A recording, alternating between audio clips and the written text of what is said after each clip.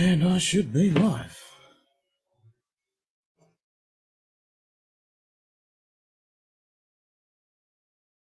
Should be.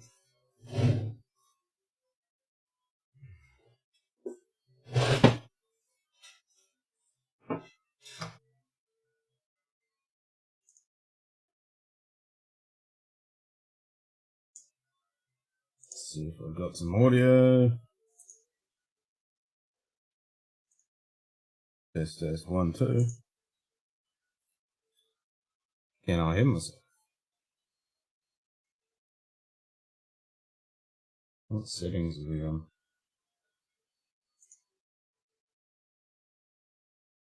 Yep, I can hear myself. We are on low latency, that's fine. Blah, blah, blah, blah, blah, blah. Yeah, that's all good. Alright, so we need the Linky-Me-Goo. What is that? That.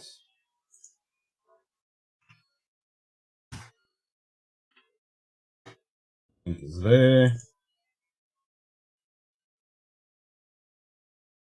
Pin it.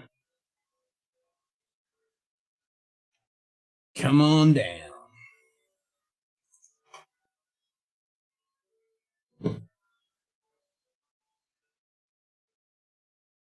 That is sent it. Alright, log on the other machine.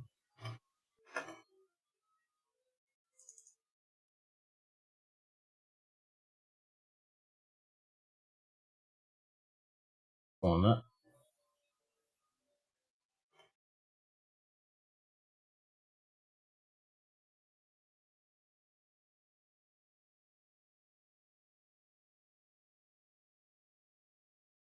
Not that one. Let's go to that one.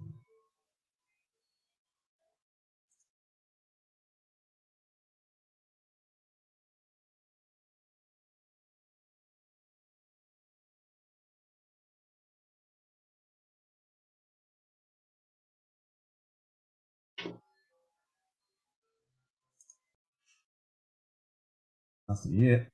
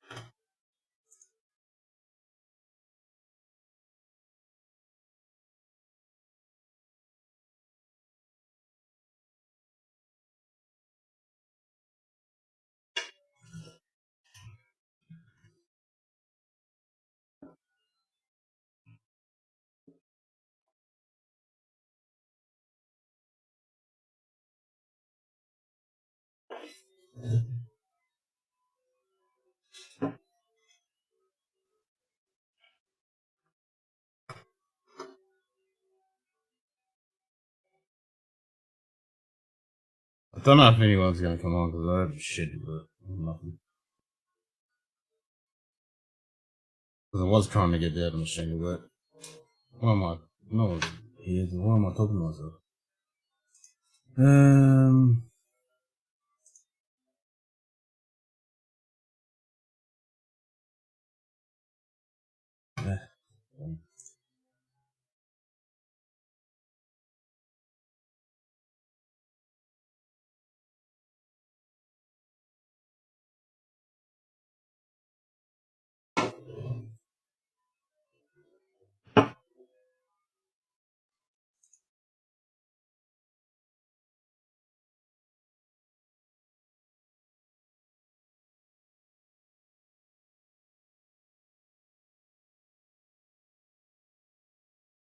Holy shit.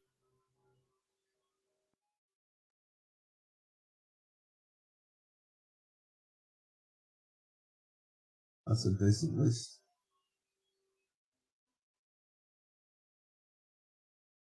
There's a lot of Scotch there. You got Aaron. Nice Fino wine cast. Nice.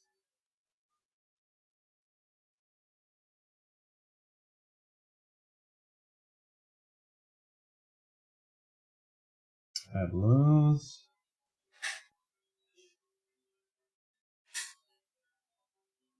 Oatmeal. Oatmeal 11-year-old. That must be a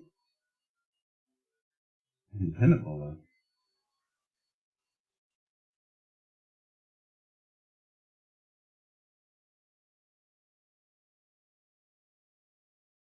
Plans original.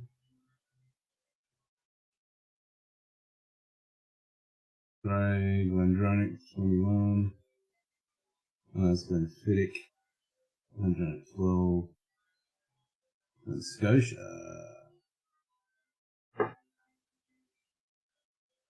You lucky bugger. Do you get the... Oh, what?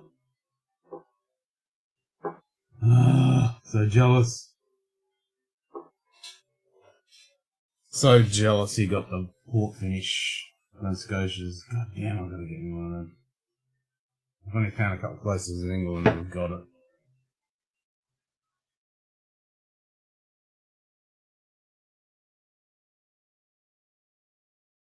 It's going to cost me an arm and a leg to get it. Kilhonan. Only work on. Oh, at least I got some green light there. Callan. Yeah. Nika, 12-year-old.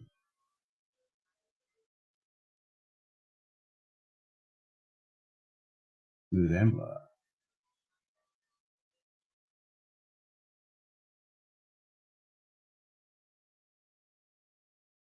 Telescope. 10. Sky. Storm.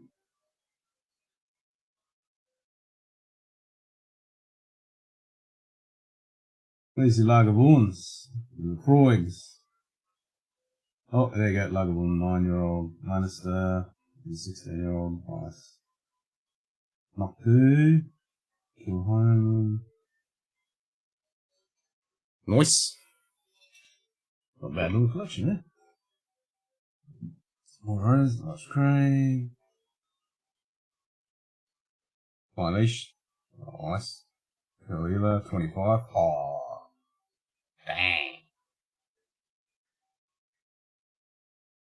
Cambridge, 28-year-old. Is that the... That's the grain, huh? Sinkers the grain. Bimbers.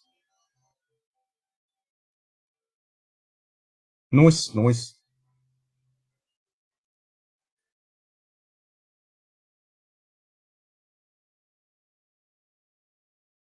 Not bad, not bad. Oh, we've got a few people in here. Links up top if you want to jump in. Jump on in. Untangle this shitstorm.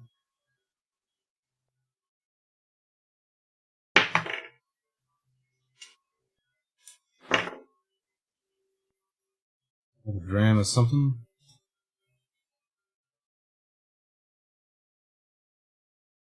What to drink? Dunno. Someone give me a suggestion.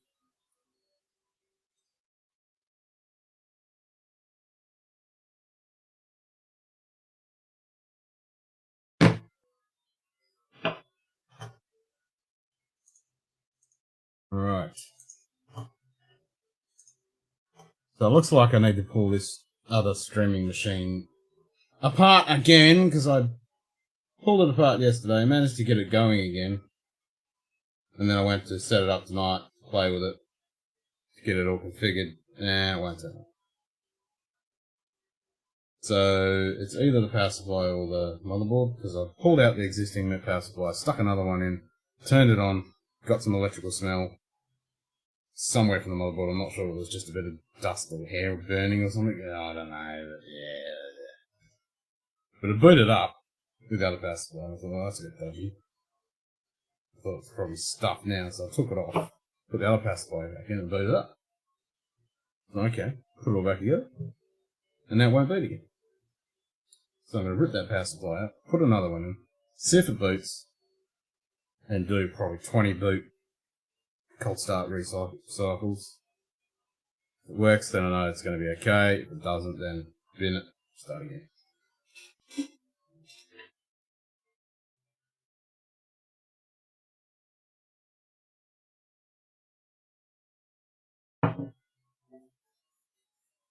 Might just have to buy a motherboard and CPU and a bit of RAM and just build a machine on it. Pussy streaming.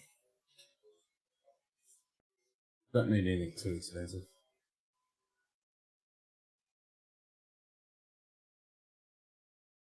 Is the chat working? I'm not seeing anything. Is the sound working? Or am I complete? Oh, here we go. Here he is. Yeah. There you go, mate. Yeah, good. All good. All good? Excellent. Let's drink.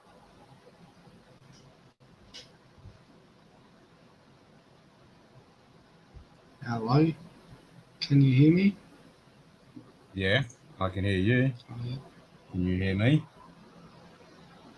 Yep, all good. Okay. All good, Schweinhund. Feedback. Oh, there we go. I have YouTube still going. So I'll fix that. Okay. Turn up my audio a little bit. Quiet. As in my speakers. What are you drinking? A Woodford Reserve Rye. Nice, alright. I couldn't decide what I'm going to drink, so I'll just smash some Russells.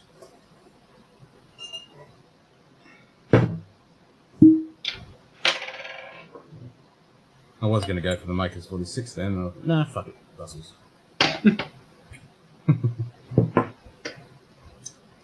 This is tasty. Russell's is a fucking good dram.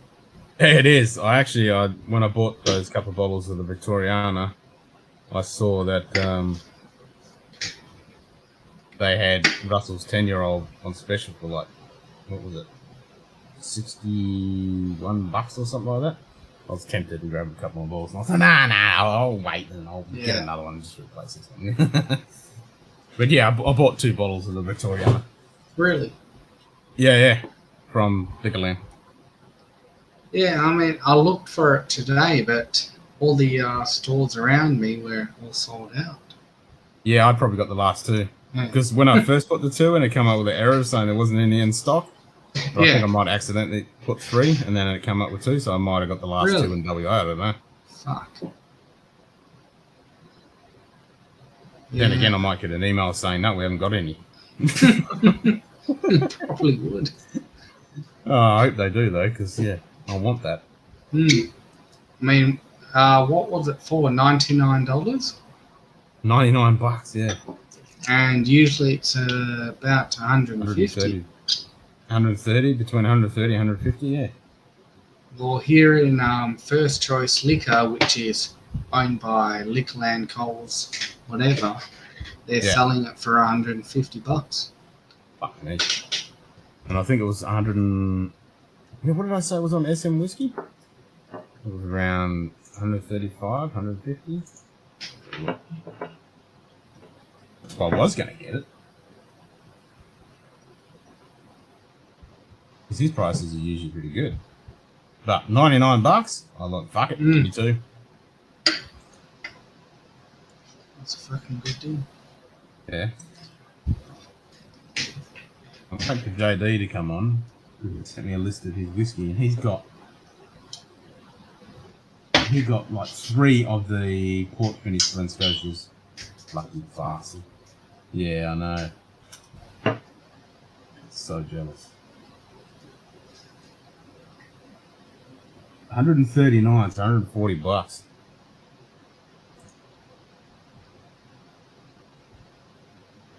That was on SM Whiskey. Oh, and a Kalila 25-year-old. I didn't look at the. I just saw a list of EH Taylors. I'm like, yeah, I won't look at that. A bunch of Elijah Craig. Eagle Rare, 10-year-old, 2008. Oh, what Glen Mose you got? You got Table Cake. Nice. Got the Signet. It's Elijah. I haven't had that one. And the Tane. The Tane's nice. We'll be back in just a second. Alright, mate. Highland Park, 12, 18, 2003, 2004. Magnus, Viking Tribe. Jurors. Who's those Glen Scotias? Yeah, Glen Scotia 14-year-old. So you've got the Campbelltown Malt Festival from 2020. God damn, that's just how the fuck did you get that? Oh, here we go. Currently in an area that is dark and on the phone. I'm just frothing over your bloody Glen Scotia port finish ones. God damn it. I so want one of those. And you got 2020 version. If you can get me one of those, I would be so happy. Because I've found 2 places in England that have them. And they're willing to ship them, but I'm going to get shafted sideways multiple times by the time I pay for postage and then tax and everything to get it into the country. I'm going to get shafted.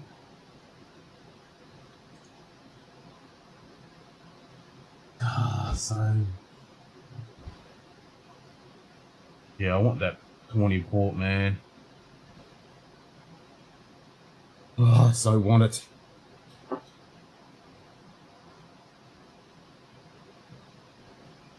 Any port finish stuff, I just gotta have it. I like all whiskies that don't have a flavour profile, but if it's got port, I just want it. I just want to try it.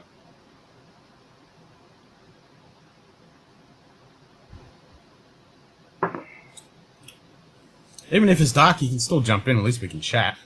Use audio. G'day Jason, how you going, mate? So you can still jump in if you want, JD. Have an address in the UK that ships to my Polish house. Oh, now you're talking. And so you don't get shafted in Poland with all the taxes and crap? Because we get completely screwed. But yeah.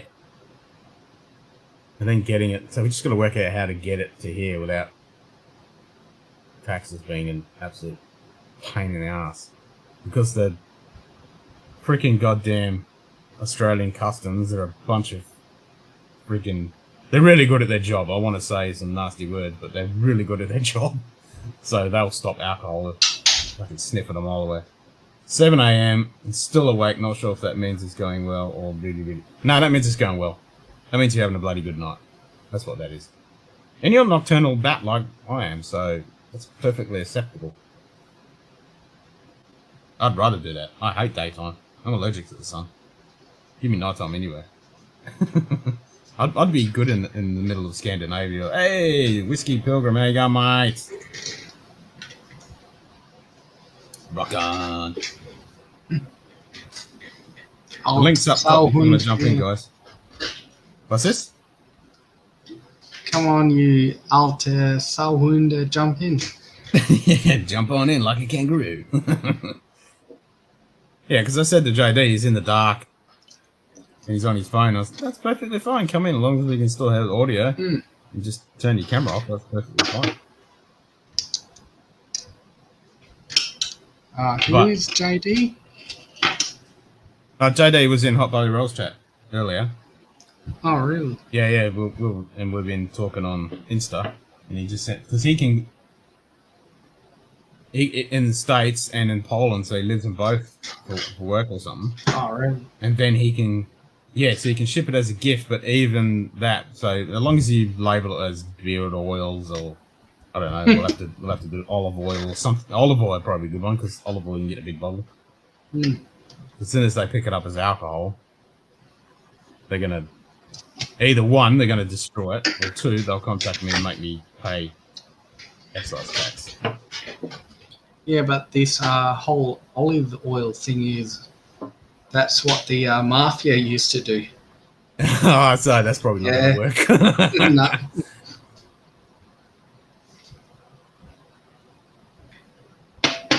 And your surname has relatives that did some work in that area? No comment. Yeah, I can neither nor confirm or deny. No, we should be able to work something out. I'm just happy with the sample. I just want to try that Glen Scotia 14 Portwood. I want that. Drinking Talisker 10-year-old for the first... Oh, really? The first time? Really? Wow. Well, I'll have this and I'll join you in that because I like Talisker. That was the actual first Scotch whiskey that put me onto Scotch. Oh, really? That was the one that you're now hooked for life. I mean, well, I wouldn't say that, but I mean, because when I started to get into whiskey, I actually started with bourbon. Yep. And Rare Breed was my first ever whiskey. But eventually, I got over bourbon, and Talisker was what got me into Scotch.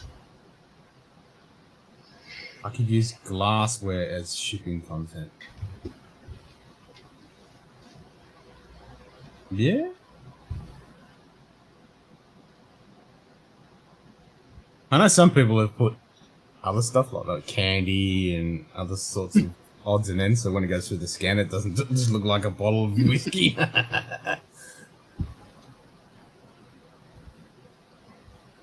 Yeah, totally missed it in your journey. Well, at least you got the advantage of, because you've missed Talisker 10 in your journey, now you get to experience it. Exactly. And Talisker 10, I reckon, is not only was it Brimstone, but I reckon Talisker 10 was the one that broke my missus because now she liked it. Really? She poured a blind pour and then licked the side of the bottle. I see you use a cloth and wipe yours. I lick it. I'm not going to let that waste. So she did that, and she went, "Oh, that's all right." And then when I picked the bottle, I said it's Talisker 10. She goes, "Yeah," and she goes, "I licked the side and liked that." I went, "Okay, yeah, you have a taste." And she actually likes it, and she's been drinking peaty stuff since. The EU retailers I order from ship glassware to... Ah, there we go. Let's go glassware. Happens to be glassware filled with a delicious brown liquid. Exactly. A very special liquid.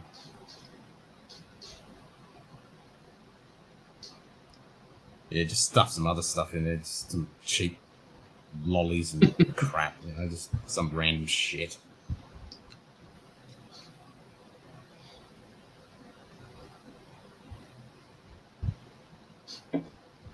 Yep.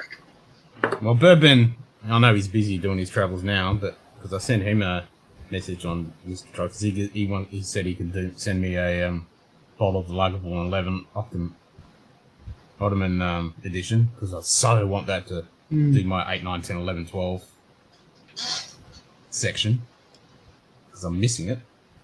So that's one I really, really want. And then I really want the Glen Scotia 14 Port.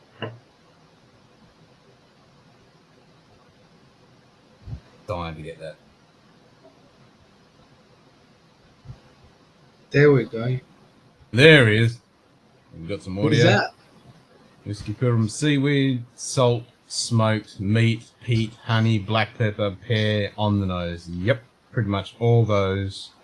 Definitely the sea salt, earthy, and then that smoke part. Yeah, you might have to change your audio. Who is that? I'm guessing it's JD. Yeah, can't hear ya. You can't hear you. Use sign language. One, two. I don't know the sign language, but yeah. Yeah, it's about the only language I know. Yeah, you got that one. Mute, unmute. Mute, unmute. See if that did anything. Jump out and jump back in, see if that works.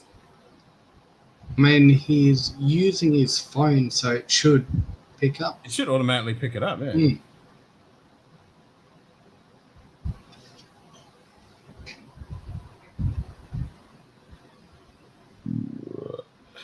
Yeah, I want some Talisker now. Damn it. I don't want to rush this, but yeah. Get the Talisker 15. Well, I haven't taken a bottle shot. Have you opened it? No. Really? No. And I haven't done the bottle shot. I've got Storm there. I haven't even opened ale either. Oh, really? I'm not even sure if I've got a bottle shot of that. I mean, 10's better than Storm, but... Mm. Do I have the bottle shot? I mean, I've got the 15 and it's pretty much past halfway mark. Is it good? Mm-hmm. Yeah, I thought you'd say that.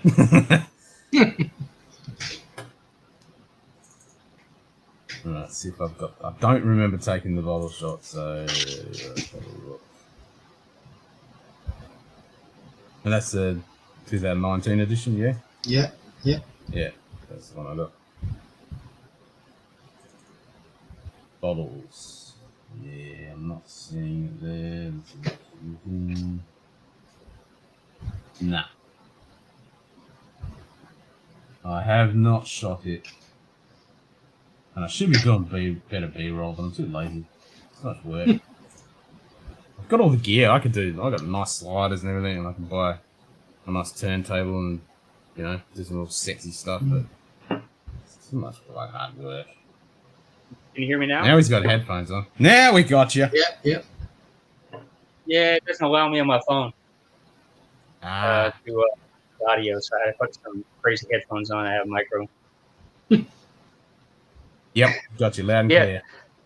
Yeah, so a little bit about me is that I travel the world. I do construction. And so I don't really live in one place, but I live in 2 continents with my wife, who's Polish.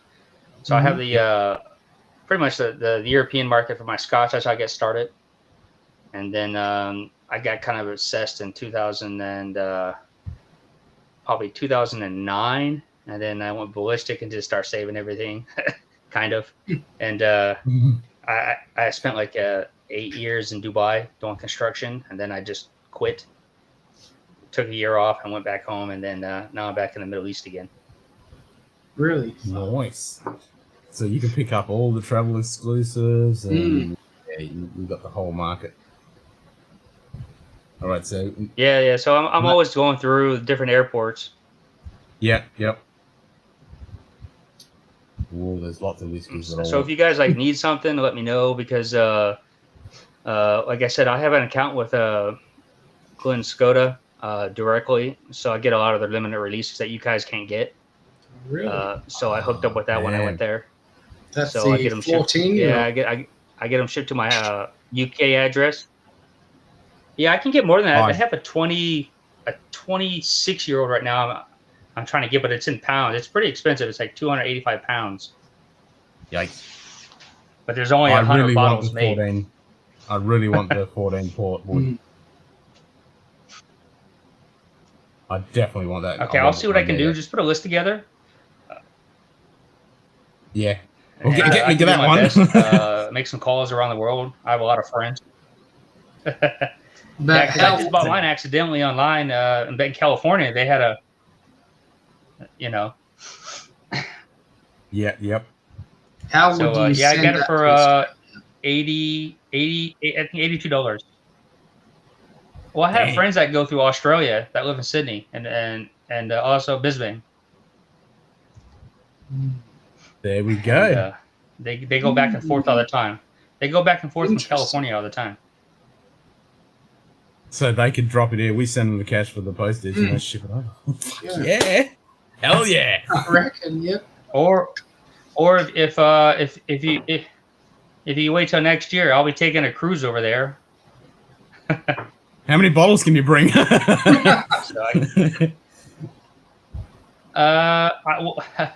I think I can.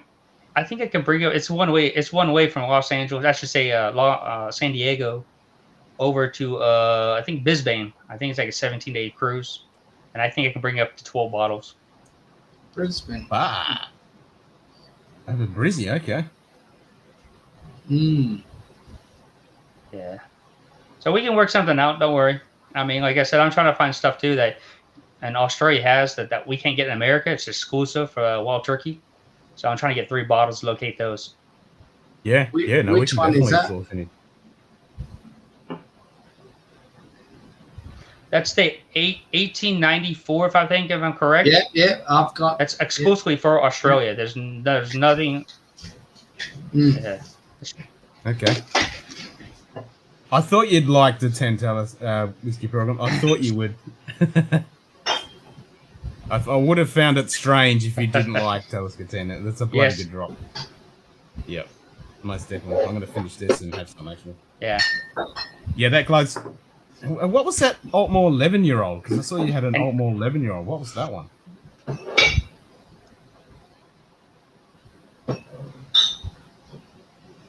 You're asking me? Yeah, John. Yeah, what was the Altmore 11-year-old? It's on your list. I would have to look. Can you? Because they only brought out. Well, on my phone, I can't see what it is. I can't look it up. Yeah, because I think it must be a independent bottling or something. Because you can only get the 12 and the 18 at the moment. Yeah, it's totally independent bottling. I would have to look at it. Yeah. Yeah, that's perfect. Master's Keep. Yes, that you cannot get in the U.S. If you do, Really? it's a ridiculous amount of money in the U.S. It's strictly for Australia. Yes. Mm-hmm. Oh yeah, they don't make it. And I think I see one in the auction online from the whiskey base. I think it was like $1,100 for the Really? U.S. market. Fuck! I mean, I got this for $200. Yeah. Oh yeah, you can't get them. Well, we can sort that out for you. Yeah, I was looking online and yeah. Because I was gonna buy 3 of them because I was gonna give one for myself, one for my family member, and one for a friend that's in the Middle East that was in Dubai because he has all the collection, but he doesn't have that one, and I don't have it either. Yeah. No, we can definitely fix it up on that. And the same with all the Aussie whiskies. We can grab those. So I like the Tasmanian ones that you guys got. Now you got to get some The lime lark. Next door. You got to get some lime burners.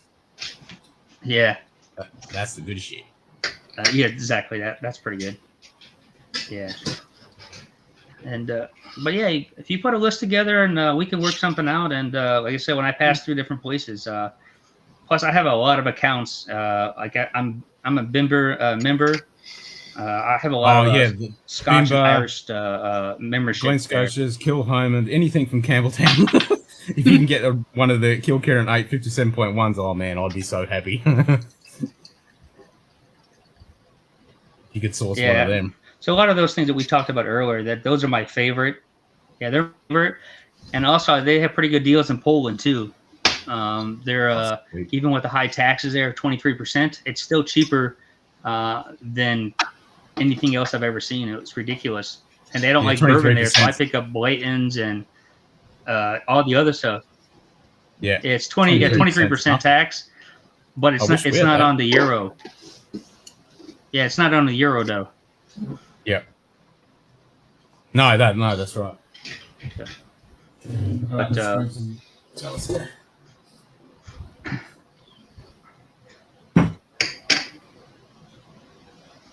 I've even got a Talisker hip flask. nice. Talisker mug. That's good. Hell yeah. I love getting those little paraphernalia. Kilkerran 857.1 might be the single most overrated whiskey of all time. Oh, no, I like it. I do like it. But yeah, I just want a bottle. But I mean, which I one? wouldn't say it was overrated, but it was definitely overhyped. Because with Kill Karen 8-year-old, you've got the sherry cask and the bourbon cask. Yep. Yeah, there's two. And now they brought out the next sherry Right. one, which is more... It's not much. There's hardly any charring on that. I think it's only lightly toasted. Sorry, not sorry. No, that's good. It's bad. Okay. Yeah. If you don't like it, you don't like it. That's perfectly fine, yeah. I thought it was amazing. But yeah, it's not a typical Kilcarron. It's really overcharred, and it's got that real oaky charred characteristic to it, which I found amazing. But yeah, I can understand why someone wouldn't like it. But I thought it was great. But yeah, the next one, which is meant to be good, to over oak to distill it while also not maturing it. Yeah, I can see that. Oh yeah, now you're talking.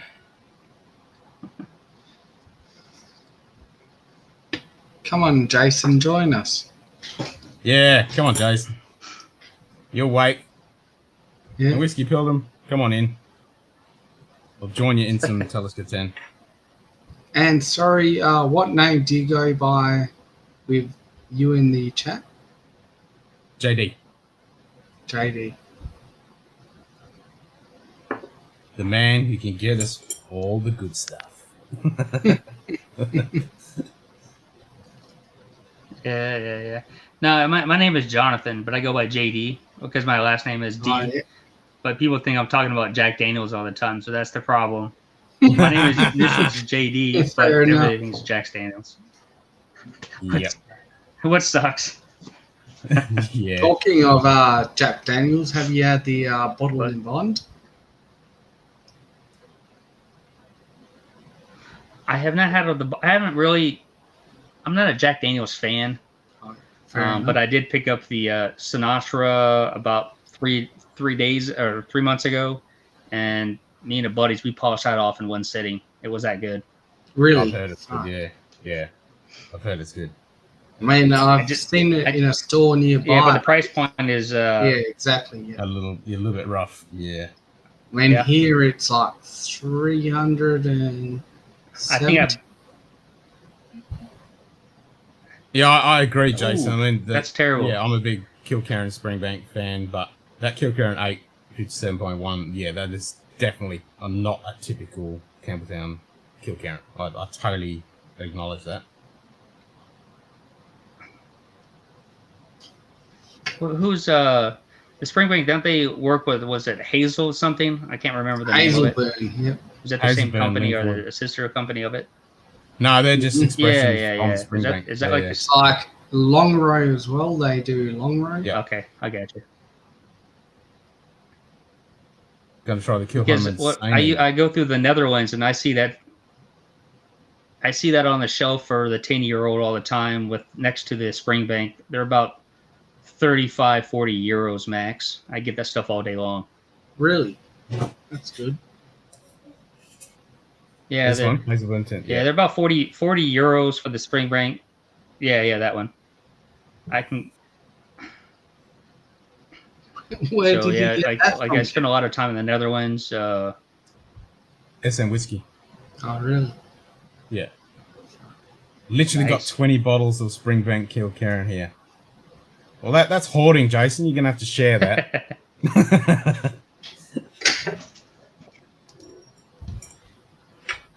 Springbank Distillery does Springbank, Longrow, and Hazelburn, and then they also own Kilcarron. Yep, and send their stuff at full malted barley over to Kilcarron. Yeah, I was going to say that. They pretty much, they're the sister company. So really, it's Glen Scotia and then Springbank.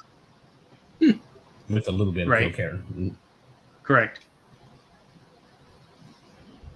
Glen Scotia products are just perfectly. I think almost everyone I've had has been perfect. Oh, yeah. That's so good. Well, we had the Springbank too, yeah. Yeah. the 15-year-old on your last stream came up, wasn't it? Yep. Yeah. And I've got the Caribbean rum cask, which I actually don't mind. It's actually nicely done. It's not overpowering. And at the moment, if you live in Australia, you can get the Victoriana for $99 from Liquor. Yep, and I just bought 2. Really? Yep. Fucking sold out around me. Well, get it from. Don't worry about getting it locally. Just try and get it anywhere else. It's It's free postage over $100. Really? Yeah. What store did you get it from? Yeah. I don't know. I just went online. I went ship. So I didn't look for a store. I just went fuck it, ship. So $99. So I bought 2. Free postage. Yes, please. We'll have 2 of them, thanks. That was through Liquorland. You have 36 Campbelltown whiskies. Dang. So that's hoarding as well. You need to share it as well. Come on. You guys are hoarding. No wonder I can't get any. You're hoarding all the good stuff on us. Yeah.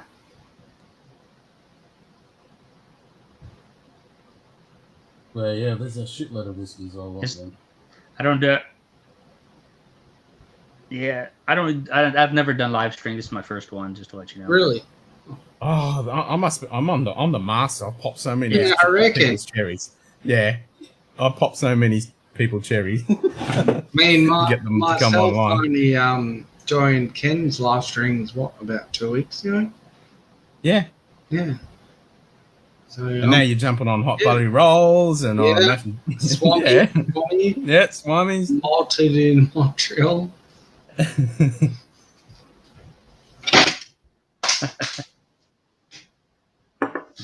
I've done it for a few people now. It's good to hear that people have the same problem as me of getting. Yeah. Yeah. Yeah. And it's no biggie. It really is no biggie. Just jump on. Just jump on. Right. Yep. When Springbank isn't on the shelf anymore, which has already happened, yes, you're not wrong. Or opened, I promise. Yep, it's not hoarding, it's preparing. I totally agree. I'm just jealous. Mine aren't all open, but they're intended to be. It won't be flipping any. Yeah. Nah, I'm just jealous. Just poking fun because I haven't got that many. I wish I did. If I had the cash and the accessibility to grab 40, 50 bottles of Campbelltown stuff, I bloody would. Don't get me wrong. The only backups I have is another Kilkerran 12, because I had one on the shelf here, and I thought, nah, I'll fucking grab that. And yeah, then I've only got those ones that are on the shelf. That's all I've got. Oh, and then I've got those 2 Victorianas coming. And now JD's going to hook me up with some 14 Portwood. Yeah. Yeah, I'll make my contacts. Like I said, I bought the last one online in California, but I'll make some calls in Europe, see if I can grab that real quick. Also, on note, if you go through their website, they're going to have a limited release for 2021. You can only buy it online. It's actually for their dinner stuff. Yeah. So it's kind of expensive. I think it's 170 pounds, but I think it's 121 bottles made though. Strictly for the event, that's not going to happen. Yeah, yep. That's the same with the Campbelltown Festival and all those releases. Yep. 5 years of collecting. Yeah. That's it. So. Nice. All right, so today's episode is, I don't know where you saw the title, Let's fly your geek flag. So we've got any of your geek stuff with your Star Trek fan, and so whatever fan, just we've got to share. So I'll start. You've probably always seen earlier, I'm a diehard Star Trek fan, but I'll cut the point at 2009. Anything after that is not fucking Star Trek, and I'll fight anyone to the death if they think it is. And the same with Star Wars, the Holy Trilogy. Rogue One, I'll let pass. Mandalorian, yes. Anything else, you can go get fucked. It's shit. And I'll fight you to death if you think otherwise. What about then prequels, Ken? I mean, yeah, I can't. No. Oh, here we go. Alter Nice. What? Nightbot? What are you doing? Farscape? Yep, Farscape. Expanse. Firefly. I need to binge watch Firefly again. I do like The Expanse. What about the? I know! Nightbot needs to be stabbed something serious. I totally agree. I'm gonna have to slap her around again. What about the TV series called Alter Sound? I haven't seen that one yet. Speaking of German series, have you guys seen Dark? Into the Dark? No, just Dark. It's just called Dark. It's a German series. Yeah. Dark is really good. Yeah, it's really good. Oh man, it's so fucking good.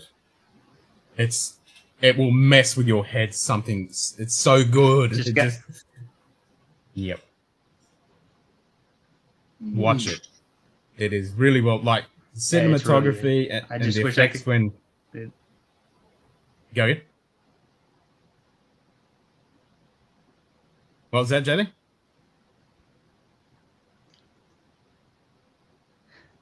I just said that Dark is really good too. I just the subtitles just gets me, can't keep up with it because I'm so watching the action. Is it on SBS? Trip on it.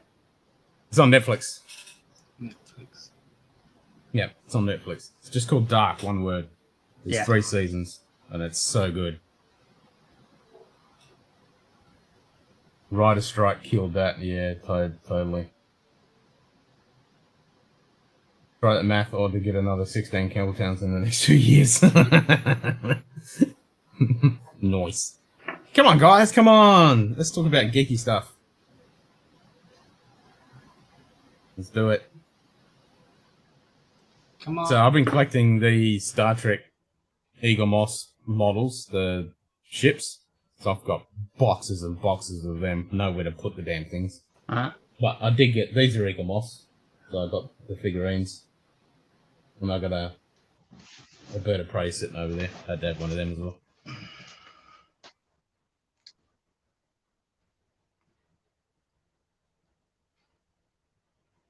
We count Glen Scotias, I guess I have 2 or more. It's my total.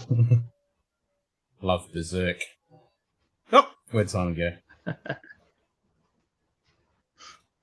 I've got a Batleth Awesome. over there. Yeah, he's dropped out. He must have hit the power button like bloody Hot Buddy Rolls did.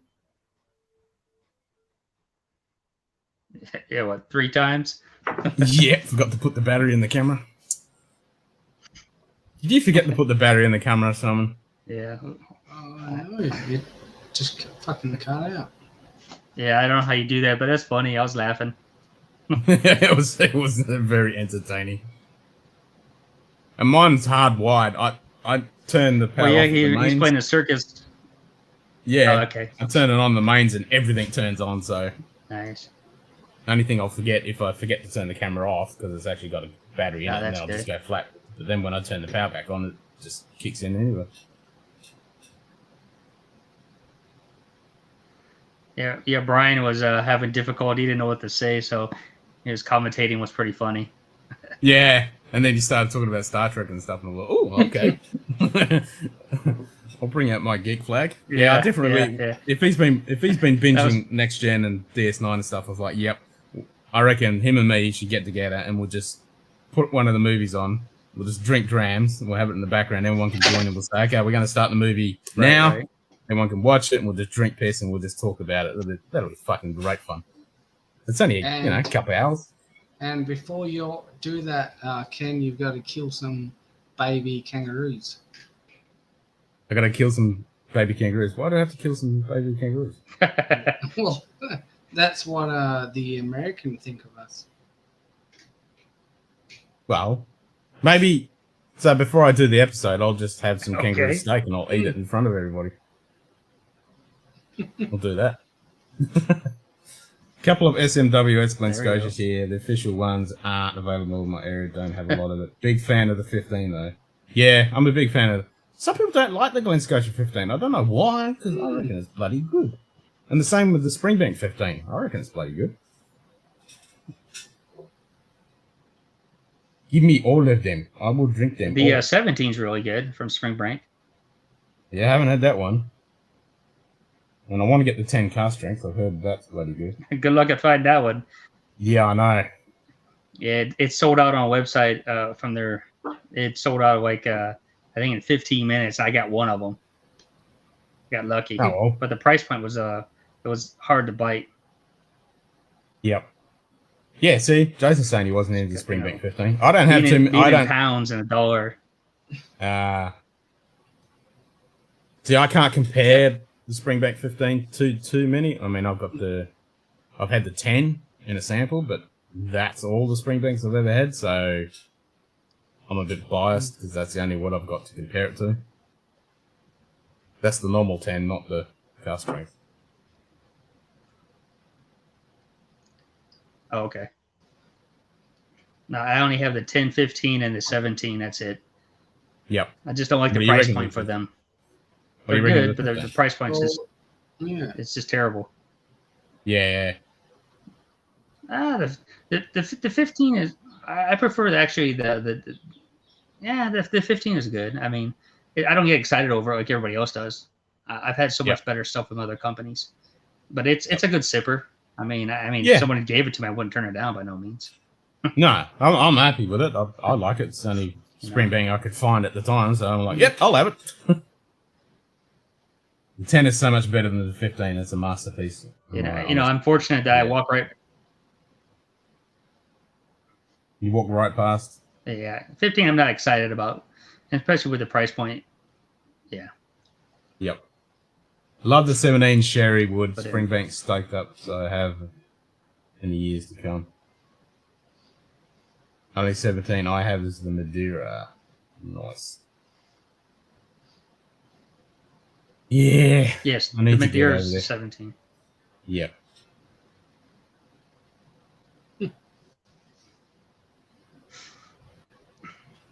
They are so good. And I think they have a 9 and a 11 Spring Bank that I've seen, but it's crazy prices right now. Yeah. You know, if I'm gonna do that, I might as well get an 18 or 21. Yeah, I'm getting that lovely bit of meat on this now. Makes me want to eat some kangaroo. Yeah.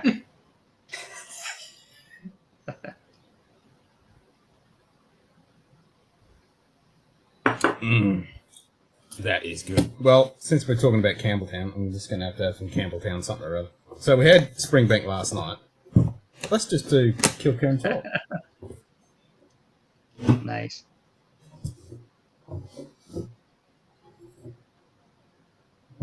Get some water.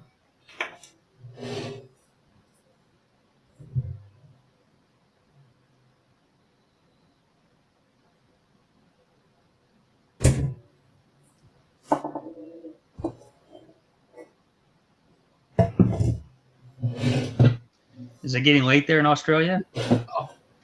Oh, no, it's about 9:50 p.m. 9:50 in the afternoon. Yeah. 21.50. Oh, okay. Mm. Oh. Okay, it's not. Yeah, it's 5 p.m. here where I'm at, located right now. Oh, really? Oh, perfect. It's drinking time. Mm. Well, unfortunately, I'm in a dry country. I just flew up here, so I stopped really? drinking since when I was traveling. Yep. Yeah. So now I'm quarantined for 14 days. I don't have a choice. Dry country, quarantine 14 days, no whiskey. Oh, well, we'll drink it for you. Well, I loaded up yesterday, so, I have it in my veins still. Oh, okay. So it's still running through your body. Yeah. Nice. Good work. Yeah. I think the liver's overworking, and I think I've used the restroom probably like I don't know, 20 times a day, it seems like, since yesterday's flight.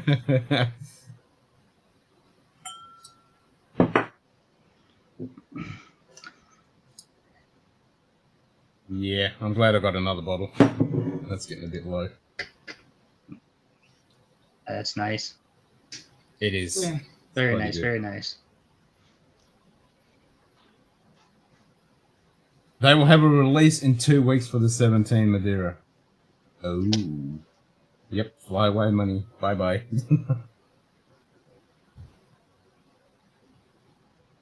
You're going to pay a penny for that, and if you can get it right away, make sure you're first in line because it goes fast.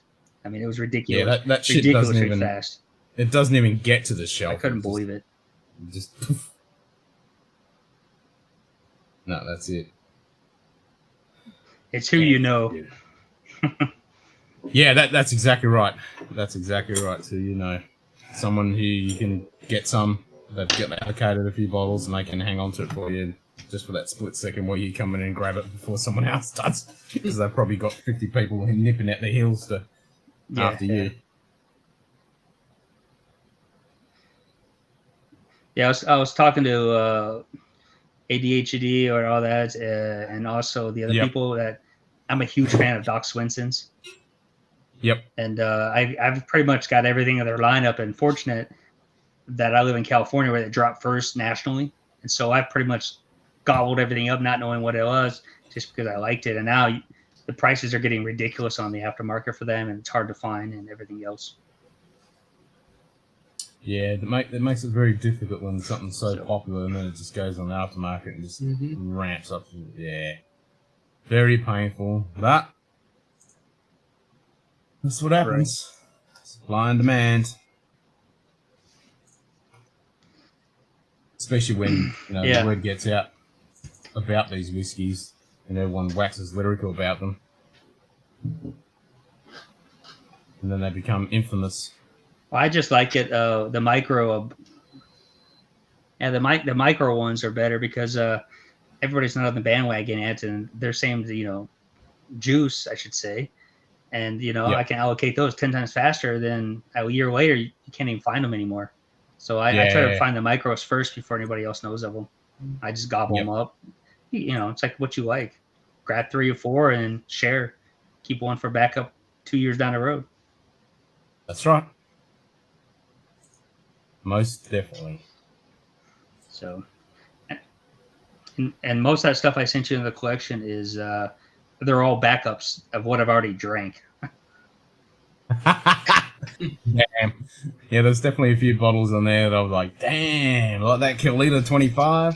Damn. Oh, you tried Spring New Make 2019. It was amazing. Oh, wow.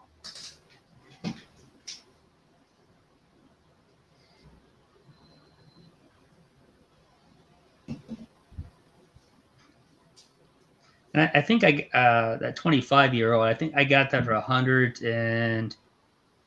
50 euros. I bought that for, so I got a really good deal on it. Fuck yeah! Like we tried the 18 non-peated Kelly. That was amazing. Yep. I mean, all the Kellitas, just the bog standard Kellitas, fucking good stuff. They're they're bloody good.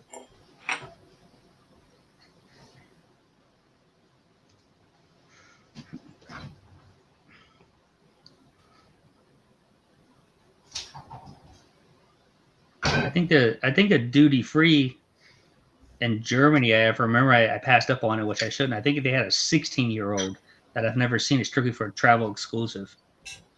It's a 1 liter too. Oh, yeah, that's like the Lefroy PX. I got a mate of mine. Mining flies in and out. And he had another friend does the same thing. Oh, okay. So I was able to through her to get the 1 liter bottle of Lefroy PX cask. Yeah, that's good. Yeah. Oh, that sounds good. It is good. It's quite tasty. And 1 liter is always a bonus. But yeah, the 2 ones I really like yesterday are Glen Scotia 14 Portwood and the Lagavulin 11 Offerman edition. Just so I can do my 8, 9, 10, 11, 12. Okay, yeah. Yeah. I mean, they're going to bring out the new might- one that's finished in... I might know. I think I know somebody for the 11. Yeah. Oh. It's starting to get hard to get. There's a few bottles floating around. I saw one on eBay for a stupid amount. Ah, eBay's ridiculous. Ah, it was absolutely ridiculous. I don't know who I the think, hell would pay for it. Yeah. Like, there's a few places in the States that have got it, but they won't ship. I forget what I had.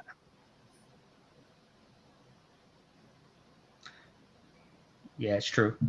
They won't ship because of the, like you said, the rules and regulations. But I know California is one of the leading ones. If you ship the USPS by federal law, they cannot search your boxes. Yeah. So. But that's still got to. Of course, when you receive it in Australia or some other country, that's a different thing. Yeah. Yeah.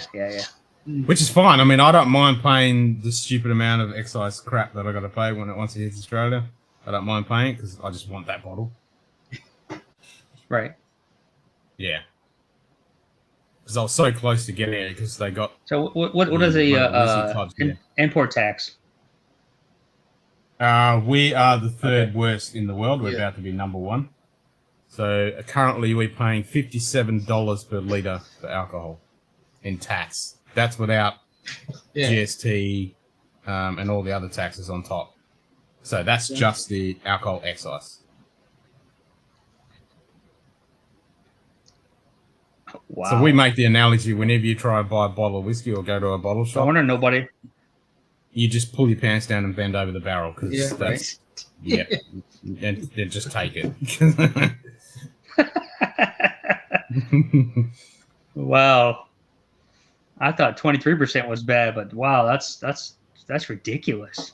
Well, pretty much, if you buy a bottle for $100, by the time it hits Australia, it's going to be like 170. And if you buy a bottle from, like, you can get it from the States or the UK, you're usually paying between double and up to 3 times the amount by the time you pay all the taxes. Yep. But then occasionally you get some rare things like that. Well, I know the shipping's ridiculous. Oh, the shipping, yeah. So by the time you pay shipping and all the taxes, you pay up to 3 times the price. But it's weird. And then you get some rare ones like the Russell's Reserve 10-year-old. It's pretty much the same in the States. Blantons. Yeah, Blantons. We get heaps of Blantons. Yeah, we got a shitload. We get the original and the gold straight from the barrel, all at retail price, and we can pretty much choose which vintage we want. Yep.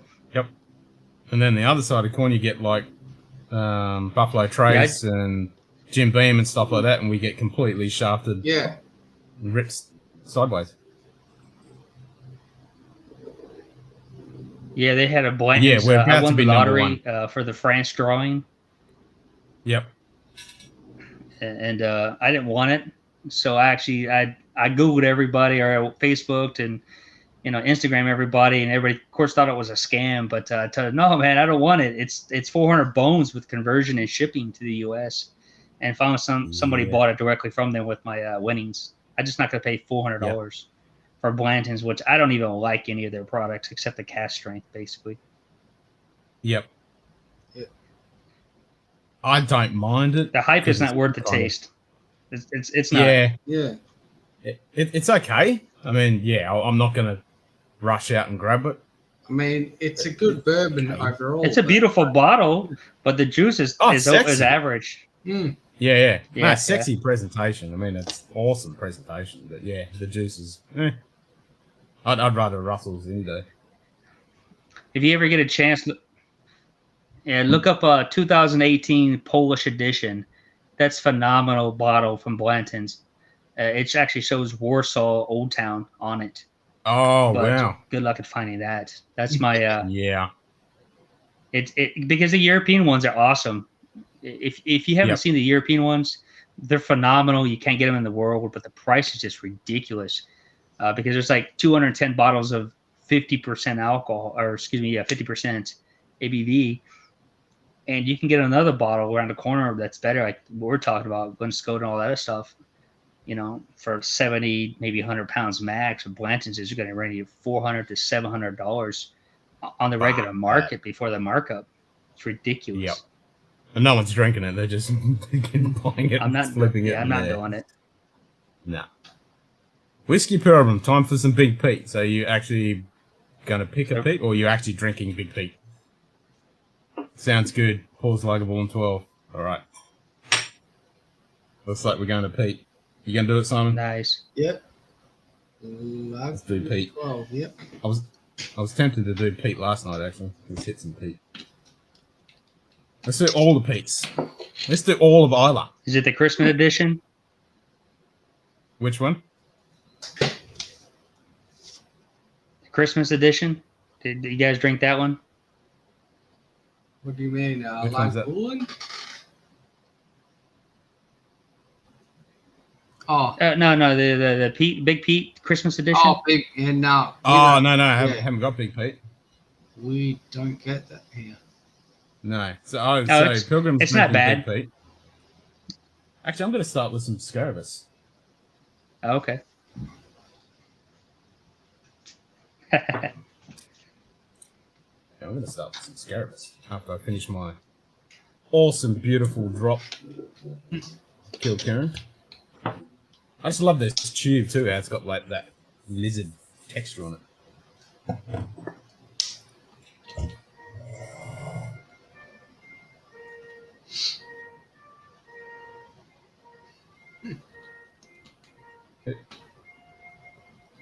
Are we going to war?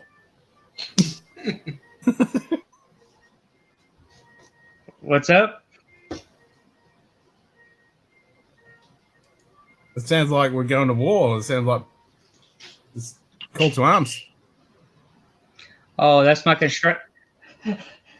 That's actually where I'm at. I'm on a construction site next door. Sorry. It's No, that's so cool. It's 5 p.m. That's the yeah, sorry, man. Oh, is that like the last post kind of thing, is it? Like I said, yeah, they have a loudspeaker through the whole place, and it carries over here where I'm at next door. And every night, it's like that every day. Yeah, 6 in the morning, 5 at night, and then at 10 o'clock. So if you're not really into sleeping here, you're always up. So that's annoying. Plus the being in the Middle East, they pray 5 times a day, so you also hear that too. So it's hard to sleep in the Middle East. Yeah. Must be a alter Schweinhund.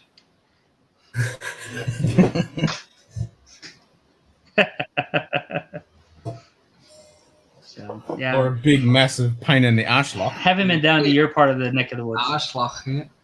There you go.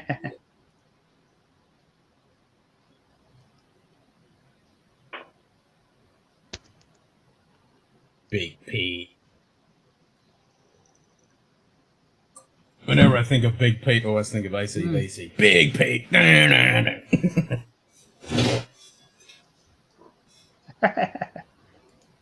Yeah, well, when you look at a bottle of the Big Pete, they've always got that fucking really fat beard cunt. Yep.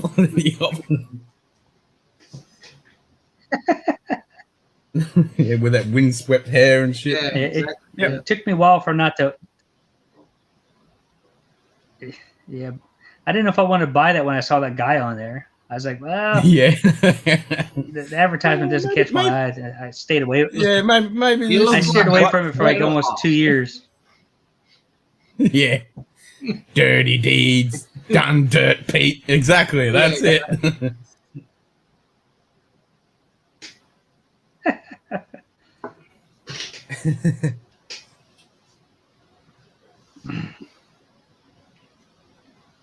Sorry, what were you guys about to drink, Ken?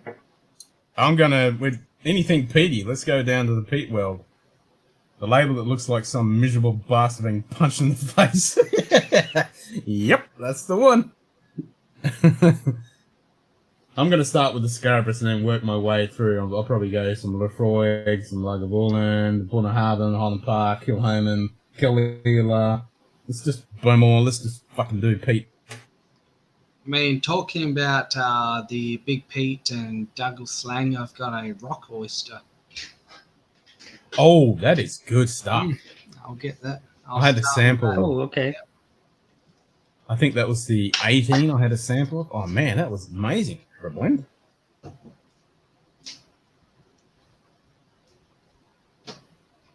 I think the price point on that's pretty decent too, if I remember right. I've it's never not tried that it. bad. So.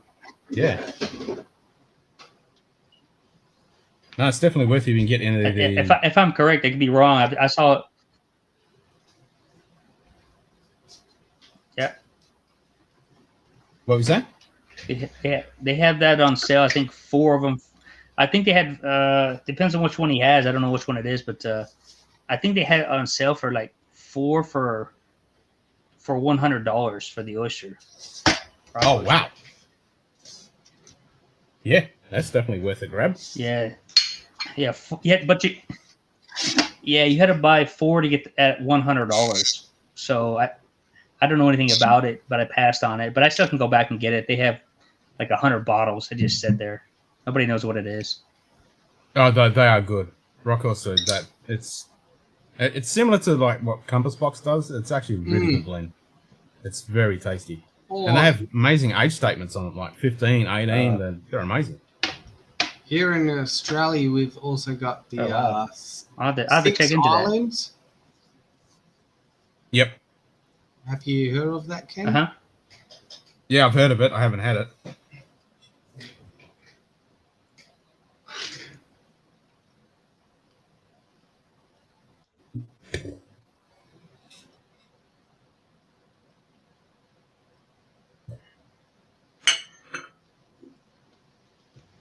I do like the presentation on this. It is a sexy looking bottle. What are you drinking, Ken? I can't see that because it's blurry on my side. Scarabus. Fuck. Oh yeah. I've seen that. Yeah, they're running about 32 euros. Yep. Yeah, this cost me about $100. Yeah. They had a cash strength. I think it was a 57 ABV for like $34, 34 euros the other day. I passed on. Oh wow, this is a 46. It's actually not bad though. It's predominantly, I reckon there's a little bit of Lefroy in it. I'll have to check into that. Lefroy Task, but it's Cal Lila.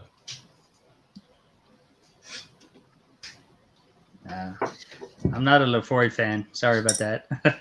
No, that's fine. Yeah, I saw you on your list that you didn't have any Lefroys. Yeah, I've had it before, but I think that Lefroy, I don't know how to say it. Start with the C. It was like it's like $100. I think it's like a sweet one or something like that. Yeah, that's it. Yeah, I had last year's. That was decent. But if I can get some of the cartridges, yeah, I had that last year. 10 cast strength. Okay. Yeah, like you said, put a list together and we'll work something out. Yeah, we'll help each other out. Yeah. Because I'll be heading to Australia. I'll be heading to New Zealand and Australia next year, so I can bring a lot more with me, and then like I said, I can have people come over there, give it to you, ship it to you, save some money, just gotta be patient there. Yep. Oh yeah, no, I know it'll definitely take time. That doesn't worry me at all. As long as I know, if I can secure some bottles, I'll be happy. I don't mind waiting. Yeah. We're very like I said, I have lots of here family in members, friends around the Yeah. whole world that I. Oh well, yeah, me too. Yeah.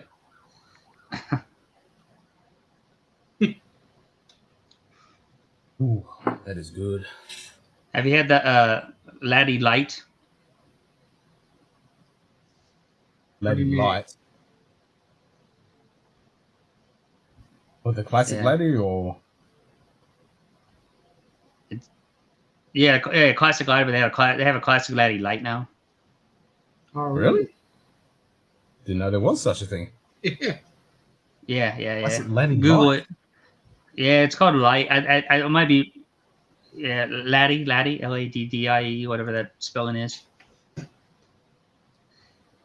And they have a light. It's called light version. It's a whole different bottle.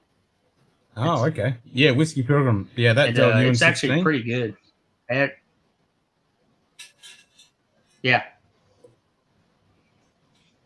Yep. Big fan of that. That is awesome. Nice. Yeah, I picked up as soon as I saw this on the Whiskey Club. I'm like, yep, 2 bottles. I'll double up on that. So he's been doing some tasting notes for a new series, and so far the Talisker 10 and the WN16 have been the best. They're both damn good drams. I mean, I just looked up the classic Laddie Light, but it's just coming up with the normal one.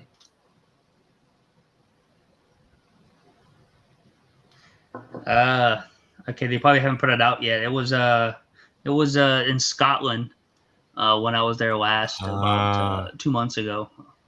It might be a local drop-in purchase. Yeah, distillery. Because they have a lot of stuff there that I've never seen. Yeah. Oh yeah, you have completely. Yeah, there's shitloads of distillery exclusives. That's for sure.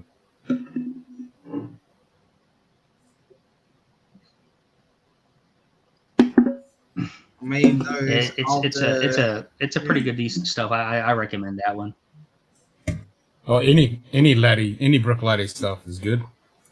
And those Alta Salwind would never ship out to you. Yeah, that's right.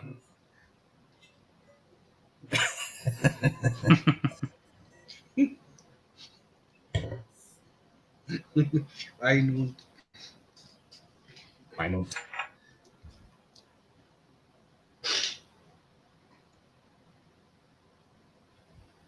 Yep, that's a good drop.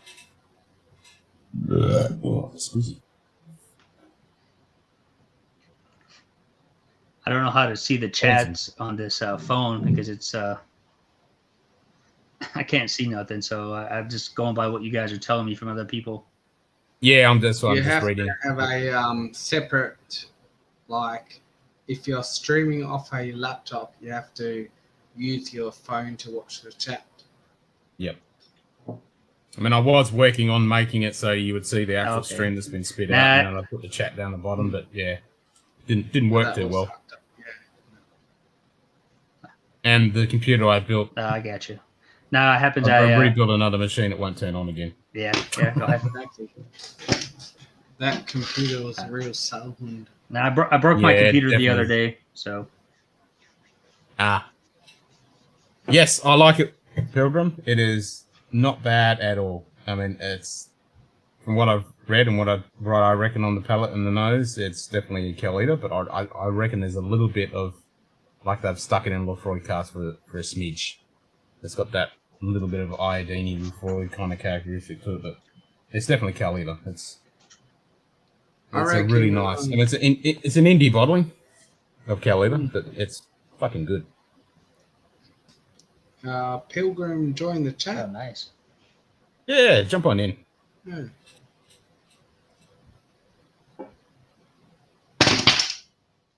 And as I say, yeah, it's a sexy presentation. It's nice. And I don't think I can't remember it. I think it was about $90 or something. It wasn't that bad. For us in Australia, anyway.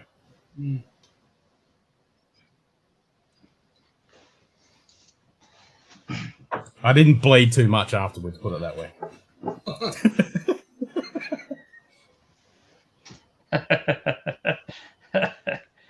Yeah. Well, Ken, you didn't go to Canberra and get fucking ScoMo. Yeah, the problem. Yeah, fuck ScoMo.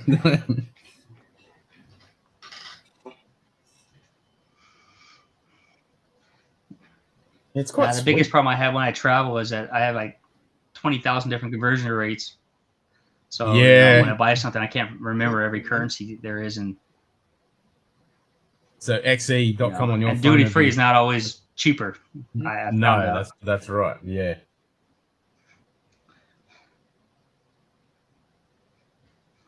Now the XE doesn't work as good because, like I said, that every time I get off the airplane, sometimes I don't have enough time to go through and hook up the internet local at the airport, free airport Wi-Fi. So I'm going through and the conversion rate, and then sometimes I don't know what it is or if it's a limited edition. I'm like, oh, it's a limited edition. I should have bought it. Well, too late now. Would like to, but we'll be here in the chat like as the a Macallan in half-drunk Swede. Taiwan. They have. Yeah, that's not going to be the easiest. What's wrong with a half-drunk Swede? Nothing wrong with that. Yeah, all right. Yeah, nothing wrong with that. It's going to be the same with us half-ass drunk bloody Aussies. Fucking Aussie.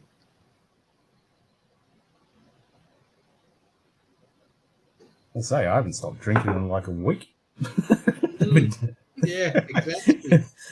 Like even when I'm not streaming, I'm on other people's channels. And I thought, oh, they're drinking. Oh, I might as well start drinking again. Yeah. Exactly after that, the 20-hour live stream, I've probably literally only had 1 day off from drinking. I don't even know if I got a full day off after that 20-hour stream because then I was on hot buttery rolls. I had 90 minutes sleep. Yep. I was on hot buttery rolls and then I just started pouring again, and I was hungover.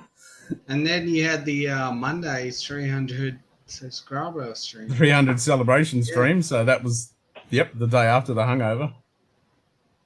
And then Whiskey Wednesday. Wow. Nothing wrong, but have to some choir so nice to hear something other than my neighbours banging. Fair enough.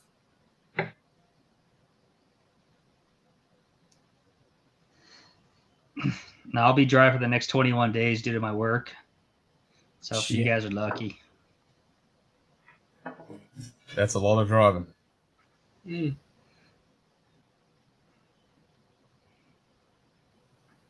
But you got to earn that. You got to earn that paper to get that whiskey. Yeah.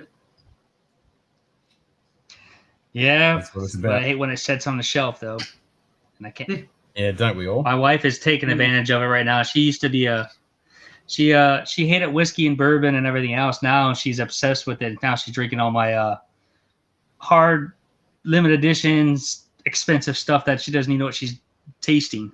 She just likes it. So that's what I'm afraid of if I go away for a holiday or something. Yeah, the same with my missus. Like 3 months ago, she didn't like whiskey at all. Now she's right into it, and now I've even got her into peat, so I'm stuffed.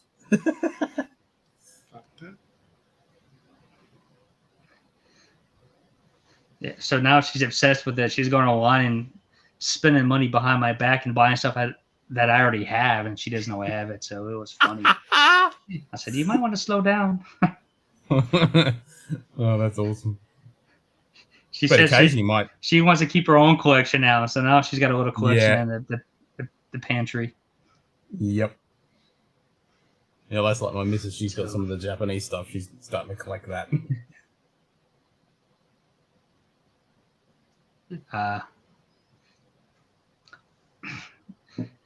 How do you feel about the new Japanese requirements coming up? It's about bloody time. It's about time. It needed to be done a long time ago. I agree. Yep, totally. Because they've been running amok. I agree 100% with that. Yeah. Yeah, they've been running amok for way too long. Yeah. And because the market's just gone stupid over Japanese whiskey, ramping up through the price, and they're just rebranding other stuff. It's bullshit. So now, hopefully, that should cut out a lot of that garbage, and we should start getting Japanese whiskey again. Well, all right. I mean, we're still going to be paying through the ear for it. My wife was asking me why I don't have any Japanese whiskey. Yeah. Yeah, it's ridiculous. Plus, with the new branding, you got to wait 3 or 3 years or something they call Japanese, or 4. What was that? I kind of read them. 3. The same as Minimum? Scotland. 3. Yeah. Okay. 3 is minimum. Okay.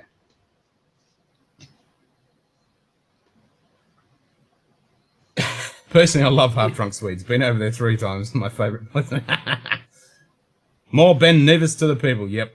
Although I would say, if Japan fools us by selling us Ben Nevis as Japanese whiskey, I feel like we're winning. That is true. That is true. Just put it in small print. This is actually Ben Nevis. I'm like, okay. It's cheaper than what I can get. I'll have some Japanese Ben Nevis.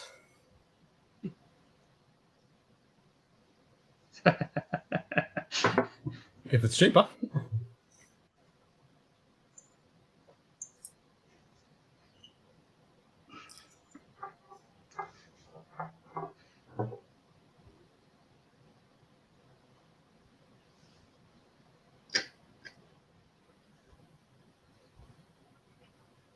You're a complete Ben Nevis fanboy? I haven't had too much Ben Nevis. What I have had, it hasn't been too bad though, but yeah. It's one of those ones I haven't explored that much. Got to get some of those lovely indie bottles.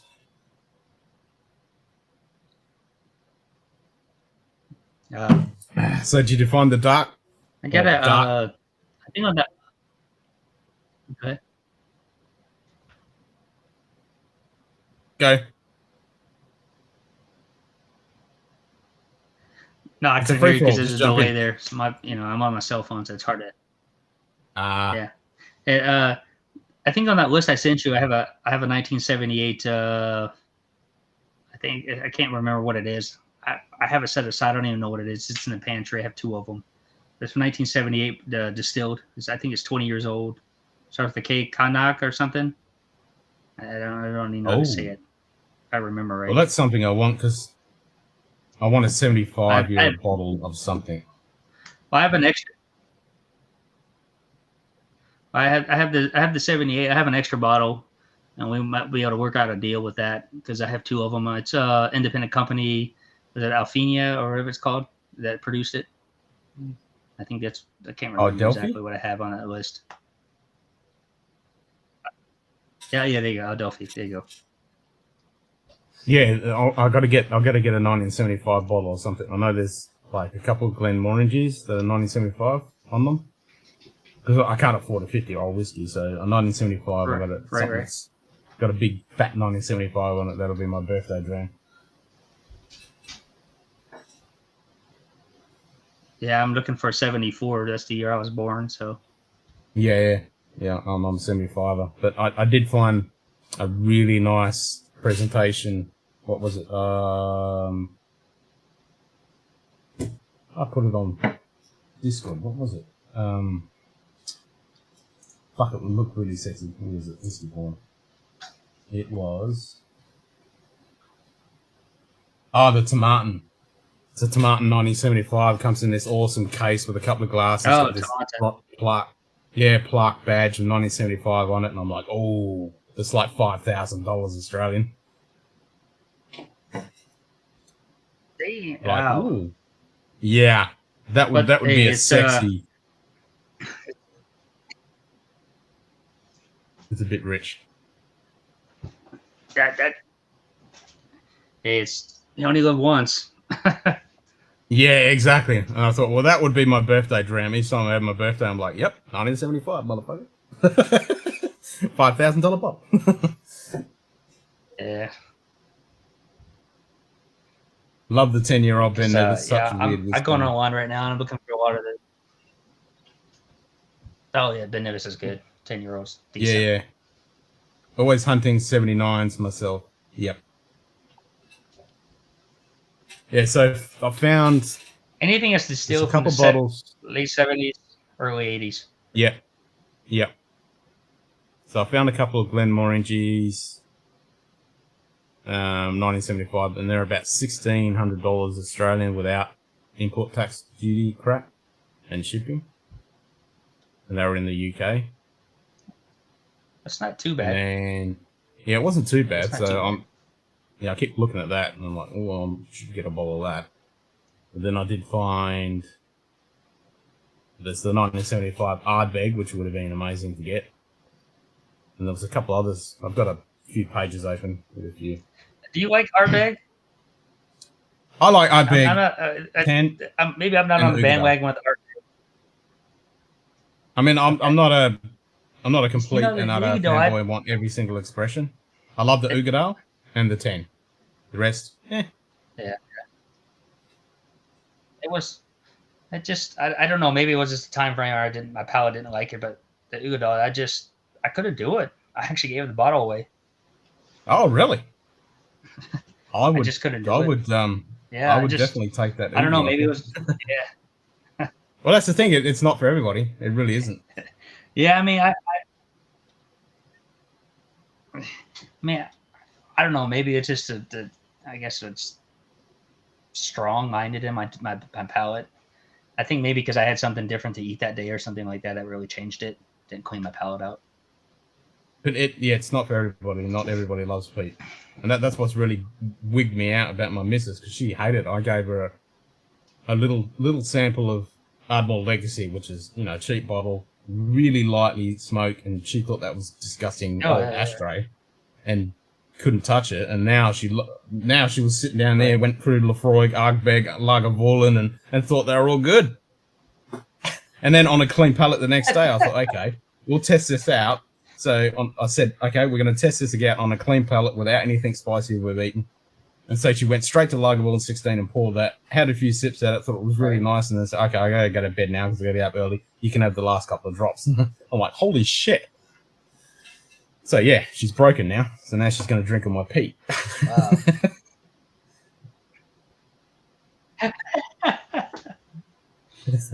Yeah, no, it's a bad habit when the wives get involved. Now you have to double up now and everything. Yeah. But now, I suppose it's a good thing, because she was never interested in going to Scotland, because I was going to go to Scotland last year before the beer bug. I planned it and everything. And I said, oh, do you want to come? Nah. Right. But now, she's into whiskies, so now she might want to come, so we'll bundle up the kid and off we go. Or maybe leave him here with the nan for a couple of weeks. That might be that's a plan. I'm pretty big on the Irish whiskey. Oh, I love my Irish. Love my Irish. I'm a big fan. Yeah. This is the Green Spot Chateau Louis Vuitton, the St. Julian. Big fan of this. Oh, yeah, that's a phenomenal. That's a phenomenal one. Yep. How much you picking that up for? I can't remember. I actually got this at the local bottle shop. They didn't have the standard green. They had this and the yellow, and I went, yes, please. I'll have one of them each. Love it. Absolutely love it. And then I just picked up the Bushmills Causeway. I'll say it's my favorite. The blue? It's one of my favorites. It's fucking delicious. But I just picked this one up. You need to get on the bandwagon of the Waterford.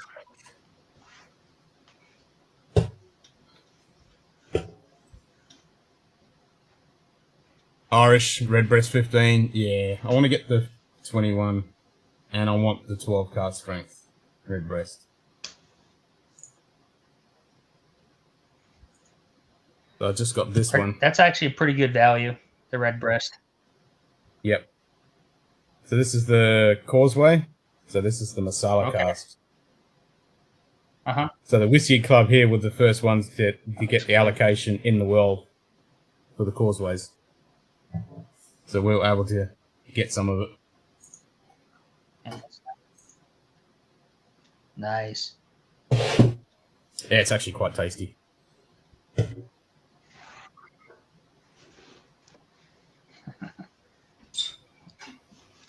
Yeah, when I opened up some bottles, maybe I'll have to send you some samples of some of the stuff I got. Because, if I have one of one, it's kind of hard for me to dish out a bottle. But I can give you some samples. Oh, yeah.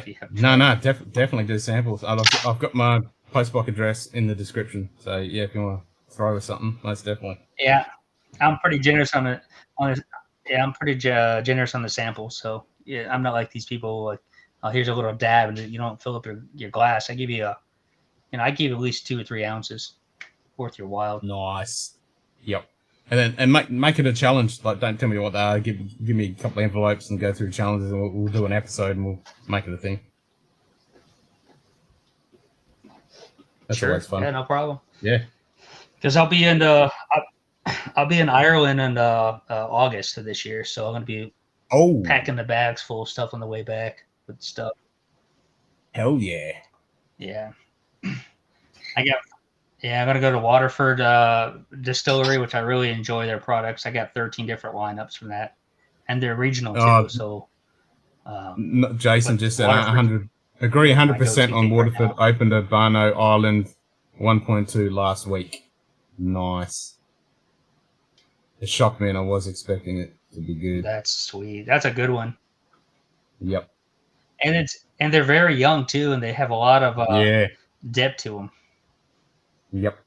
I found that with the Glen 3 to glasses. 4 years average. That's Yep. I found that with all the Glen glasses, like all of them. I tried all of them. Damn, they're going to be good in a few years. They're going to be very tasty. Yeah, I think of the Waterford, I only have 13 of. I think the 13 of, 20 they have releases. I've got 13.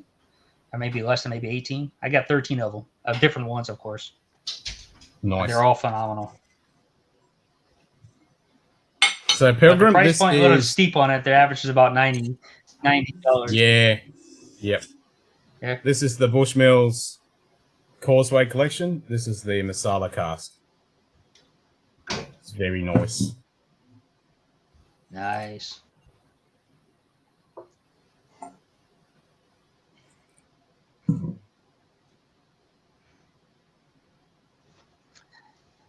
So you like the sherry type stuff and Madeira type? I like it all. Or majority of your all stuff? Of it. All of it. I like it all. I don't have. Yeah, I love it all. I love the port. I love the wine finish stuff. I love the heavy sherry. I love the heavy peat. All of it. I don't have one preference over the other. I like them all. Okay. So no discrimination. No discrimination whatsoever. Yeah, I really do. I do enjoy all of it. Even, like the real light, fruity stuff like the Glencairn, the Clyneliches, the Linkwoods, all those, the Kilkinchis, all those light, fruity, honey ones. I really enjoy them. I love them all. They're all good.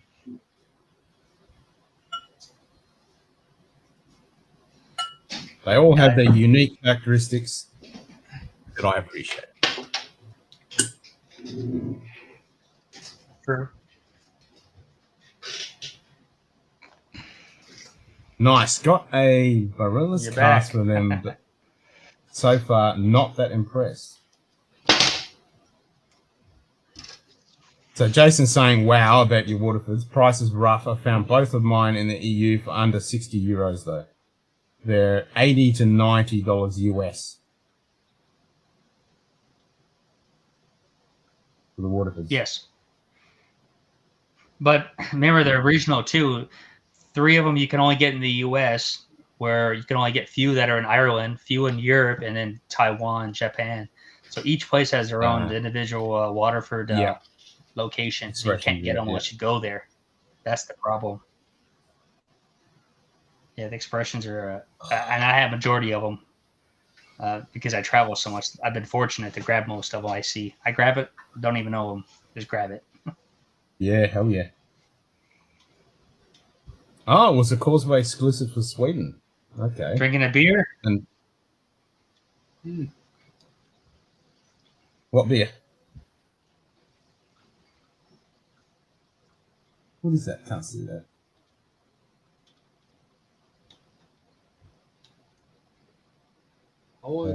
Is it a wheat beer?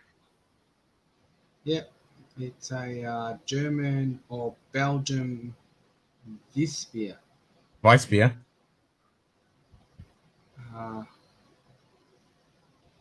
Weissbier. Nice. It's called Hole Garden. Good stuff. Yeah, that's not bad actually. Hmm. Okay. Yeah, I'm a big fan of German beers. That good old German purity law. They make good just shit. to cleanse a palate. Yep. Yeah, like I'm fortunate to live in Poland, so water's more expensive than beer there. So Yeah. I load up all the time on the local beers that are awesome. Yep. You know, you're getting I say a 16-ounce bottle for about 55 cents, and a water 1.5 liter of water is about $1. Really? So no line red or space. Yeah. Spates. Well, those people are just so hindered. Jason said, no chance I'm collecting all of them. Big respect for having 18.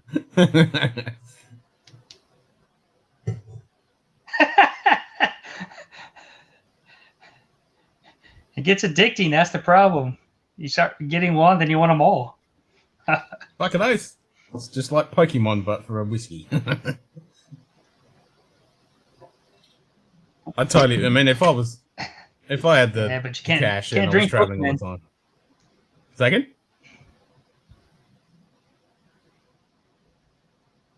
I said Pokemon, you can't drink it. You can't enjoy it. You can only look at it. Yeah. Oh, New Zealand beer that I remember. Yeah, I can't remember if I had any. Oh, no, I did. And fuck, they're talking almost 30 years ago. Is that the Lion Red? Yeah, he said Lion Red and Mm. I can't even pronounce the other one. Spades, something or other.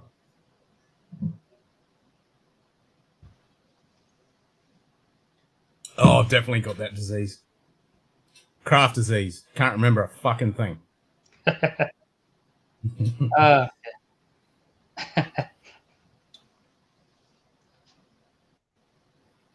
Yes, I definitely have that. Or their New Zealand's craft beer is Monte's. Jeez, okay. Yeah. Monte's. Yeah, I can't remember what I actually had when I was over there because I was in the army. I was only 18, 19, and it's 21 over there. Well, it was when I went there. So I walked into the bar and we're all smoking cigars because one of the guys just got called that his wife had the kid. So we're all celebrating and having cigars. So I walked into this bar, handed over my ID in because it wasn't legal, but there was this old guy sitting at the bar and he goes, "Give the man a drink. He's smoking a cigar. He's a man." and the bartender did. Gave me a beer and I was, yep, fucking A.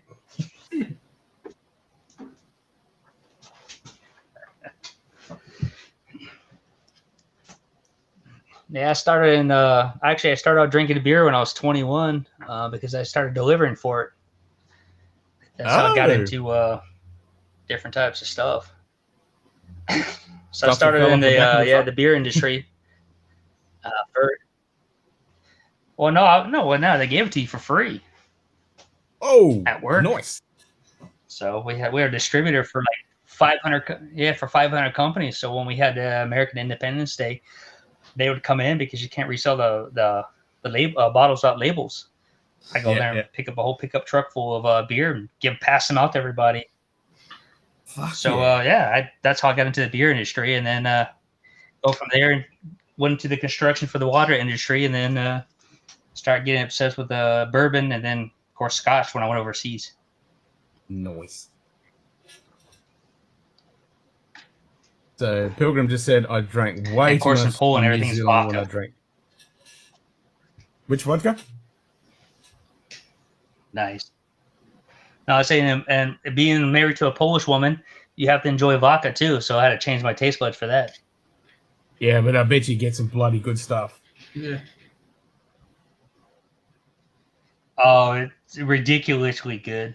I mean, there's nothing like a Polish vodka. It's super cheap.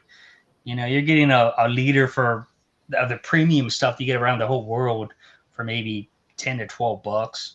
And that Belvedere crap that people drink, they don't even drink it. It's an export. It's an export. Yeah, all that shit like Smirnoff and Absolute and all that crap. Yeah, it's only cheap, nasty stuff. No. I mean, I like it. Yeah, if it's a really good vodka, yeah, it's actually nice. Well, there's vodka there where you open up, you can't even smell it, and it tastes like water. Literally, it's just a mineral content water. Yeah, yep. It's ridiculous good. And then you try and walk, and your legs disappear. But yeah, I mean, you go there. Yeah. Well, it's funny. You put the vodka selection on the aisle at the supermarket. It's literally it's all the way down. It's probably 50 yards, or say, I should say 50 yards of just vodka by itself. I can imagine. Crazy. Oh, ginger beer. If you like ginger beer, we have a local brand new ginger beer, Pilgrim. It's actually done by some ex-veterans. It's called Spinifex Brewing Company. And they brought out this new ginger beer, and they're using gelatin wax, which is an Australian native plant. It's a wildflower that grows around here in this region. And they've made this new ginger beer with this gelatin wax. It's fucking amazing. Really? So when you get your chance, you have to come back over and we'll go get some. Yeah, it's very unique. I mean, my local celebrations liquor store stores the Spinifex beers. Yeah, same here. I've been drinking them for the last few months. They're good, aren't they? Mm. Yep, they're really good, and they're all veterans, and a lot of the proceeds goes back to the veteran community, which is fucking awesome. Yeah, so cheers to Spinifex Brewing Company. That's why I'm drinking. Yeah, cheers. Mm-hmm. Yep. I was a bit bummed because I'm actually a member of the RSL here, and they put up some posts on their Facebook page that they went to the local RSL, and we weren't open at that time, and they were a bit bummed. And I was like, damn, you should have just bloody contacted me and let me know. I would have fucking got organised and opened the place up, and could have opened the bar. And oh well. Next time, boys. Next time.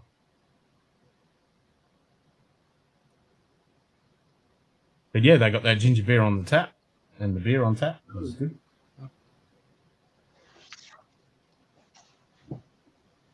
I think it was Bundaberg or Frankenberg, something that I drank when I came to ginger beer in New Zealand. Mm.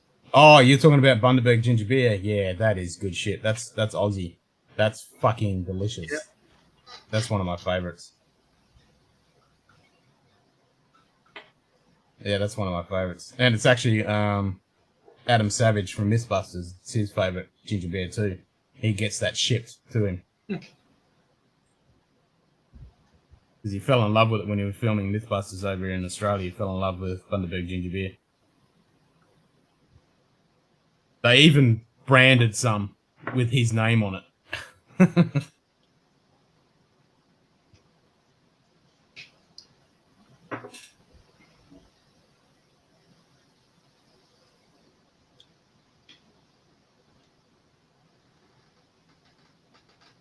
Paused the tested video to watch this stream. Which one was it? One of his latest ones? Nice. Which one was it? Because I just watched. It's so good, but here in Sweden, if you can find it, it costs around €7. Yeah, it's not even that cheap here, but it's everywhere. I mean, every little corner store will have Bundaberg. Every restaurant you go will have Bundaberg ginger beer. And then they bring out some really unique ones, like they brought out a mango, was actually pretty nice. The Skybox diorama build from today, I just watched that before I started the stream. I watched it while I was having my dinner. That was the Studio Ghibli one. Oh, that's awesome. Cheers, Jason. I just watched that while I was having dinner. And the one before, I'm waiting for the second episode of the Velociraptor build. I'm waiting for the second part of that. Yeah, I'm a big fan of Tested. I met Adam Savage a couple of years back. He's a cool bloke. I would love to go to his shop. The amount of stuff that guy's got. Holy fuck. That one's queued up next. Was that part 2? Or was it part 1? Have they brought out part 2? Because the one I watched after that was the King Jorth armor, costume. Yeah, me too. Yeah, I know you're a maker of stuff, but yeah, I like tinkering and making shit as well. So, yeah, Giant Nerd Part 1. yeah, Part 1 is good. It's really awesome. You'll enjoy it. It's a fucking great episode. I've actually got Adam Savage's record that he did with his ukulele because I was a subscriber to Tested. So I've actually got his record somewhere when he did the pressing. Yep, Giant Nerd. That's why this is the let the Geek flag fly. That's there we go. That's fucking awesome.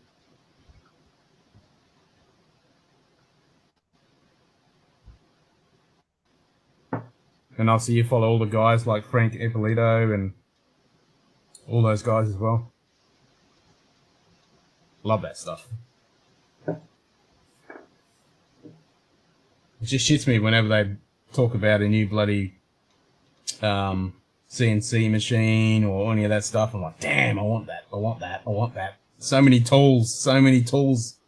I'm like, damn, I want some of that. I want some of that. But I did get the TS100 soldering iron that he did the episode on. I went straight away and bought that. Miniature painting for a long time. Won trophies. Been deep in that world. Yeah, me too. I grew up doing Airfix and Humbrol and model kits of all sorts. Yep. I love seeing the model builds too. It does nice weathering and stuff. I just saw the Mandalorian pistol build that he did with Norm. And I immediately looked at the price of it and was tempted. Was very tempted. Yes. Yes, I'm a big fan of all that stuff. But all my model making stuff's all back down south. It's one of those things I want to get back into. Bet at 1.5 minute of gear with basic weld. Yeah, yep. Hell yeah. Nice. That is so cool, man. Yep. Yeah, I packed away all my model railway. So I love model railway as well. Like 1930s Yorkshire era. All LNER stuff.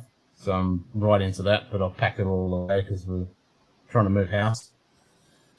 I'm going to make sure that my house has got a whiskey room and a studio, and then I'm going to have my train room. All my nerdy shit. Nice. Yeah. You got some N gauge? Oh, nice. Yeah, I was tempted. Like, I'm in WO. Or HO in America. It is a massive rabbit hole. I follow a few guys on the internet. And do you know about the one guy in Australia? Who does the dioramas? Oh my god. You have to know about this guy. Tell me you know about who I'm talking about. I'm trying to remember his name. Fuck. I can see his logo and everything. He's got light coloured hair. Yeah, HO in America. It's WO in the UK. Here it's kind of a mixed match. But yeah, WO. But then I looked at some of the N gauge stuff. Oh my god, you could on this table I could do such a massive layout. So intricate in detail. It'd be awesome. But yeah. I got some scenery makers, no dedicated railway. Well, this guy does railway stuff, but most of it's all diorama. I've got to find him. I'm trying to think of his name. You will froth over it, I'll tell you. His stuff is fucking amazing. And he always does the introduction of his video. And he films it outside. He's over in Victoria somewhere. And you'll film it, and it looks super photorealistic. And then you'll see him walk up to it, and you can see the scale shift. But, oh my god, his stuff's so bloody good. He uses a lot of stuff in the actual environment. So you'll get dried leaves and ground that up and use that for the foliage. Hand makes all his own foliage for his trees. And the ground. Oh, it's so well done. He's definitely very, very skilled. He makes all his own gear as well.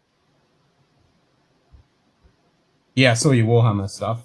Ended up doing Warhammer stuff, obviously more minis than scenery, but you end up doing a little bit of both for a company. Yeah. I had a class mate in my school when I was little that collected animal bones. Nice.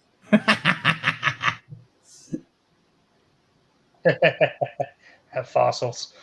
Yeah, I could definitely get into that. I know a guy who collects a lot of fossil stuff. I love all that stuff. I love it.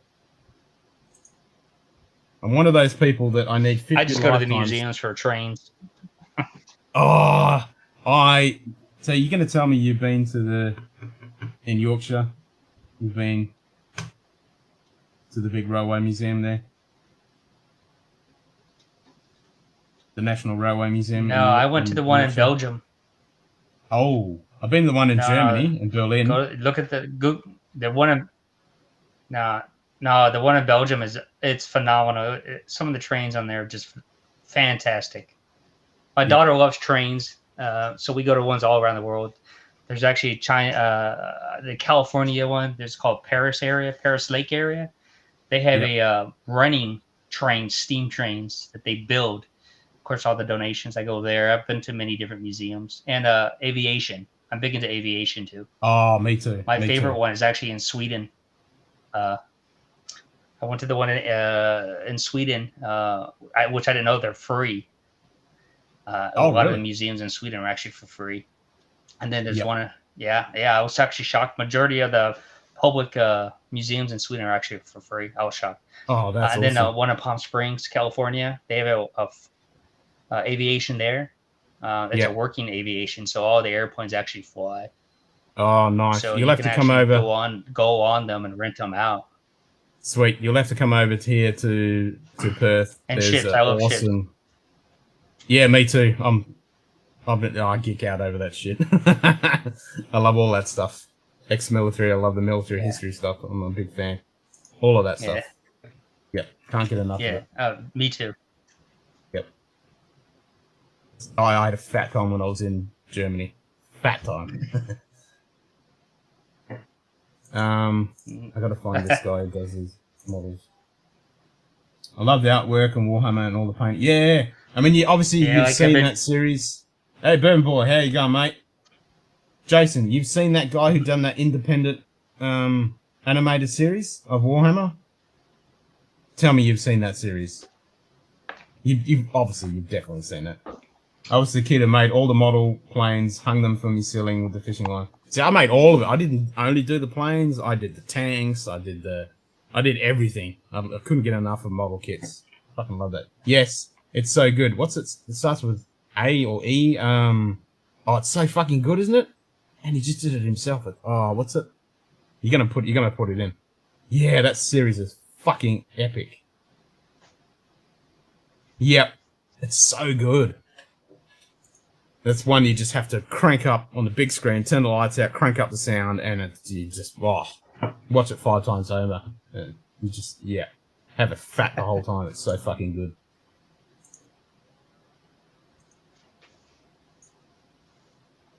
I've got to find this dude. You like castles and palaces too?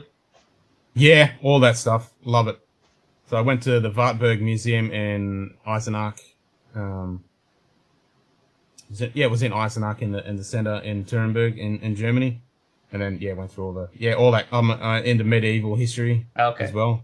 Do a bit of medieval reenactment, so I love that stuff. Right. So I've got a Viking Milner and can't get enough of all that shit. What am I drinking? I'm still drinking. My wife was, of course. Yeah.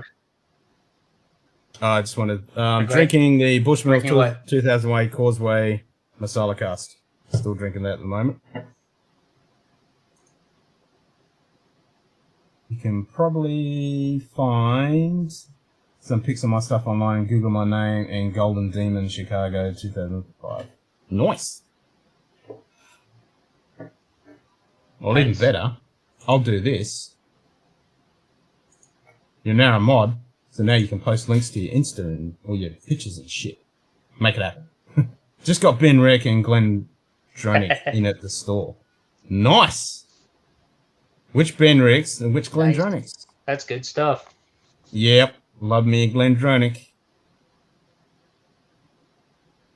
I got to get some Glenn Dronick peated. I've got the traditionally peated, but I want to get just the peated. Me and Simon were talking about it last night.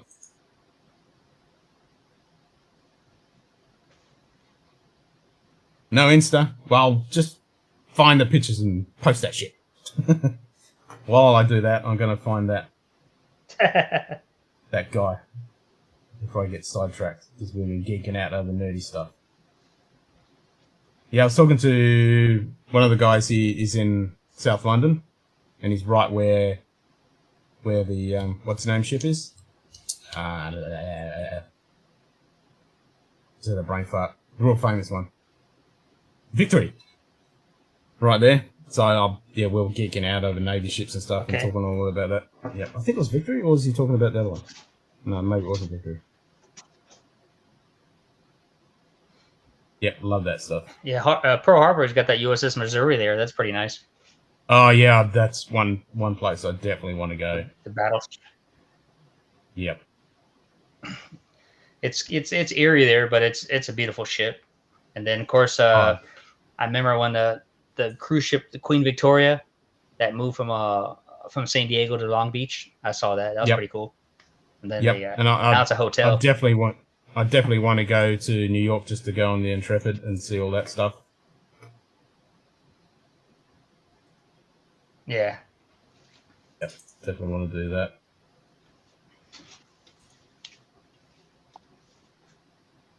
Where are we? I'm going to try and remember his name. Here we go. Let's have a look.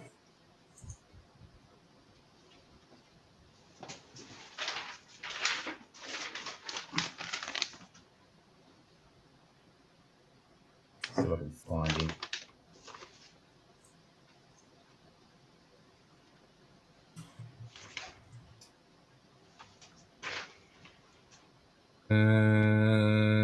So you got the 12 and the 18 of both. So you got the 12 Glendronach and the 18 Glendronach and the Ben Rick 12 and 18. Nice. I just killed a bottle of Woodinville bourbon earlier. Done for the night though. You finished? Well, it's still morning for you, isn't it? Some stupid hour in the morning.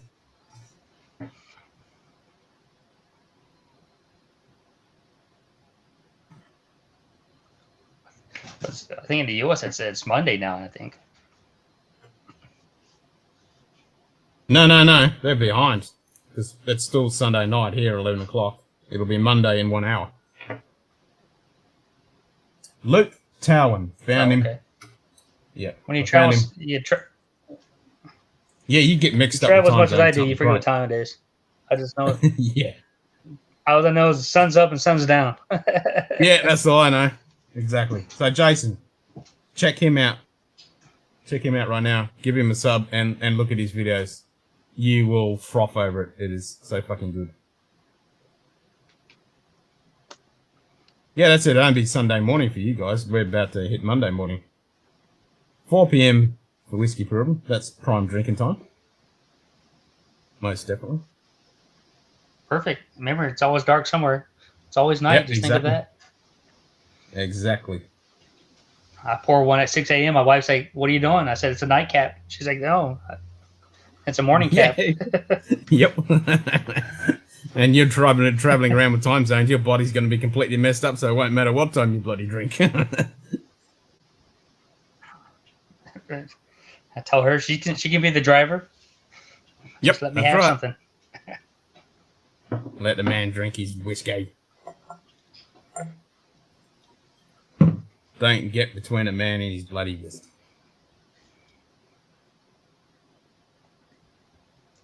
Problem is, our biggest problem we have is like we have this unwritten rule that when somebody pours something and her drinks the first sip, well, the other person's automatically designated driver.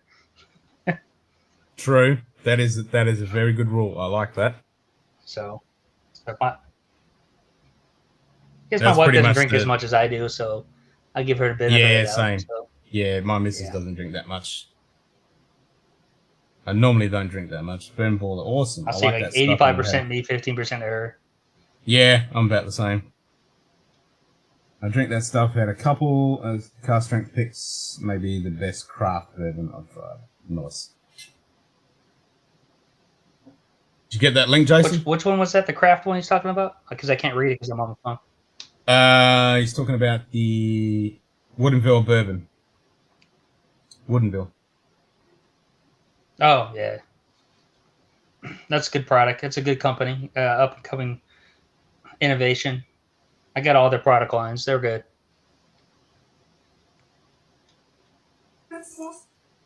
Uncle Roger.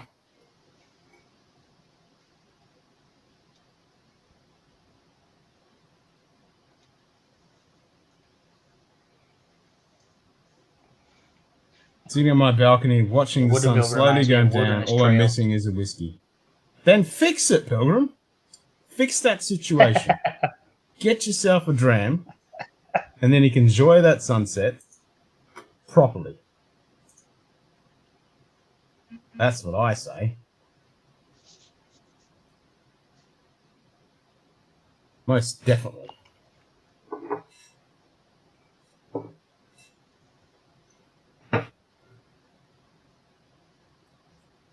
Yeah, let me know, Jason, when you watch a few of those episodes, what you reckon.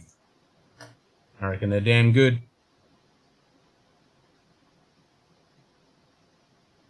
Now I've got Uncle Roger in my head. What you want? What you want?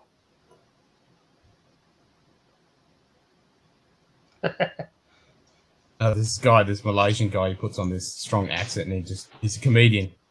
He's really funny. And he plays his character, Uncle Roger. I'll have to check it out.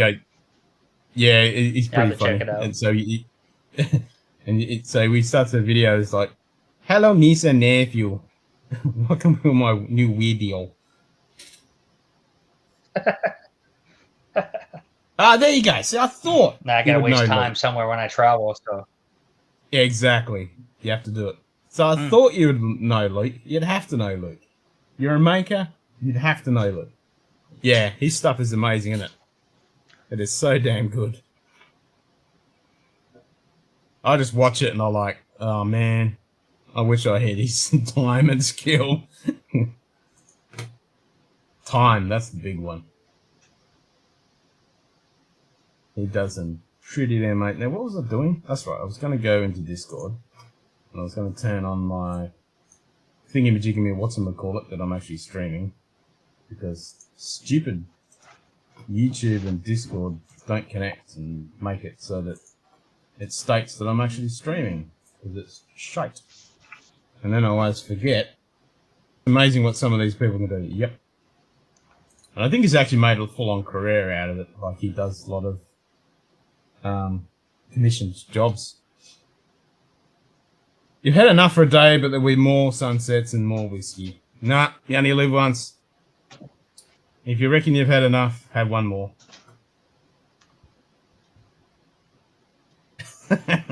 Oh, and then I'll click on the other. Yeah, you never know when you're going to wake up the next morning.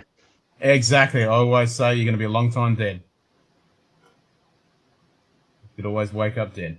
Yeah, my father-in-law is going through cancer right now, so... sorry to hear that. You know.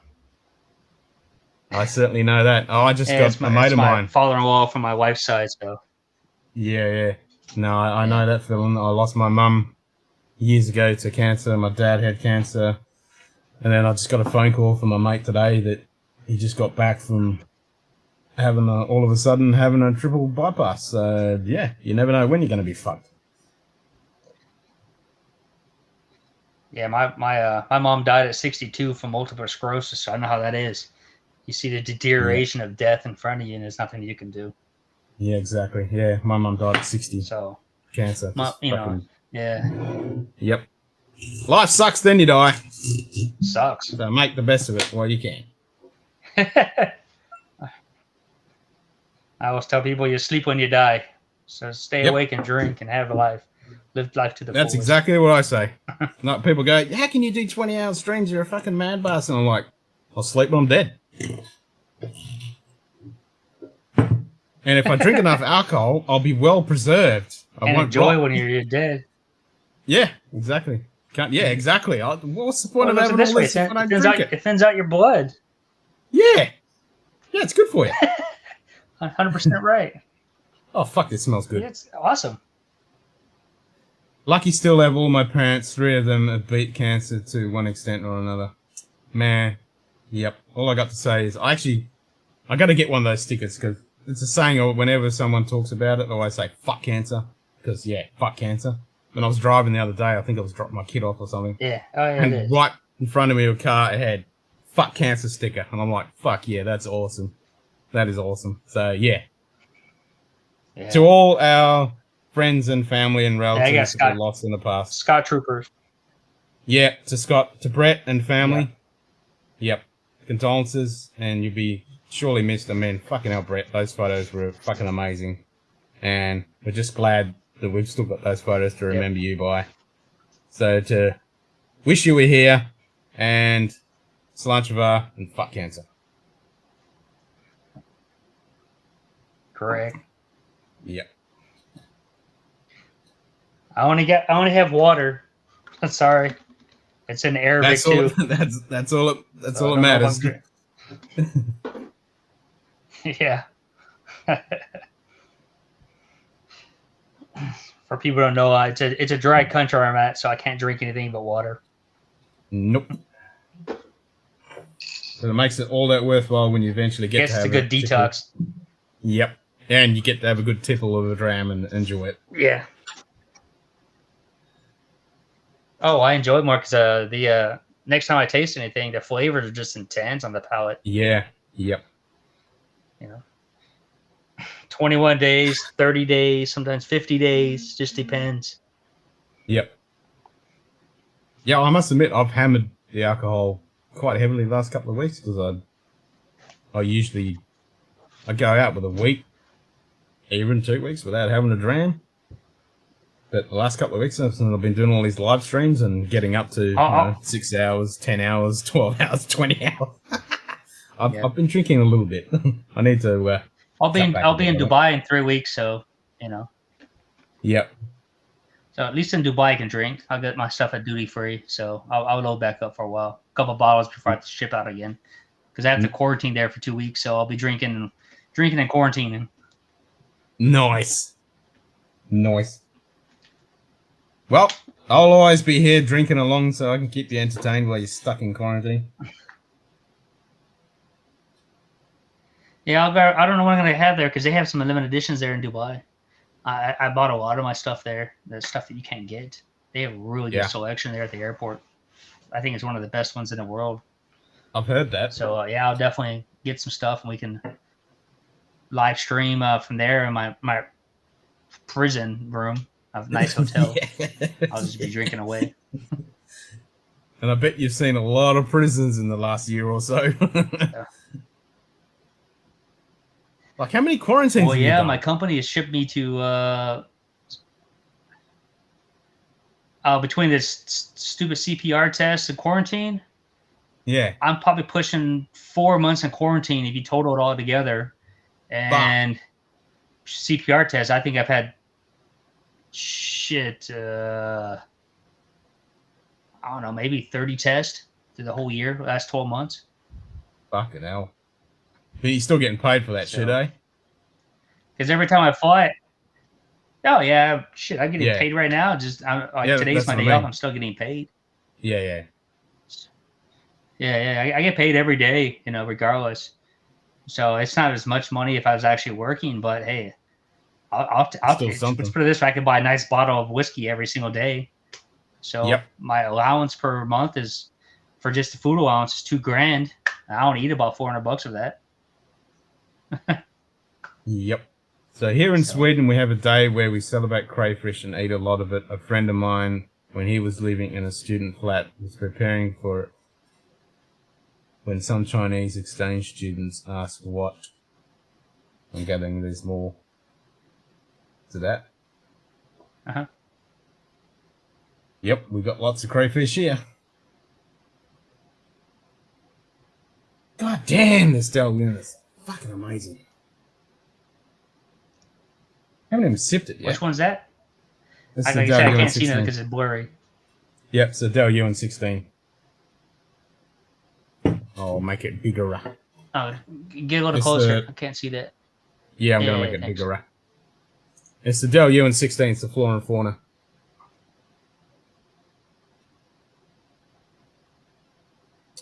Focus. Oh, okay. Focus. Nice. Yep. Dell UN16. Yeah, they got the in California right now. They have that on. They're giving that stuff away for the Game of Thrones stuff. Oh, no, this is not a Game of Thrones one. This is the proper So- Flora and Fauna. Yeah. No. I'm just saying that they can't even sell it in California. They're selling it for like $20 a bottle now. For the Game of Oh, Thrones the Game of bottles. Thrones ones. Yeah, the Game of Thrones. This is not the Game of Thrones one, though. This Yeah, is just they're the like- one. But yeah, those Game of Thrones, Yeah, no I one see, can get mate. rid of them now. Yeah, Nah, that's no a one good can one. get rid of them. Oh, he was It's a joke. celebrating and he forgot the English word for it, and we were having a cancer party and they were. Yep, crayfish here, too tasty. You guys need to come over here because we have fucking crayfish coming out of our arseholes. We got lots of them. I can literally go down to any restaurant and get crayfish. And it's something we have, like, when it's Christmas. We just all got have camels crayfish. where I'm at. Yeah, you got shit. Oh, we got fuckloads of them here too in Australia. God damn. We eat ship them here. camels. Put them in hamburger. Yeah, stuff. well, it's the same with our kangaroos, but we ship our camels But you back to the Middle East, and the same with our goats. We've got so many feral goats. We ship them back to the Middle East. Yeah. And the meat, there's a lot of big industry for the meat Yeah. up north. Goat meat. Yeah. It's actually pretty good, man. I mean, I've had that before. Yeah. The milk is good too. Yeah. The camel milk. Goat milk. People think I'm crazy, but hey, it tastes good. Yeah. Hey, kangaroo's good too. I've had that when I was I had that before too. Yeah, as long as it's cooked right, it's actually quite tasty. Well, I gotta tell everybody, I'll try anything once. You know, I'm a Yep. carnivore. If it's legal, I'll eat it. Yeah, if it's meat, I'll fucking eat it. And snake is good too. I've always I've had a wanted to try rattlesnake, snake. ostrich. So, and I've always wanted to try snake. And to bunga. be honest with you, it which does is taste the- like chicken. yeah, that's It what I've tastes- heard. Yeah. What's that? Racist goanna, I've always wanted to try that. Bunga. I've heard that tastes like chicken too. I wasn't too fond of horse. Yeah, when I was in Kazakhstan, I didn't enjoy the horse meat. That was a little. I think because my mentality, my mindset on that. A horse and eating, it's two different things. Yep. It's a natural dish there. It's a legal dish. Mongolia and Kazakhstan, they have that tradition of horses. Water buffalo, I'm not a fan of that. I think maybe because it was cooked around. So Yep.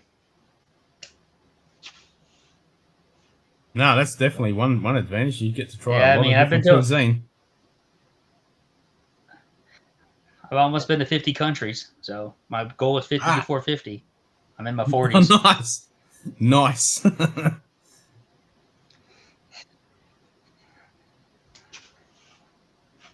50 before 50. I'll say my most interesting country is Iceland. You know that they just got a basically prohibition in the 80s for Iceland for drinking. It was crazy. Well, with where the top three, number 2 is Iceland, and then I think there's another country. It might even be Iceland's number 1, and we're about to overtake them in the most expensive places for alcohol in the world. So it's Iceland and another country. I think it might be Romania or something like that. Yeah. And we're about to overtake them, which is fucking scary. Yeah. I don't want to have that privilege of being on that list of number 1. Fuck that.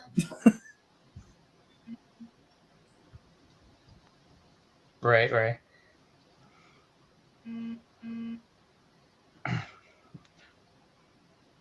It's crazy because I was there in Iceland and it was funny because I went there just out of a blind dare with my wife and it was crazy the prices. I couldn't believe it. I think like a beer was like $20-something for a 6-pack of beer. You know, like maybe that's $30 normal. US dollars, of course.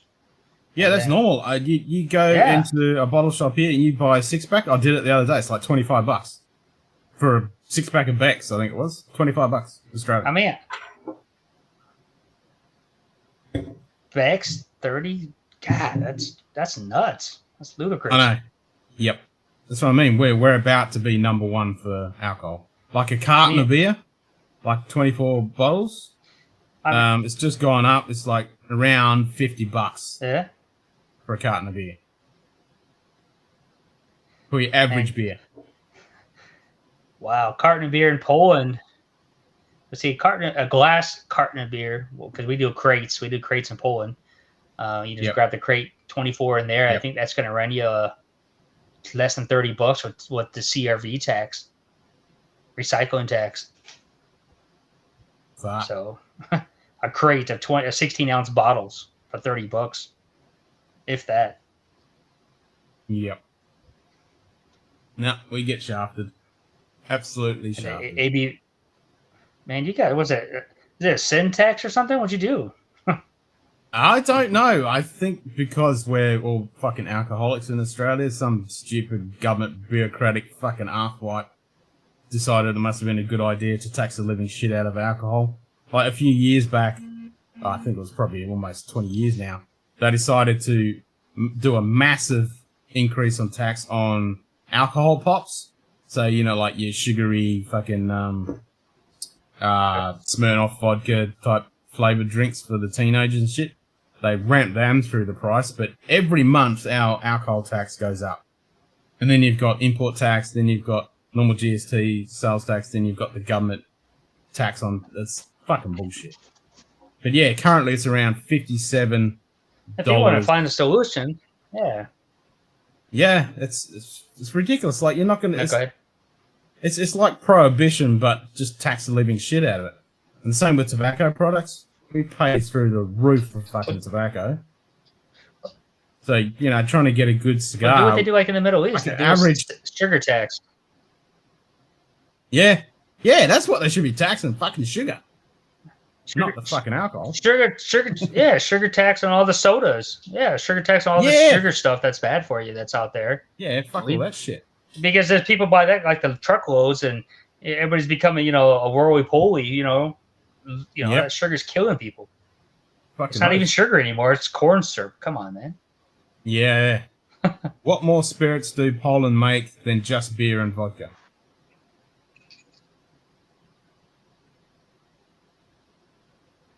They make wine. Of course, everybody does their own moonshine there. And then they have a thing called Starka. Starka is like the new trend right now. And it's 30, 40 years old. It's actually in a city where I live in, Szczecin, Poland. That's how you say it. Starka is actually where it started. That stuff is a new trend. It's like a bourbon whiskey type style vodka. It's crazy. Oh, okay. And it's that's the new trend right now. It's Starka. But you can 30, 40 years old. They what they did is that company bought like Scotland whiskey and left cask down below for 40 years and forgot about them. Nice. And they blend it with their stuff. So, but yeah, I mean, that makes some Poland is known for the agricultural. Yep. Yeah, but beer and vodka is the number one there. They started getting wineries now there. President Obama at that time actually enjoyed their stuff. He had it on their dinner table down in Warsaw. It was actually about an hour from me, the winery. But yeah, I mean, Poland's not known for anything but beauty. The undiscovered, cheap Eastern European bloc country. Your $100 there would probably go a long way. I can feed a family of 20 probably for about $100 there. Yeah. Oh, Yep. Of course, electronics there are expensive. That's a different story. Gas and electronics. Yeah. Fuel. Well, we're the same electronics here. We get like a Macintosh in America, and what we pay here is very different. Like Apple products. Oh my god. Yeah. And any bloody electronics. Fucking everything in Australia is fucking expensive. What's wrong with you guys? I guess the I don't population is know. not very strong down there. Maybe that's why. Yeah, I mean, we are a very small populated, sparse, big fucking country, and, you know, the markets that come here, you know, they're not really committed to Australia because we're such a small population-wise. Well, I mean, So pretty much most stuff covers the Asia. well, I know it's a Dust Bowl. Every time I look on a channel, Oh, fuck yeah.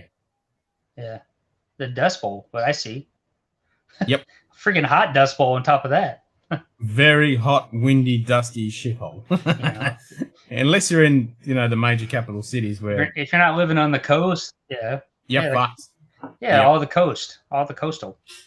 Well, even the coast here, because I'm up in the Midwest of Western Australia. I'm right on the coast. Like literally, the ocean it's a 5-minute walk from here. It's still a hot, dusty fucking dust bowl, flatland shithole. Wow. I grew up south where there's trees, so here there's nothing. Reminds me of where I work all the time. Yeah, you would definitely be in the. Yeah, I think the last time. I think I've seen my biggest tree that I have is actually like a bush. You know, I haven't seen nothing in years where I work in the Middle East. You know, I don't see one tree or plant. There's no water out here. Dust storms, and you know, I wake up with sandpaper on my skin because the sand's just exfoliating my skin with crazy. It's not that bad here, but the air quality, they always do. Like every now and then they come up with the air quality meetings, and it's like fucking. it's like Bangkok or somewhere where the air quality, you think it's just polluted, but it's not. It's just because there's constant sand and dirt in the air, so everything just gets covered in fucking dust constantly. Whiskey Pilgrim just said, are the cars from Asia like most in New Zealand in Australia? Yes. So there's a shitload of Toyotas. Obviously you got your Holden and your Ford, they're the big ones. But yeah, a lot, and then Kias and the Chinese one, was it Great something or other? Yeah, lots of Asian cars. Kia, Hyundai. Yeah, Kia. The other one, what is Kia, it? Hyundai. Great. Yeah, Hyundai's, shitload of them. Suzuki's, Daihatsu's, Isuzu's, all that. But then you do get some European cars like... Got the good old-fashioned Daewoo there? Second? What was that? I see you got Daewoo's. Yeah, I was going to say, yeah, we got Daewoo's. Daewoo cars. Yep, Daewoo's. Damn. But then you also get, you know, you get BMWs and Beamers and bloody occasionally an Audi, Mercedes. You get those as well, but most of it is all chap cars. Right. Yeah. I'm German engineering. My wife got me out of the Japanese market. That's part of our marriage. Yeah. Oh, Mrs. got the BMW. She told me that well, she says if I'm going to be gone all the time, because I've been pretty much gone my whole marriage, you know, almost 14 years. So she said, if you're going to be away, I'm going to have the nicest car then, because we don't have two cars now. So it made sense, you know. So I just bought her a brand new Mercedes-Benz GLE, you know. Nice. So she's really enjoying that. It's a beast. So I can't complain on that one. But, you know, people say, oh, it's expensive. No, when I say new, it's used. Like a year or 2 years old. I don't have to pay that ridiculous amount of, you know, starting off price of like $70,000. Yeah, and all you that get them 2 years old for less than 36. You know? Yep. No, it's the same with our Beamer. Yeah. Secondhand, but really good. It was one owner. They pretty much drive it from the East Coast to the West Coast, refurbed the whole still under warranty too. Oh, yes. Yeah, same. So remember, they had to do a lot of repairs on them due to the humid climate in Asia.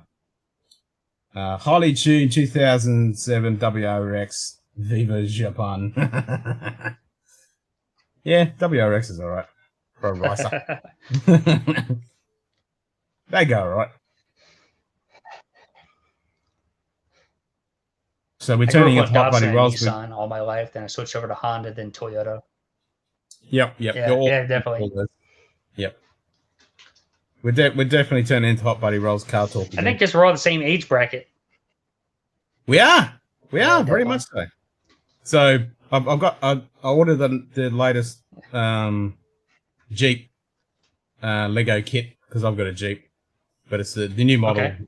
Jeep. So I'll be doing a Lego Right. Drams of that build. It's only a small kit, but I'll be doing that one soon. As soon as that arrives, I'll do a Lego Drams of that Lego Jeep. Had to have one.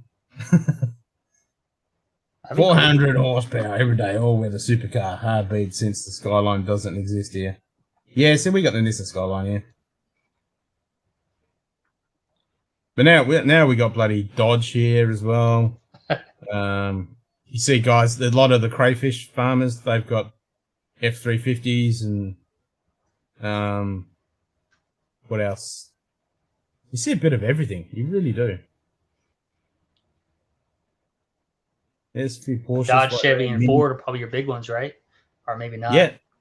No, they're not big ones, but you do see Chevs. You do see Dodge. You'll see there's a lot of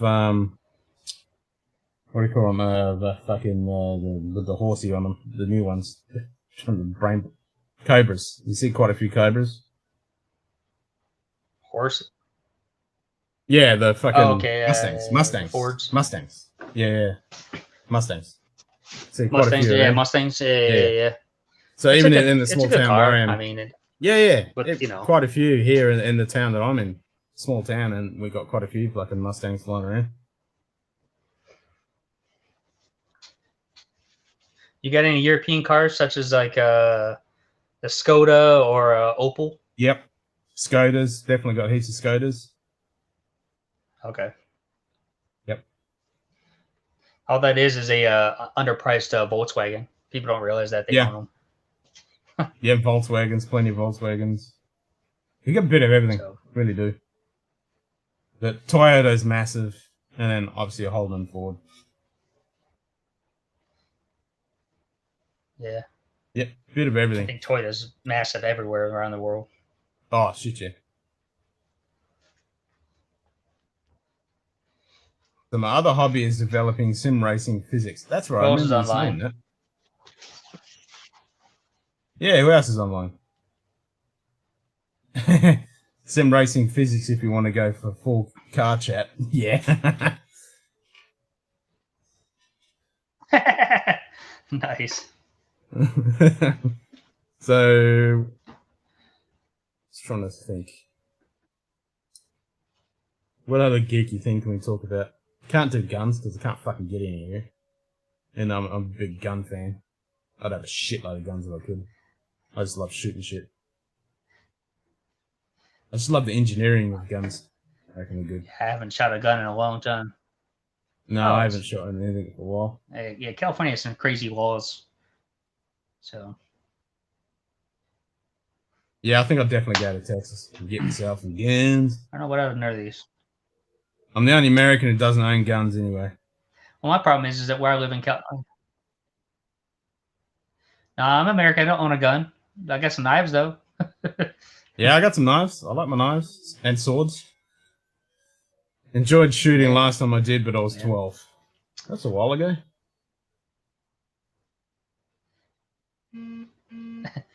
Yeah, because there's no rules when you're underage. Practically, it's all on your parents. Yeah. Yep. Yeah, we can't even have air rifles and BB guns. It's fucking bullshit. Can't have nothing. I'd love to get into airsoft. I really would. The funny part is I watched a documentary on the most the country Switzerland is the lowest rate of a murder in the world with shotguns, and everybody drinks alcohol, but they have an unwritten rule that you can drink and have guns around you. You just can't carry ammunition. I thought that was crazy. Yep. They have a festival every year.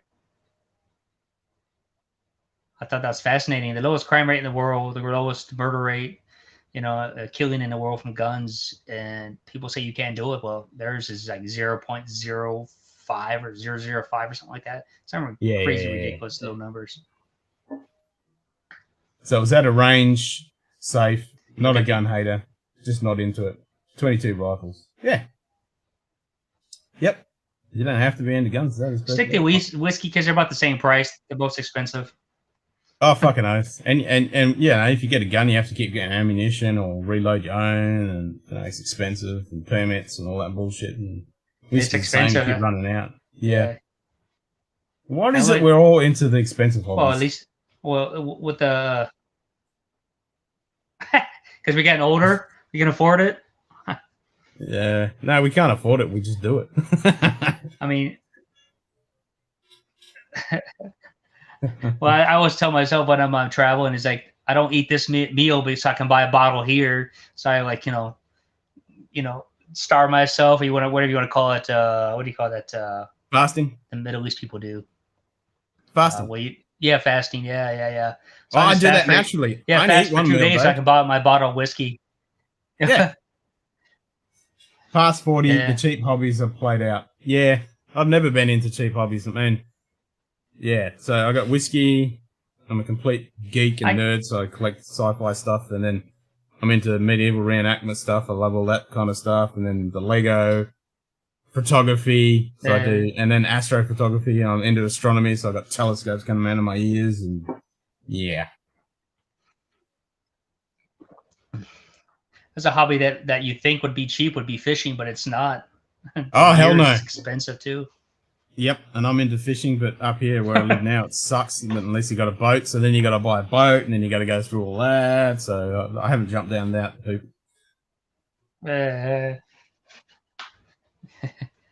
Yeah, so I think the hobbies are just expensive nowadays. Yep. Even camera. I mean, if you want to do photos with cameras, you got to buy the best lenses and cameras. That's a couple grand right there. Oh, at least. I'm looking at the new GFX 100S, which is I think my lens cost me $2,000. Oh, I've got multiple lenses. I've got thousands and thousands of dollars worth of camera gear. Yep. Yeah, I'm a Canon fan, so I think my lens I got is just the average lens that's really good. I think it was cost me $2,200, and then the damn thing camera only cost me $1,000. I'm like, what? One lens and one camera, $3,000, and I saw that. It's crazy. I've got 5 Canon cameras.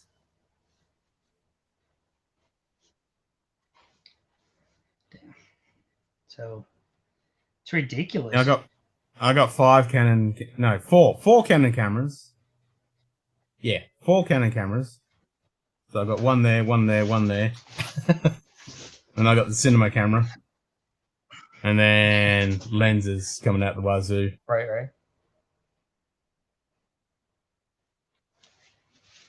Exactly. I know, it's like everything's inflated. Like your car prices have gone up. To buy a nice car, a used car is still expensive. I think the average price around the world is like $30,000 on average or more. Depends on where you live. Yep. Both money sinks. Yep. Whiskey and a tuner car is about all I can afford to. Yep. That's the thing. I'd love to turn my Jeep into a beast, but yeah, man, sink so money into cars. Fuck. That's a big sinkhole. And the worst one, the worst one for a sinkhole is astrophotography. That will fuck you up. Oh, dope. Yep.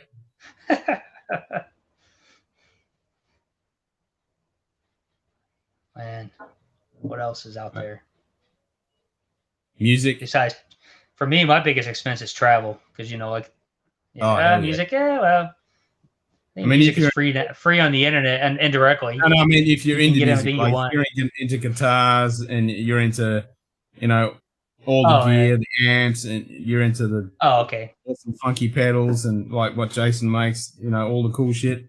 That's gonna chew up some fucking money, big time. Right. I'm glad my wife, my daughter, and her mom just like the piano. It's one expensive bill at one time, and that's pretty much it. And you just have to tune it. Yeah. There's no upgrades. I got a didgeridoo, it's just a chunk of wood. But they're fucking not cheap either. Fuck.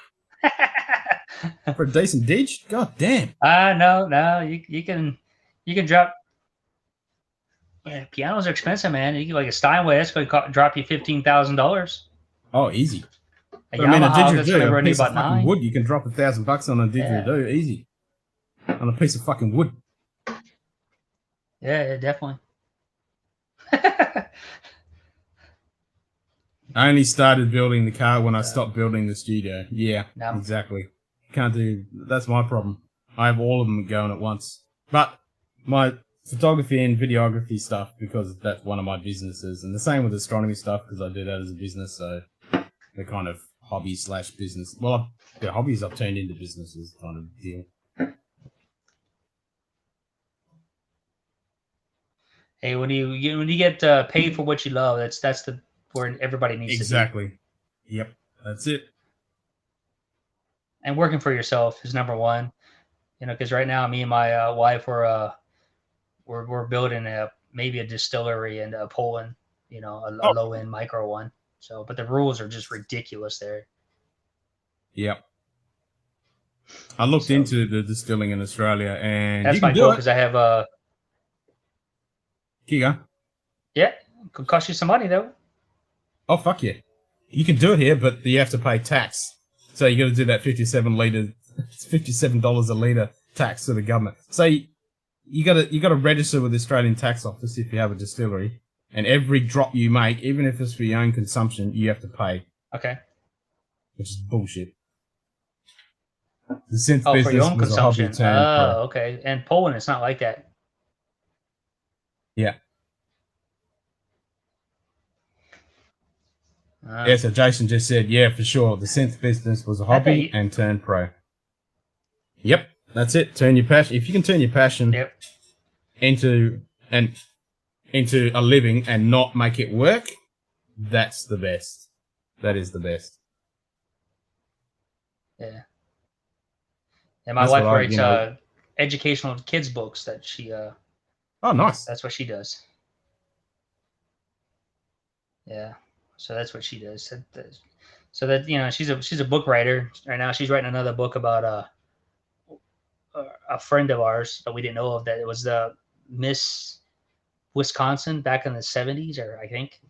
But she was a Polish lady, and she's older, of course, now. And so she wrote a book about it. She was the first Polish person, the immigrant, to win a title. You know. Oh, cool. Before all those rules came in, where you had to be a U.S. citizen and everything else. So there's older people like the older stuff, you know, like the Sinatra era stuff, which I do. I thought it was fascinating. Yeah. So shit, writing a book about that. Yeah, me too. Well, soldering 50 hours a week will never not be work, but I still like it. Yeah. Yep. I hear you. That's the same if I do a big photo shoot and I've got thousands of photos to edit. Yeah, that's true. Yep. It's work, but I still enjoy it. Like you, Jason, when you have all that work, but when you come out with that finished product, it's so satisfying to have that finished product. You can't replace that. And to get paid for that is awesome.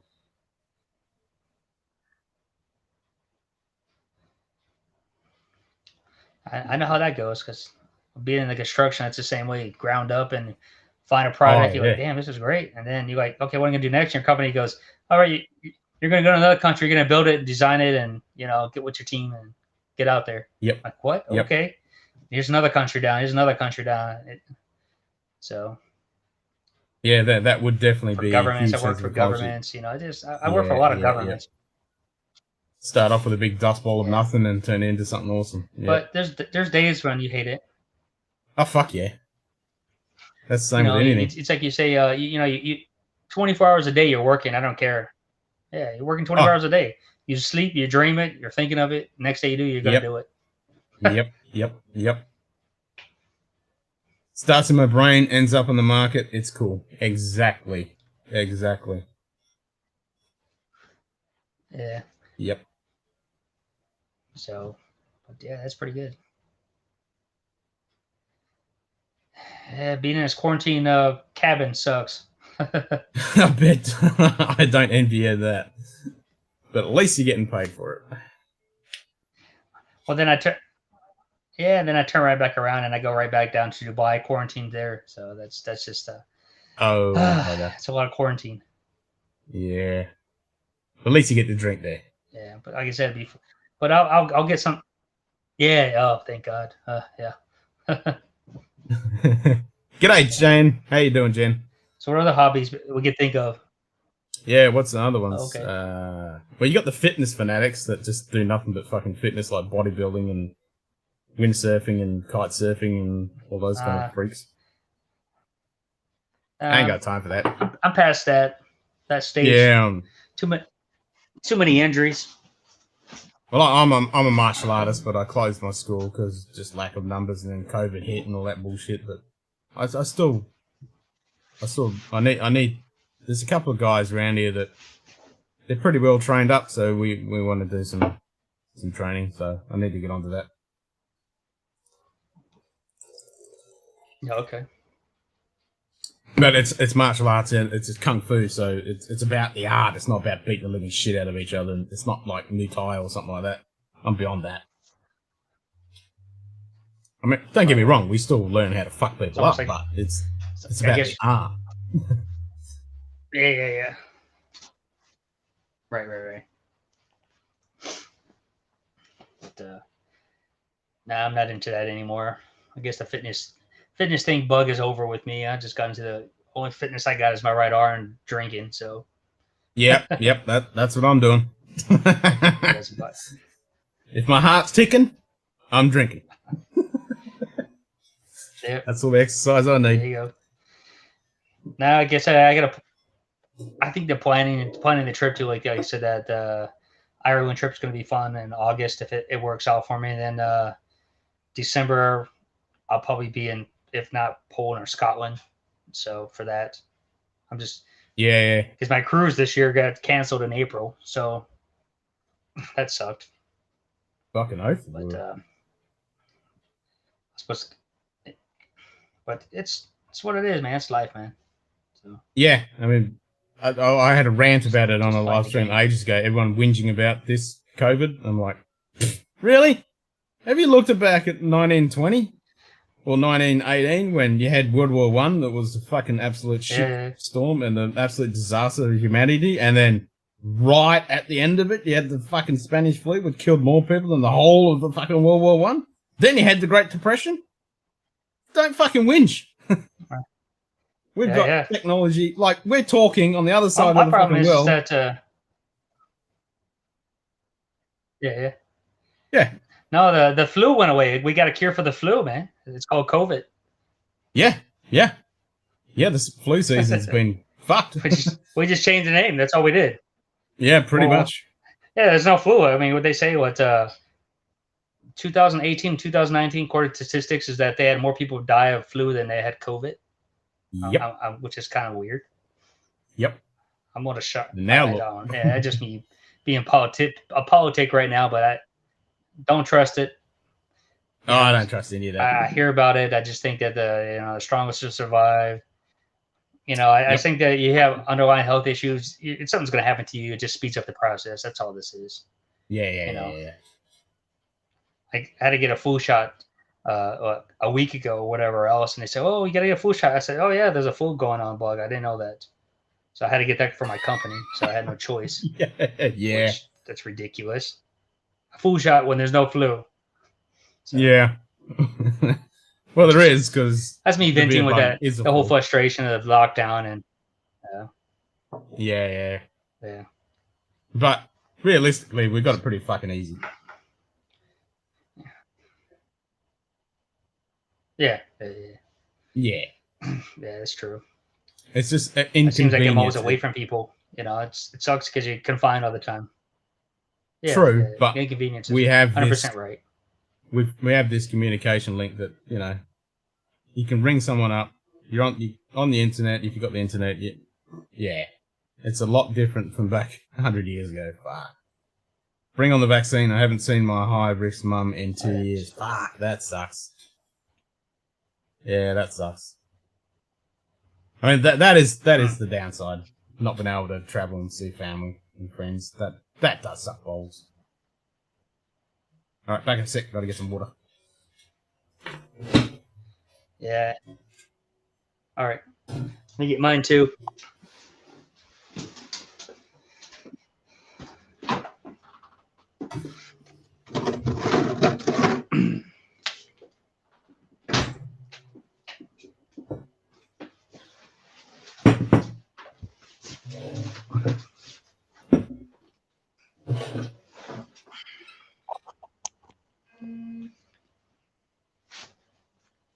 Oh, she got the vaccine. Oh, nice. What'd you pull That's out? good. I grabbed the Glenlivet Nice. Illicit Still.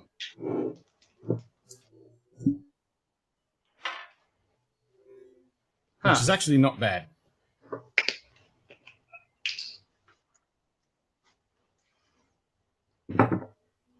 I don't mind it. You like Glen Keith? You like their product line? Glen Keith. Yeah. You ever seen their product lines?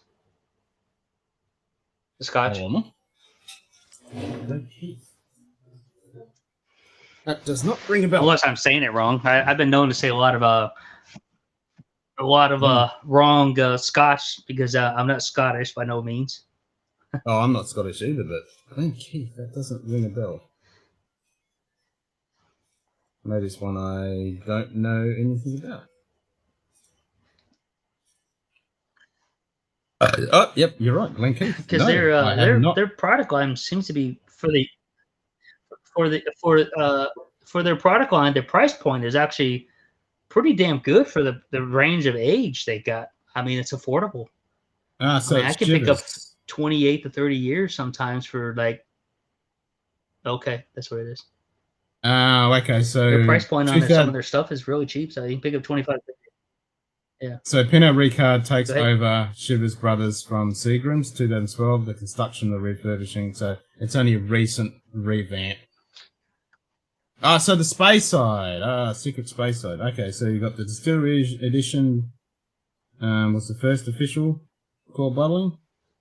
And then Shivers launched the Secret Space Side collection with the 15 bottlings from 4 distilleries: Glen Keith, Longmorn, Revel, Cabardonic, and they were first available in duty free.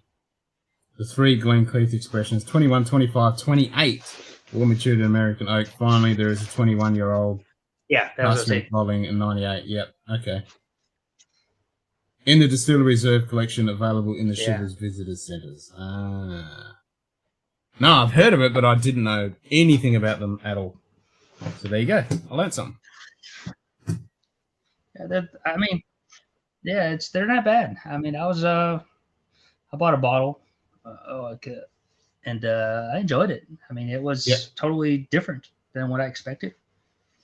So, and the price point was right on too. I mean, you can get 28-year-old for barely $100. Come on, man. Fuck yeah. That's like the Loch Lomond, 18-year-old for $99. I mean, damn. Because I've been picking up some I can't really know this company when I go through the airport in Germany. It's a 4-grain, 28-year-old 4-grain for like $30. And I'm like, well, I'm gonna try it. You can't beat that points prime for that. Yeah. And damn straight. It needs a little help, but for that being that old, it's actually not bad. Like I said, it's each time I get a different batch, some is good, some is bad, and then I just throw a little wine in there when the bad stuff comes in there, sweet wine, mix it in there a little bit, and I'm good to go. Yeah, but for $30, that's a good age for it. For $30, yeah. Get a few bottles, stick it in a cask. But, that's. Yeah, I mean, I pull it out sometimes, and I come back to it, and I thought it was terrible, and I come back, hey, it's not bad. It's not my daily sipper by no means, but no. But Glen Keith it's not too bad. So no, I'll have to. And there's other ones I know of too that you probably never heard of too, and I get lost with 1,000+ distilleries in Scotland and Ireland. Come on. Well, it's not 1,000, but expressions there is. Yeah. There's a shitload. Because like I said, I see so much out there and I get overwhelmed. Yeah, there's just tons of it. Yep. Well, there's about 130 Scottish distilleries around that mark. Okay. But then What the each trend one right of now those. is it Irish whiskey? Is that the new trend right now? Oh, Irish is definitely stepping up. I mean, they're building distilleries left, right, and centre. So, and it's all out of. Originally, it was all Middleton, but now they're starting to really expand with a lot of independent distilleries. They're popping up left, right, and centre. Yeah, Irish is Right. definitely back in the game. Yeah, like you said, the expressions are killing us. Yeah, the expressions are killing me because I can't keep up with everything. Yeah. Yeah, shit, yeah.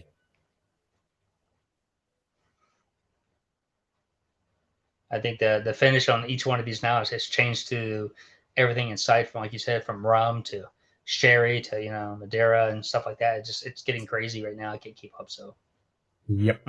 No, there's a lot of finishes out there, a lot of experimentation, a lot of distilleries doing some pretty unique stuff.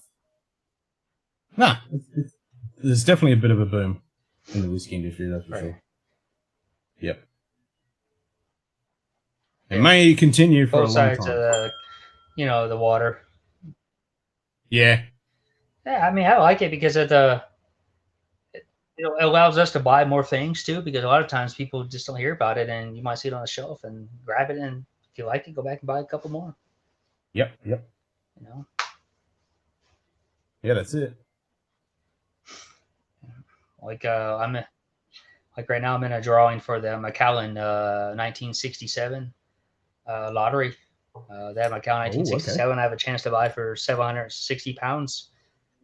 It's 54-year-old Macallan for less than or a little bit over $1,000 US dollars with the pound conversion. But you got to be in certain countries. So and luckily I live in Europe. So a lot of people miss it. It's only for the European market. So if I get the lottery, I'll get the 1967 Macallan. So, but see what happens. That would be epic. For 1,000. Yeah, well, if I get it, they already got my credit card. So if I get that, that's whew. Wow. That would be like a dream come true. But I just got the basic stuff. Yeah. Well, good luck with that. That'd be awesome. So get a bottle like that. That's a once in a lifetime kind of deal. I find out on the 24th. Yeah, okay. February 24th is when the lottery's officially done. Yeah. But like I said, you have to be from Europe, and it's only like 23 countries in the European Union that are allowed to apply for the raffle. Yeah. So how many bottles? There's 300 and something bottles of each 13. There's 200 something, but there's 13 bottles in this series. So you go 13 bottles at 200 something, but each there's different expression of those 13 bottles. So they're all from 1967, I think. Dang. So yeah, we'll see what happens. But yeah. Wow. I do the lotteries all the time, and I've only gotten two probably in the last 3 years where I've been entitled to buy it, not win it, buy it. So it's not. But you got to be in it to win it. Stuff I didn't want, gave it away. Yeah. Yeah, I give most of it away. Just say, you guys want this? They're like, yeah, I want that. Hey, here you go. Here's my code, man. Log on to their company. Here's the code, and ship it to yourself. Pay for it. They're like happy. I'm not making no profit for it. Yeah. And that's wicked. The people want to sell you something that like the secondary market. I don't believe in it. I believe in it to a certain extent to get stuff that you can't get across the world, but the price point on there is ridiculous. I mean, you pay what $50 US for a bourbon, and then they mark it up to $1,000. That makes no sense. Yeah. No, I totally agree. Buy for 50. I totally agree. I'm good with that. Yeah. No, I totally agree. I mean, it's ridiculous. I mean, it's awesome to have that market so you can get stuff that you normally can't get, or it's out of production. It's old or whatever. But yeah, the pricing is just. But then the other side of the coin, because it is rare and unique and blah blah blah, but it is definitely the value of that stuff in the last 10 years has gone through the roof. Well, it's like the Glen Scotta stuff that I have. I get it from right from the distillery. Okay, it's only 200, 300 bottles max. Okay, why hasn't that gone through the roof? It's limited edition. A great product. Nobody cares about it. I No, do. it's not I buy, Macallan. I buy it all the time. Oh fuck yeah! I mean, No, not McAllen. Campbelltown stuff. No, Glen Scotta stuff. But I buy that stuff all the time. So Yeah, Campbelltown stuff is starting to get a bit of a reputation. I think it's definitely getting in there because it's good juice. A lot of people want it. Tried a 42-year-old Macallan it's very from good juice. Gordon McPhail last year, but it was so disappointing. Yeah, I mean, I would never bother with Macallan myself. It's just Macallan. It's the name. They're too big for their britches, and they're just producing on a liquid. It's I heard okay, but the Fine Oak series is going away from Macallan. Is that? Oh. I mean, if you can get that That's for what I real cheap heard. price, Don't know if it's true. That was what I. if you can get that for real cheap price, it's okay. Yeah, I but mean, it's they have it nothing right now, like but I think that. it's going away. Yeah. I mean, I'd never. I mean, I got the second edition. That's fucking nice. I don't mind that. But that's about the only Macallan I've actually gone out and bought. I like their. I think the best ones I like are classic cuts. They seem to be the yearly ones. I like those. I enjoy those. Yep. I got gifted one of the Fine Oak. The other stuff I have, yeah. Okay. Which one is it? The 17-year or what? No, it's just a 12. I'll have a look. Okay, the 12 one. Yeah, it was just a 12. 12 Fine Oak. That was alright. I didn't mind that. But it was a gift, so I didn't have to pay for it. That was alright. Hey, there you go. You got to try something you have to pay for. That's good. Yeah. No, it was alright. I mean, it was nothing amazing. But it wasn't memorable, but it was alright. It was a decent dram. But you're right about the advertisement, the promotion, and what they do. They really do a good job with promoting their product line. So yeah, it's the same. The same thing with Buffalo Trace. They do a great job.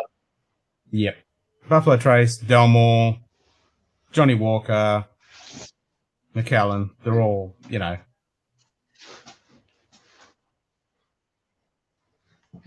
big marketing name team's brands. really great. So I can't complain about that. That's when you. Yeah. But I like the green label. Gotta fix my. What for Johnny Walker? Yeah.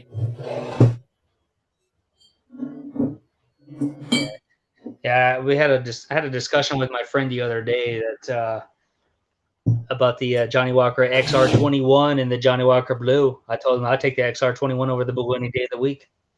I would too.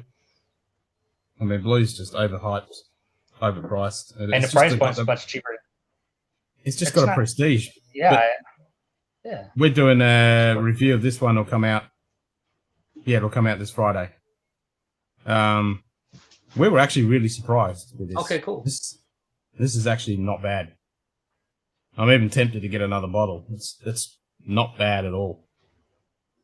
And I think we even said on the episode, Johnny Walker, you need to do more stuff like this because it's actually decent. So this is the 200th anniversary celebratory blend. It's 51% ABV, and it's actually not bad. Yeah. Okay. Great little presentation. Looks quite sexy, but and my wife likes the Jane Walker one. Oh, that's nice presentation. Yeah, it's a nice presentation, and the liquid's actually not bad. We all pulled the piss out of Johnny Walker, except for the green. We all like the green, but yeah, we tried this and we didn't expect much. I've had it sitting there for like 3 months, and okay, we'll do it. But we all like, actually, this is actually not that bad. I give Johnny Walker a bad rap for me personally is due to the fact that every time I think of Johnny Walker, it's just a mixer. But, I do like the green, though. That's green, and I'll say green and the gold. Not gold reserve, but gold. And then I kind of like the platinum. But other than that, I I've tried everything else. I've not been too impressed. I mean, No, it's no, good, I think you're right there. but, The gold and the platinum, you know, and the then green is they're actually okay. And then the green, obviously, because it is a blended malt, that's good shit. Yeah. green is yeah. But the green has two now, don't they? They have the green one, the regular one, and then they have a green. Oh, there's one I got to Seaside add or to my something. list. The island Reserve or green. something, I guess you would call it. No, there's the normal green, and then there's the Yeah, island that's green, it. which There is you go. travel only exclusive. Yeah, I'll put that to the list because I need a bottle of that. Yeah, I have all four of those at travel. I got all four of the travel exclusives. I think the green one's at Seaside. Seaside, because I picked up all the Johnny Walker. So, and I want to get. but they have like a Highland. I always go by these. color. I don't remember the name. I think it's purple, green, blue, and something else. Yeah, okay, yeah. I can only get two of them. Black label, right? Series. Yeah. The Okay. what do they call it? The where is it? It's the Heritage series or some shit. Where is it? Origin series. Right. Origin series. Hey, g'day, Bourbon. Yep, I'm always streaming. Yeah, I've got the. Yeah, I've got to add these to the collection because I've only got the Lowlands and the Space Side, and I want to get the Island and the other one, and then the green label. Okay. Island green. Right. Yep, but the other two are travel only. So I need to. Yeah.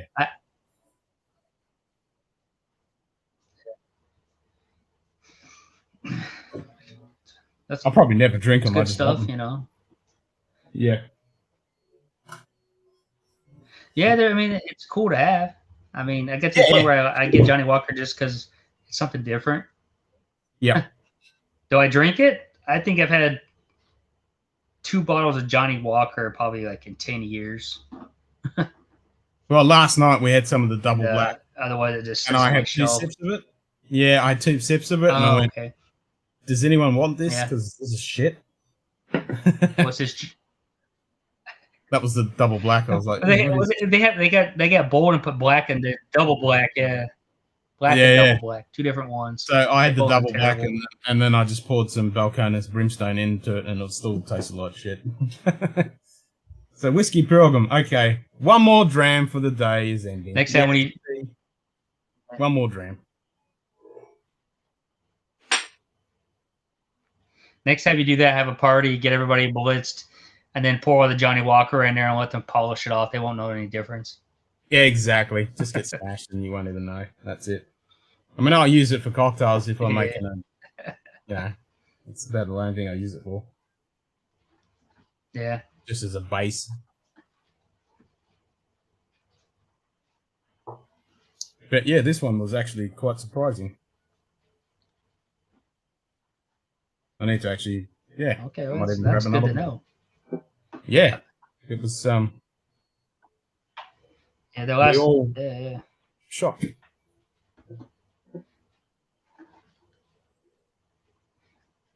Yeah, the XR I said 21 is a decent one. I had a sample of that before I bought it, but the bottle is still unopened. Nice. So.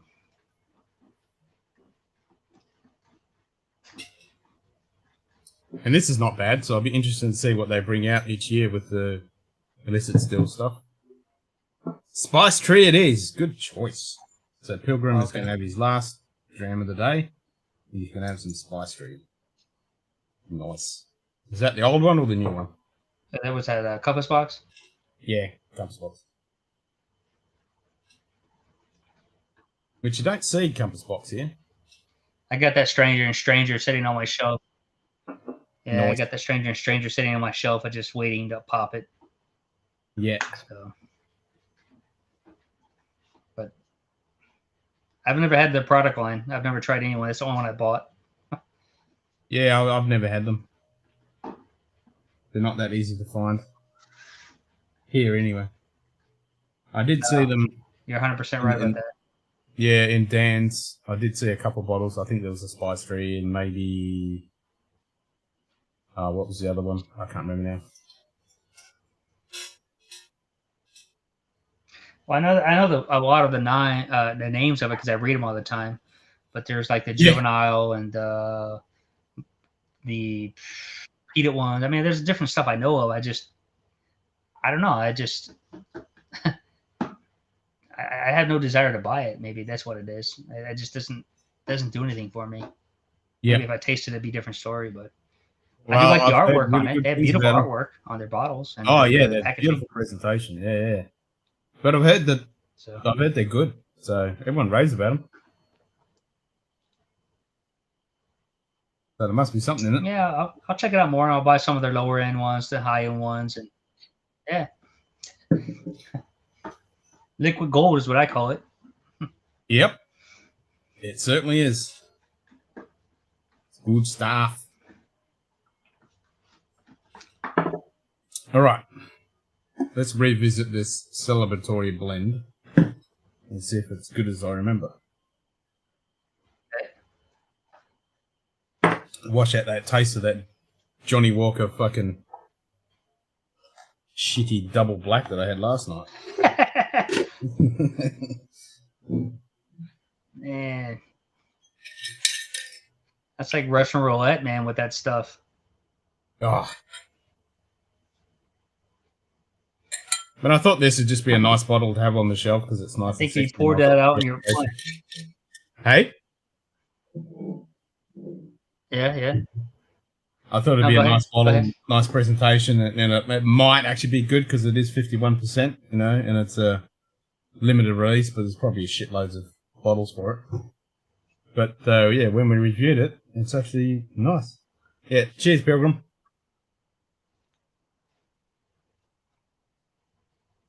Cheers.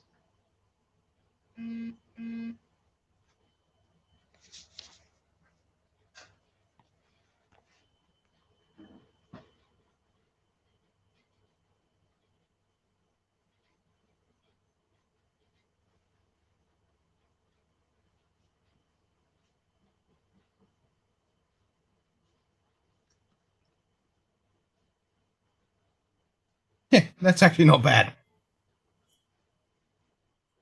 It's got a There you nice go. mouthfeel. It's got that lovely little bit of the kick of the ABV, but it's got that nice wood on the edges on the nose, and that little bit of sweetness, but a nice rich mouthfeel, and then it actually develops into a decent palate, and it's actually got a nice coating on the end palate that they keep following through. It's actually decent. What's the finish taste like? Like a dry honey. Huh. Now there's Okay. a lot more oak, like a real light cedar on the nose now.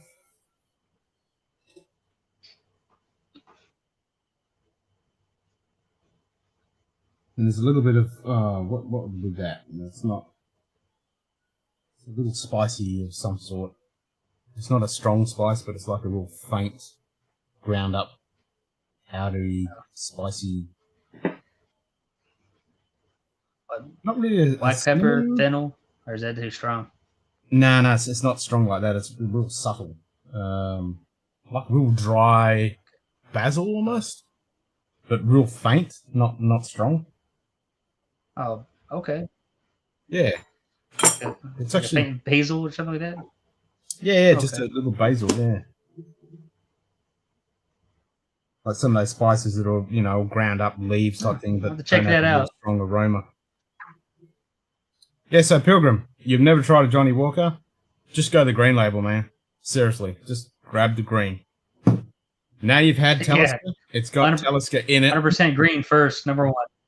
Oh, green number one. We all love it. Talisker, Kalila, Craggamore, and Linkwood. And it's 15-year-old. Definitely grab it. And it's like $70. No, 90, 70, 90 bucks. Man, that. Nah, always have a bottle of green label on the shelf.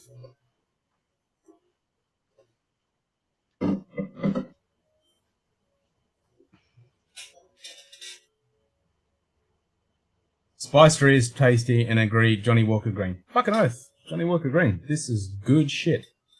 Because it isn't Johnny Walker or Diageo just smashing a whole pile of whiskey and adding a pile of grain and calling it a day. I mean, it's not aimed at us. It really isn't. It's not aimed at us. It wouldn't like, someone had the great description of it, what Johnny Walker... That was actually Swami, Malta and Montreal. He had the best description for Johnny Walker, like the Johnny Walker Blue. It's for real estate agents. It's a real estate agent brand. And it's perfect description for it. It's those kind of people that just buy a bottle, you know, if they sell a house or whatever, they give it to gift someone or they get a gift, they're going to get a Johnny Walker Blue. It's for those kind of people. It's not for us. But, yeah, the Johnny Walker Green is for us because we know what this is. It's 4 good distilleries blended together nicely, and it's 15-year-old, and it's actually a decent fucking dram. I mean, Taliska's delicious, Liquid's delicious. Yeah, they took it away from Poland for a while. Yeah, and Kalila is bloody delicious. Yep. Highly recommended. But saying that, I've been poo-pooing Johnny Walker forever. But this is actually decent. I would buy this. I'm going to buy another bottle. I actually don't mind it. I mean, this is gimmicky and everything, but that is sexy. What's the price point on that? You know, it wasn't that bad. It was around 100-ish, I think. I'll have a sticky bit from the old interweb. Okay, I mean that's not bad. Yeah, it wasn't. Anything that's horrible. About 100 or less is good. I enjoy that. Cool. Yeah, it wasn't horrible. It was actually decent. How much you picking up the green for? I know the price has gone up on that in the last 4 years. Yeah, I think it's actually gone to around $90, if I remember correctly. So Dan Murphy's. Oh, okay. You're getting screwed still on that then. Oh yeah. Oh, there you go. Yeah, so it was $99, so $100 for the celebratory blend. Okay. And Johnny Walker Green. Okay.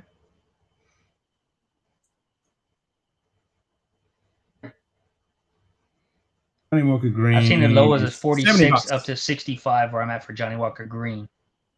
Yeah, so you're looking between, like I said, 70, 90. So on special, you can get it for 70, but it's around $85. So you're between 70 and 90, depending on which. Yeah. So green, Jason just said, green in US is 59 US. So yeah, we're not getting that shafted too bad. Okay, that's good. That's not bad. That's a good average middle price lane for that. Yeah. But yeah, I want to get the travel only exclusive of this because that's the island green. So it's just all the islands under the Diageo portfolio. So I think it's going to be Talisker and then pretty much Isla, I'd say. Are those the 1 liters or the 750s? I think it comes in a 1 liter. I should say 700, wherever they are. 1,000. I think it's travel only. Because in Poland they sell both the 700 and the 1,000. Oh, in Poland they don't sell. They sell the 700s. Yep, everything. It's the same one. They're not travel exclusive, but they sell it at. Yeah. Okay. No, but there is a travel only exclusive of the green. It's the island green. Yeah, I have that one. I bought that in Dubai. I bought all 4 of them in Dubai. Oh, okay. The 1 liter. Jason said, funny enough, the island green is the only one he's actually had. It's not on my list that you saw. Oh, okay. Yep. Yeah. Oh, okay. There you go. I want to get a bottle of that. I want that. Probably get a couple of bottles, actually. Yeah, I probably will. If it's anything like the normal green, I definitely... What's it like, Jason? What's it like? Yeah. Because if it's anything like the normal green, I'm definitely a fan. And what's the actual... What's in it? Is it Talisker and what else? So is it Talisker, maybe some Lagavulin, because that's still Diageo. You can't exactly compare it to the normal green. No, but what's the island green like? Let's have a look. See if it actually states what's in it. I'm not able to look because I can't get it, and I'm like, what's the point of looking at it if I can't get it? A little more on the peat and on the spectrum, otherwise similar. Okay, so maybe they've just cranked up the Kalila and the Talisker then. It's still got Linkwood and Cragmore in it.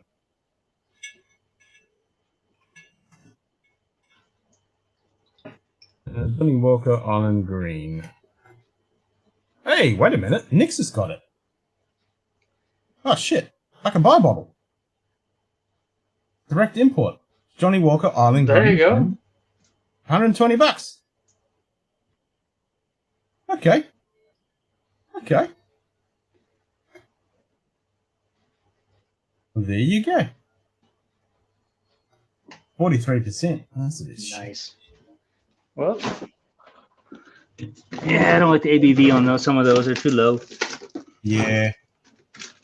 They up the import from the Kalila on Isla, ensuring a rich sweetie that's competitive flavors most of there's no age statement. Includes whiskey from Klein Leash. Oh, they've put Klein Leash, Glen Clinch in Cardo. Oh, okay. Okay. That's interesting. So it's Kalila with Klein Leash, Glen Kinchy, and Cardo in it. Well, I like all those. Oh, Cardo's a bit Well, Cardo's what Johnny Walker bought. They bought the Cardo. Was it Cardo they bought? I think so. I think it was Cardo. I don't know. I'm trying to remember my bloody Johnny Walker history. Got to try Drams. That's pretty much a stable base of a lot of blends. Oh, shit, yeah. Cardo's a massive blender. People, some travel retail bottles are making their way to retails. Yeah, with it. Yep. Exactly. And I'm hoping a lot more of that happens because it's all that stock sitting in duty free that's not going anywhere, except for lucky people like JD who can grab it. Yeah, that's good to see that some of it. That's how I picked up the 10-year-old Lagavulin, because I think Nick's had some of that. Because that's a travel only. Oh, nice. I managed to pick that up. Well, there you go. I'll have to snabble myself a bottle of that up, I think. Yeah, my a travel exclusive and store picks. That's what I go after. Limited editions. Oh yeah. Travel exclusive and store picks. Oh, I picked up a Port Charlotte CC recently in the shop too. Oh, nice. Yep. I'll never go past the Port Charlotte. Grab that shit. Which one's that? Port Charlotte what? Is it 10? That's the CC01. Which one did he get? Yeah, which one?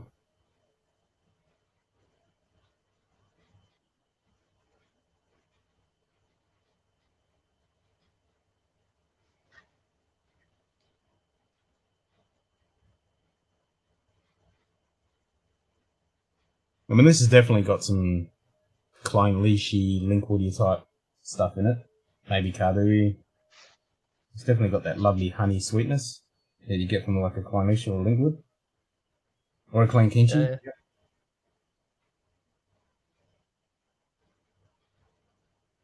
It's a cognac cast. You got me intrigued on that now. On this? Yeah. That sounds good. Yeah, that sounds fucking amazing. Yeah, I'm actually, there's quite a bit of one of those. It's got a decent amount of honey in it.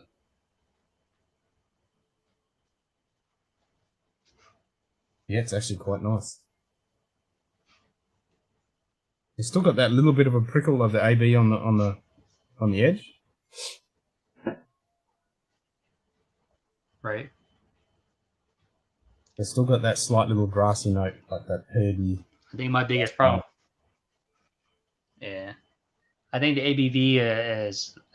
That's where we need to, bump it up more, at least 50. Yeah, well, this is 51, so you can't knock that for a fucking Johnny Walker. Good. Okay, good. Yeah, that's excellent because they're usually 40 43 or something of that nature. Mm-hmm.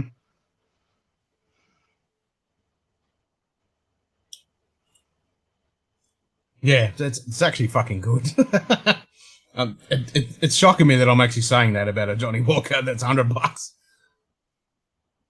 No, no, that's not. You know what? I might just go online and ship it to my wife, and might buy 2 of them. Yeah. Well, when I did the episode, I'm like, fuck, I'll take another bottle. It's $100. Yeah. And I always tell my wife that this is what I says, usually do. Is I yeah, and I can add it to the list because normally when everyone says Johnny Walker, I'll like, fuck Johnny Walker, just grab this. That's the only good one. But now I can say, well, actually, on this, I will say, this is actually good. That's the first thing I say in Poland when I'm there. First thing they go to is Johnny Walker Red or Black, and I think that's like the best in the world. I pull out the green, and they're just like, "What's this? Never seen it." And they just go nuts over it. Yeah, push that shit aside. Yeah, that's Johnny Walker. But I started laughing at him. It's like I said, my go-to was green and gold. Mostly green though. Yeah, totally green. But yeah, this is actually, I think I even said it on the episode. Johnny Walker, you need to bring out more of this.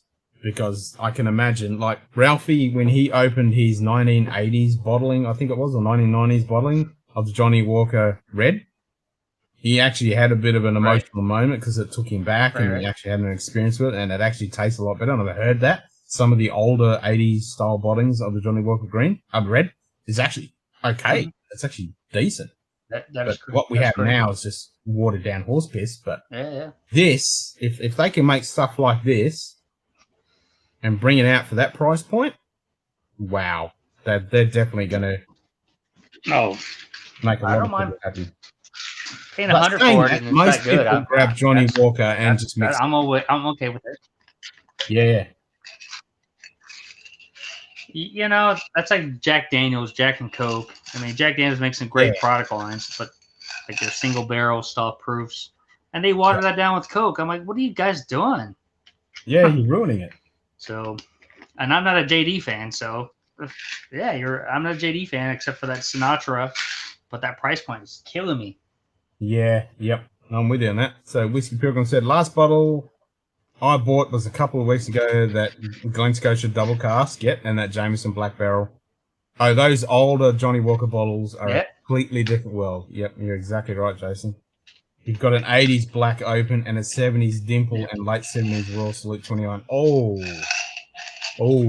yes. What is that 70s Dimple like? Because I actually, it's pretty horrible to say, but I actually like it.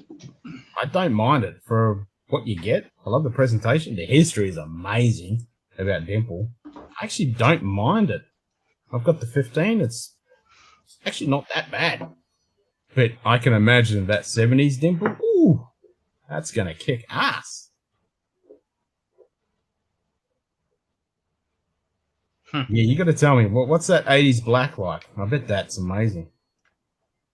The Dimple is like roasted marshmallows with some mineral and herbal. Oh, I like the sound of that. Yeah, that sounds good. I want a sample. Can you get me a sample of that? Just a little tipple? Just a little tiny bit? I'd love to do an episode on that. That would be amazing. Yeah, I'll definitely have to keep in touch because I get a lot of samples too. Like I can go on and buy the Bimber samples kits because I'm a member. Oh yes, so I can throw some stuff your way. Oh, I'd love that, man. Yeah, that'd be ever great. That's my go-to thing right now. But they have a US release coming up. Yes, I saw that. Because you follow Roy, and I've already got my distributor that I buy from. He's gonna get me. Yeah. Nice. Yeah. He's gonna get me a couple bottles. Sweet. So the black is deep, rich caramel, and it has an old school sherry cask in it. Oh, so that sounds good. That's what I mean. Red label actually used to be good. Yeah, that's sure. Some smoke. I mean, not red, the black. some smoke, but it's really rich, malty, and just much deeper than the modern. Yeah, like that double black. Like we did the double black and the normal black. We did the episode, and we all like, I don't get the smoke. I mean, when you add a little bit of water, you can kind of get that ashy thing, charcoal kind of ash thing. But other than that, it was just bland and boring. And I had that double black last night, and I was like, the nose is flat and boring. The palate was watery and flat, and there was just nothing in there. Compared to this, it's fucking night and day.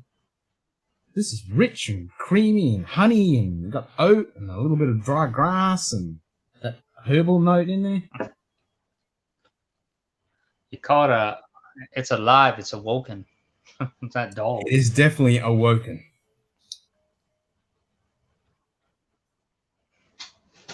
Yeah, I can't believe I actually said it for a Johnny Walker product. I know. I can't believe I'm saying it's good.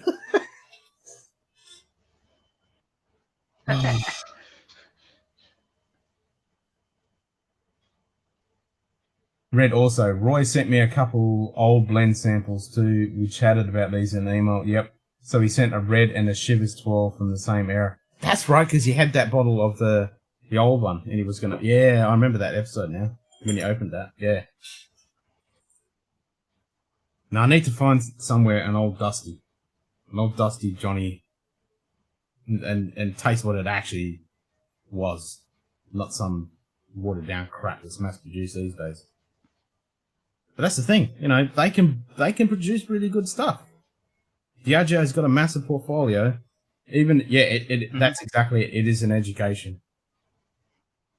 And I'm really bummed out because my dad, like, I've known him my whole life. He didn't drink, but I think before I came on the scene, I think he had a little tipple every now and then of Johnny Walker Red. And he's got one of those old school bottles of the Walking Man with the hat you take off to open it. And it's a ceramic one. But he said, that's cool. I remember him saying, because I asked him about it years and years ago, and I said, did you used to drink that? And he said, no, I just like the bottle, and I gave the liquid to someone else. And I'm like, oh, because that would be 1970s era Johnny Walker Red. I'm like, fuck, imagine if he'd kept that sealed, and I would have inherited that. Oh. Damn. But I still get the bottle. But, yeah, the liquid would have definitely been an education. Yeah. And it could have been, you know. I did that accidentally, and similar to that. Yep. This is all 60, early 70s. Because you ever heard of Rittenhouse? A Rittenhouse 25? Yeah, the Rittenhouse, yep. Early 70s distilleries. Back then, there were different barleys, different 25-year-old, more direct-fired stills, totally direct sherry industry, different bourbon. Yeah, totally. Everything was completely different. And the industry wasn't as massive as what it is, because back in the 80s, it actually a bit of a slump. Fascinating. The Shivers probably the late 50s to still at even. Yeah, so there you go. Completely different era. And I love that about whiskey, because you're tasting history. It's so fucking awesome. And I'm a huge history nut, so I love getting into the history of this stuff. I think the regulations are different too. Yep. Yeah. Yep. But the market in general is completely different. Nah, completely different world. But yeah, Johnny Walker, you can make decent spirit. Get onto it. Bring more of this kind of stuff out, because this is actually nice. Like I had the Linkwood, and it would have had the Linkwood and no, I didn't. Yeah, was it Linkwood and Clynelish last night? No, sorry, I had the Glencadam and then the Linkwood, or vice versa. But this has definitely got one of those, Linkwood or Clynelish in there. I think it definitely has got some of that Clynelish. It's got that waxy coating on the palate. It doesn't hang around for too long, but it is there once you swallow it. You can feel that coating. It's got that richness in it. Pretty sure the Johnny Walker is a lock bottling. Has to be stuff older than 12 in it, and can't be super high grain either. Yeah.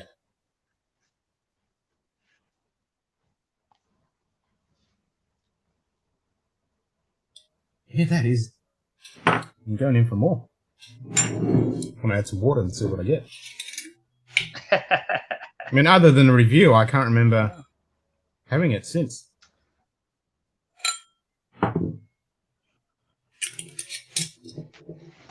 It's actually good. I've said that like 5 times, but it really is. You're gonna make them sell a lot more now saying that.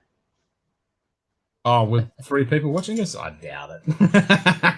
But I'm gonna go grab another bottle. Hopefully there's still some left. Yeah. Yep, more of that grainy note, grainy herbal grass note coming out now. With a bit of water. I mean, it's probably still chill filtered, but Yeah, the next 2 months I should have my whiskey display built. So I'm working on it with my carpenter guy right now. We just gotta build it. Nice.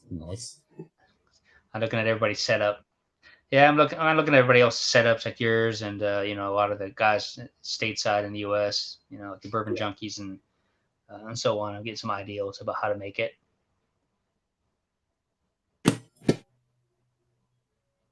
Yeah, it doesn't say anywhere about chill filtration coloring. It's DRJ, they're going to color it no matter what, but nothing about chill filtration. But I wouldn't expect them to actually filter this, being 51.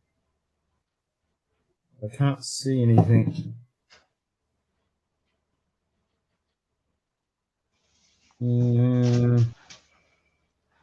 Oh, here we go. There's some fucking small print down here. A rich and complex whiskey with notes of sweet dried fruit, yeah.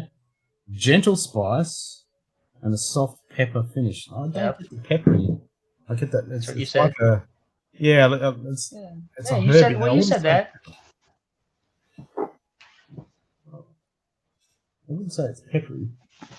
But you did say it had a little bite to it a little bit. You said something like that. On the You said it nose. wasn't It's strong, got though. that It was little light. ABV kind of spicy note, but not a real. Oh, okay. I know. That's why I said that more basil kind of dried spice kind of thing. Oh, okay. Even though that's more of a herb, but Every time you say spicy, I'm always thinking of rye. I'm thinking of rye because I'm a big rye fan. Definitely not stateside in the like US. that. No.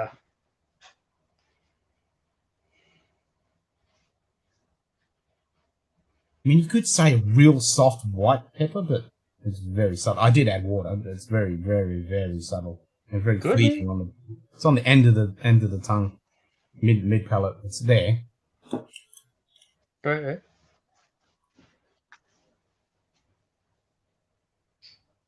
Yeah, it's nothing like red or black or double black. It's not tastes like whiskey. It's actually got some stuff going on in there. It's not just water. It tastes good. Flavored water. Yeah, it tastes good. Exactly. Yep. That's it. We were all quite shocked. And the only thing you mixed it with was water. Yep. That's the only thing you mixed it with instead of Coke, water a little bit. Yeah, none of that funny. bloody bullshit. Yeah.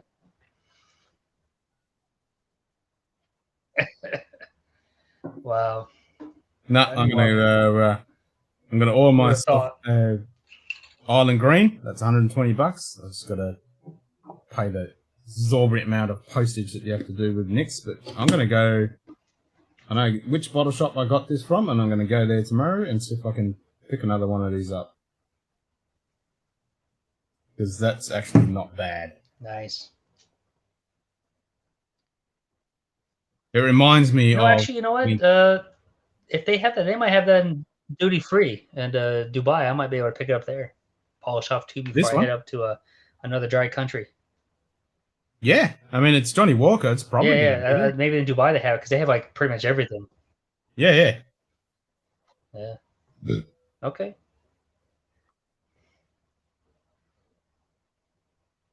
Inspired by original whiskey, Old Highland whiskey. Yeah. So it just goes to show what they have. Okay, good. I like Highland stuff. Yeah. So Johnny Walker & Son celebratory blend is inspired by one of those breakthrough moments of the release of Old Highland whiskey in the 1860s that took our whiskey from Scotland to the four corners of the world. with more whiskey being sold overseas. The iconic design of the square bottle, blah, blah, blah. So raise a glass to the next 200 years. Well, if you make stuff like this, I will actually buy Johnny Walker other than the green. Here we go. I didn't even read this on the fucking episode. Yeah, me The too. complex blend is inspired by flavors found in stock books from the Walker family's grocery store in the 1860s and uses whiskies from distilleries that were operating at that time. So that's definitely going to be Cardu. The blend's unique strength is similar to that of our old Highland whiskey sold during that era. Johnny Walker Style's celebratory blend is a sensorial journey featuring notes of sweet dried raisins, subtle spice, with development into hints of roasted nuts, gentle peat. Oh, I don't know about the peat bit. With a soft pepper finish. It celebrates the historic moment in the Johnny Walker. I wouldn't say peat, but that dried grass could be interpreted as a peaty thing. Right. I get that. It's similar to what you get in like a Clynelish, Linkwood, Glenkinchie. It's that, like the Deanston 15. It's that honey dried oats.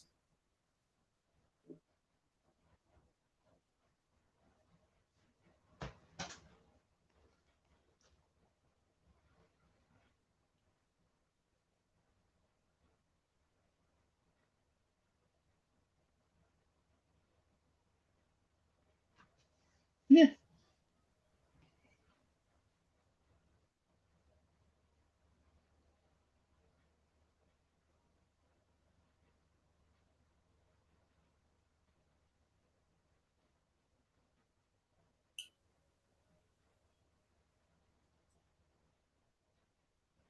Yeah, if you leave it on the palate for a little bit, you do get a little bit of heat Good right stuff. at the end. But it's right at the front of the top of the palate. And then that nice little bit of malted honey just continues on.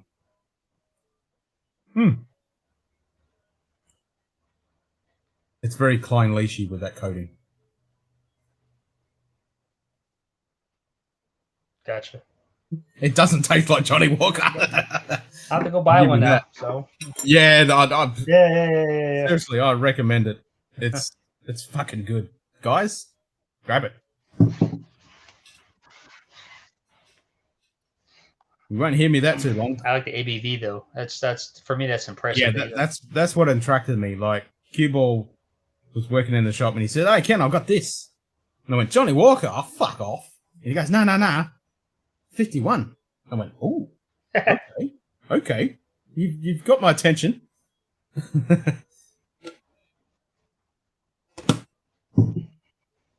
thought, okay. And then I thought nothing of it. And it's been... ABV is like a 55 is usually so. Yeah. But this doesn't. On the nose, you do get a little bit of AB kick, but it's on the edges. It doesn't. If you shove your nose right in there, it's going to burn. But it's not super offensive. And on the palate, it doesn't come through. It's that little bit of finish on the end of the tongue, which you could interpret as a pepper, which is that little ABV kick. Have you tried Deanston 9-year-old-a-day red wine cask matured? That was released a few years ago. No, I have not tried that. The only Deanston I've tried is the only one I've got, which is the 15 organic, which I actually really do enjoy. It's quite nice, but I know that's not a typical Deanston. But a Bordeaux red wine? Yeah, that sounds pretty damn good. I do like wine, and you add those two together, whiskey and wine, you've got my attention. Yep. 100% right in that. Yep. That's why I love that bloody red spot with that St. Julian wine finish. Fuck, that is good. They've done that really well. And that's one thing with Australian wine, whiskies, because most of the casks that they can get really accessible are wine. You know, as you know, we've got a massive wine industry in Australia. So a lot of the Aussie distilleries get wine. So it's kind of overdone. Everything's finished in wine, this, wine, that. And it can be overpowering. Some of the Aussie whiskies, I think it's overcooked. which I understand because, you know, that's only the cask I can get. Yeah, man, that sounds like an amazing release. That sounds like an amazing... Because that's not very often that they do it in red wine. It's typically white wines. So to be done in a Bordeaux, I mean, that's... Like a Chardonnay or something? Unique. Second?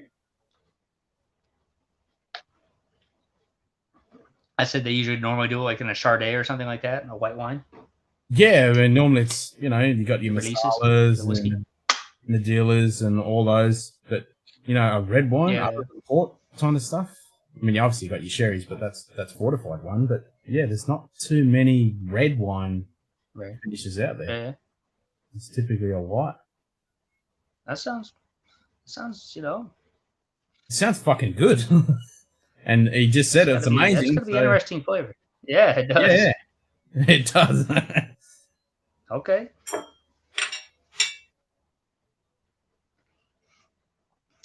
Write that down. Check it out. Yep, add it to the list.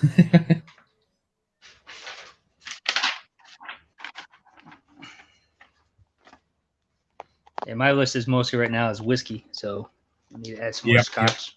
So.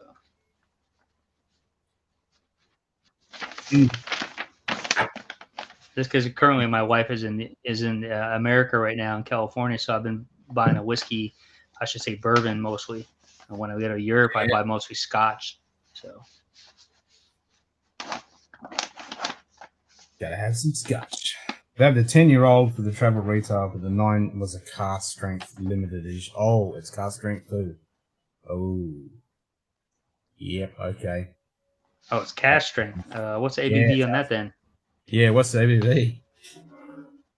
Now that's even better. That's cask strength. Fuck yeah.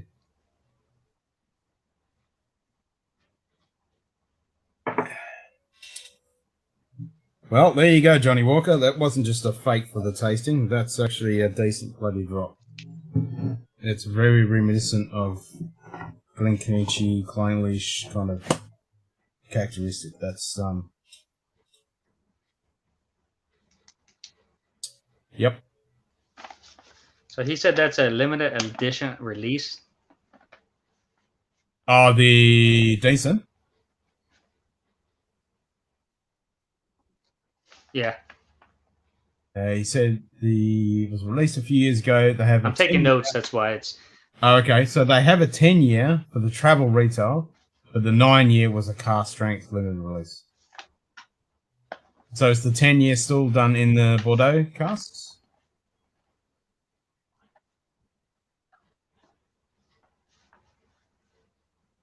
So it sounds like, yeah, the 9-year-old was probably not the cask strength.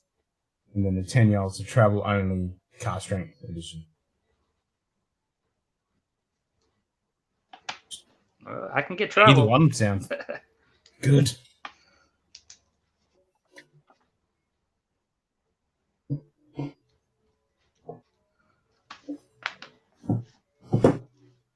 Actually, I'm going to leave that out to remind me tomorrow to go pick up another bottle of that. Because it is a limited thing, so I shall acquire another one. And I think the missus will actually like that. Or she'd like anything, and now she likes Pete, so she'll fucking drink it. Alright, since we're talking Deanston, let's do some Deanston.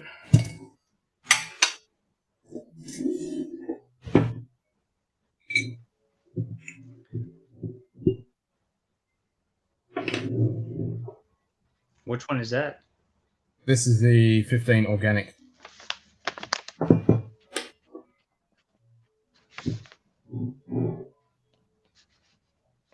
Okay.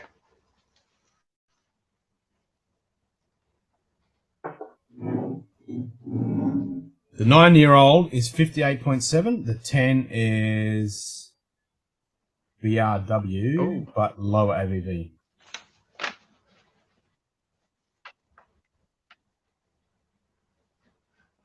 There you go. I'll stick to the 58.7.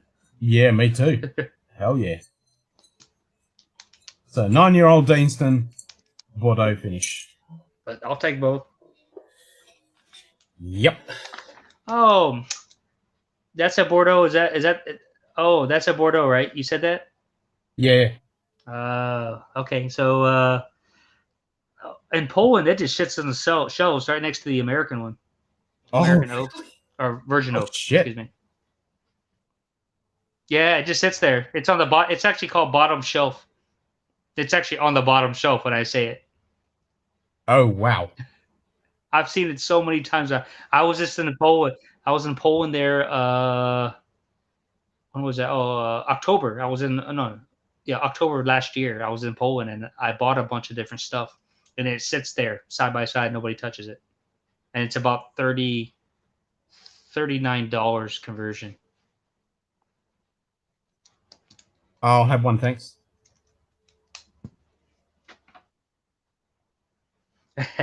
I might go buy all of them because they have it on sale sometimes at a French company, but it's in Poland. It's called Champ, and they really have great deals on their Scotch.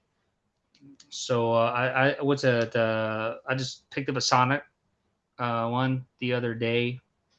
I think it cost me $120 for. Oh, okay. Okay, so the 9-year-old is the 58.7. The 10 normally they're close to 200. Bordeaux red wine, but it's the low ABV. Okay, so the 9's a good one. The 10 is the same, but low ABV. Okay. Buy them all. Okay, they probably have the 10 then. That 9 will probably be hard to find, but yeah, buy them all. He says. I'll look at it. Yeah, go ahead. Yep, buy them all.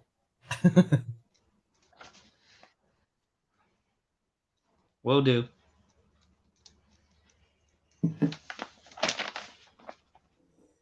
Sounds delicious.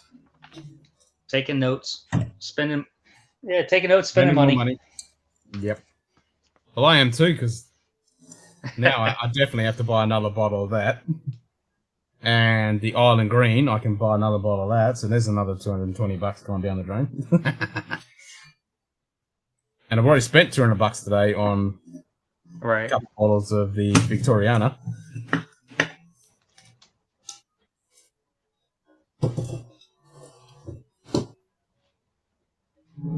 Let's put a couple of bottles away. Like I said, it's amazing. But you got the 9 cask strength, yeah?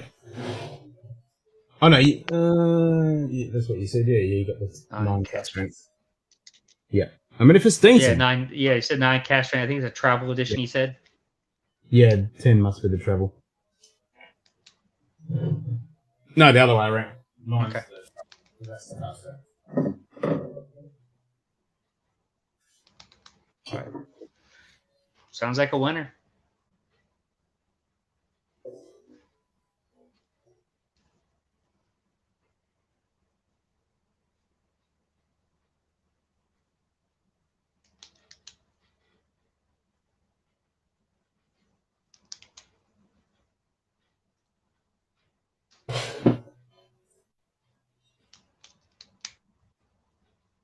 It was, in my opinion, one of the best released whiskies in 2018. Okay. Yep. You've sold me.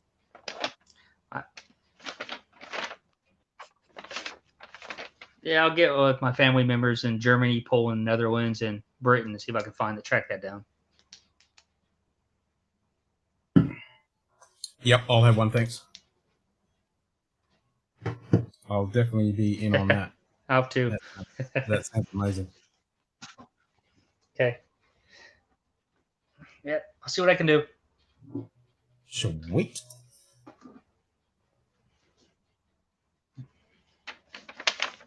Yeah, I'm still astonished at that Johnny Walker. I mean, fucking hell. Can't believe I'm saying Johnny Walker good. Yeah. That reminds me like when I was in high school, Johnny Walker Red.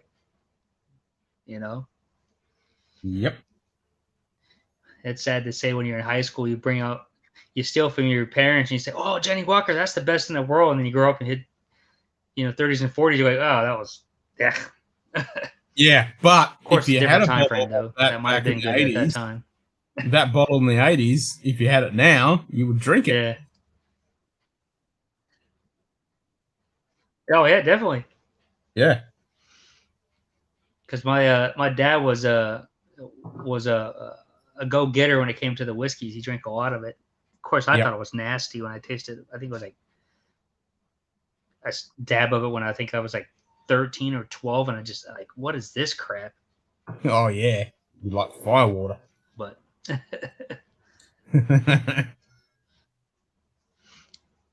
yeah, it's definitely an acquired thing. but other than that, yeah, definitely 100%.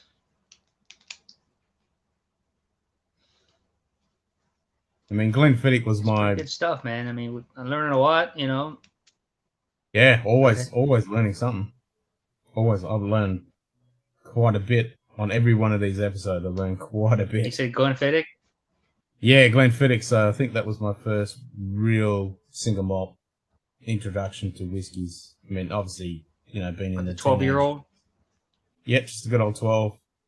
Got gifted a few bottles of it. Bought a couple. Yeah. And it was kind of a mixed bag. I think You I still said can't this. go wrong with that. That's actually a good entry point. Yeah. We did an episode, and it's Yeah. actually we gave it a really good review because it's good. It's actually decent. But I love that that green apple sour kind of note, kind of unique to it. And I think I said it last night Yeah. or an episode before. Drinking the shit like bloody cheap nasty beans and Daniels and all that stuff, and getting messed up as you do when you're in the Yes. alcohol drinking age. And so every single time it'd be like a mixed bag. Most of the time I'd actually have a little sip and a glass of, wouldn't have it with ice or anything because I didn't like it. I didn't like the taste of Glenfiddich with ice or anything like that. But every time I'd have it, I'm like, yeah, this is actually all right. But every now and then we're like, oh man, I actually don't like this. It's kind of ugh. Because it'd take me back to, being messed up on some crappy whiskey and, throwing your ring up and regretting that you'd been alive. And so it would take me every now and then that moment to go, okay, this is just alcohol that you're already getting offended to because you messed yourself up so much, as we all have done. And then on my 30th, I had a bottle unopened, Glenfiddich 12. And I remember I just woke up and grabbed the bottle, popped it, and took a chug and just sat there the whole day just swigging on that. And I'm like, yep, this is actually not too bad. But then I had Glenlivet 12 and I went, oh, actually, this is actually quite interesting. I don't mind this. This is whiskey. Okay. And I've been hooked ever since. Nice. Yeah, So Pilgrim just said, my whiskey of the year 2018, Glenmorangie. Edredor 12-year-old. Yep. And that's when you said about the... I just talked to you about 18-year-old. Yeah. Yep. Grabbed it. Any of the Edredors, like at the moment, everyone is raving about Edredor. So I need to get myself some. Because, yeah. Mine's actually a travel exclusive. Oh, even better. Grab that shit. So you were saying Glenmorangie? Yeah. Because that's what I started on. You did the Glenfiddich 12. I started on that, the 10. Yep. The 10-year-old based. Which is... That's what I grew up on. And I enjoy that to this day. It's not bad. Oh, yeah. I've had heaps of Glenmorangies, but I've never actually had a bottle of the Glenmorangie 10 until a few months back. Fuck it. I need to actually get a bottle of this instead of buying all their other expressions. So now I've got a 10, and we did a review on it. Yeah. Catalonia or a decanter? I enjoy it. I mean, I go back to it. It's a good... Yeah, it's actually good. It's a really good one to introduce to people. He says decanter? Jason just said which one? He said decanter or what? I didn't hear that. He said Caledonia or a decanter. Caledonia.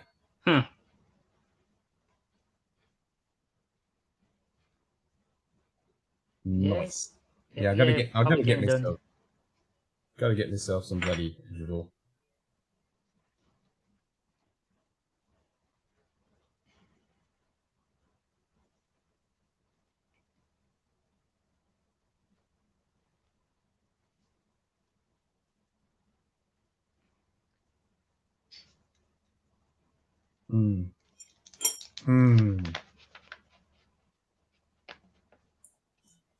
This 15 has got a lovely... Still enjoying it, huh?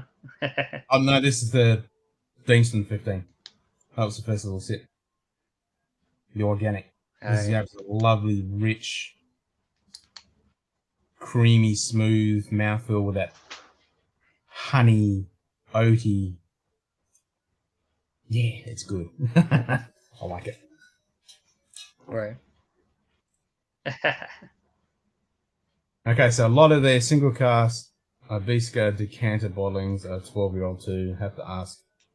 And then Pilgrim said 2019 was Anok 24 and 2020 was Redbreast 15. Yep, Anok 24 is a lovely whiskey, and that is one I've definitely got on my shopping cart list to push the button on. Another sample from Roy. Yep. Just don't buy Anok 2007. Seriously. Do not buy that. It is fucking shit. We're really disappointed with Anok. And they follow us on bloody Instagram. And we pulled the piss out of them on that episode. We're like, what are you doing, Anok? We love Anok 12. We drink that like water. And the Pete Hart was good, but it's overpriced. And then we got that 2007 and we're like, nah, what are you doing? It's horrible. It's there. It's like dishwashing. It's like watered down dishwashing liquid. It's really not good.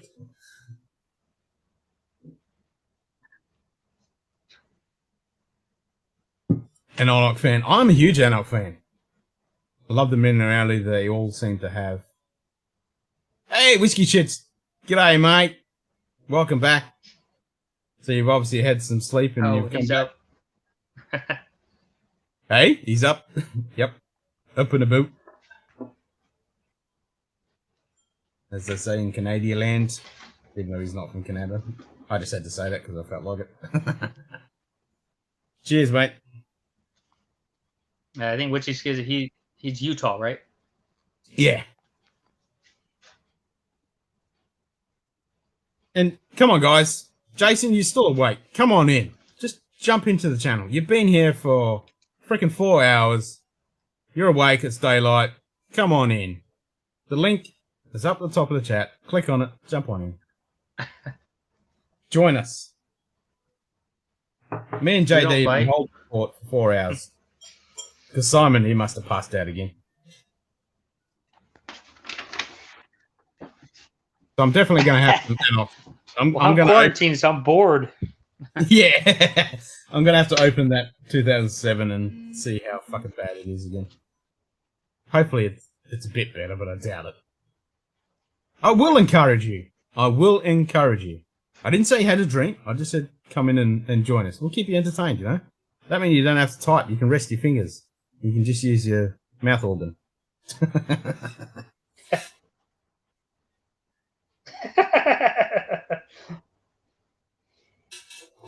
Tried a 35-year-old Anok at a festival. Oh, fuck.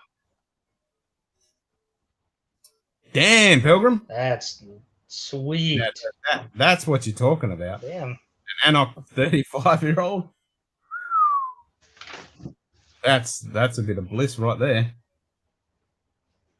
You're doing stuff in the background. You're actually working. You're trying to solder and not look over and cook your finger.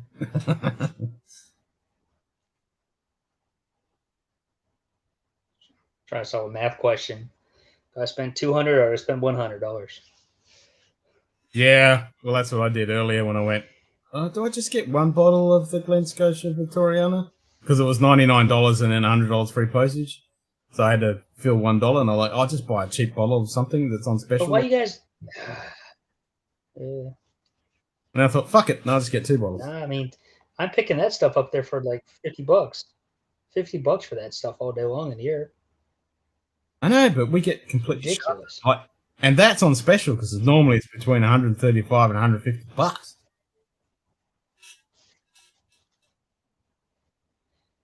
Like I mean, I saw they have a cash strength one there from the distiller one. Oh, That was I think 65. dang. And then like you said, the Victorian, that's running 50 to 55 maybe, depends on where you're at. And then I think that what's the other one that is it an oak one? They have a lower one. I can't remember that. That's just on the shelves for $35 all day. Shit. God damn. I pass it up all the time. I know I pass it up all the time. Well, you would, but me, I'm like, It just sits there. I mean, I'll have it. I know. But it's like the other way around. Like I go to other places, I can't get this stuff, so I load up and go bankrupt. Yeah, well, that's what I'm thinking. I'm like, you're ratting all these bottles off that you can get for cheap price. I'm like, I'm gonna get divorced.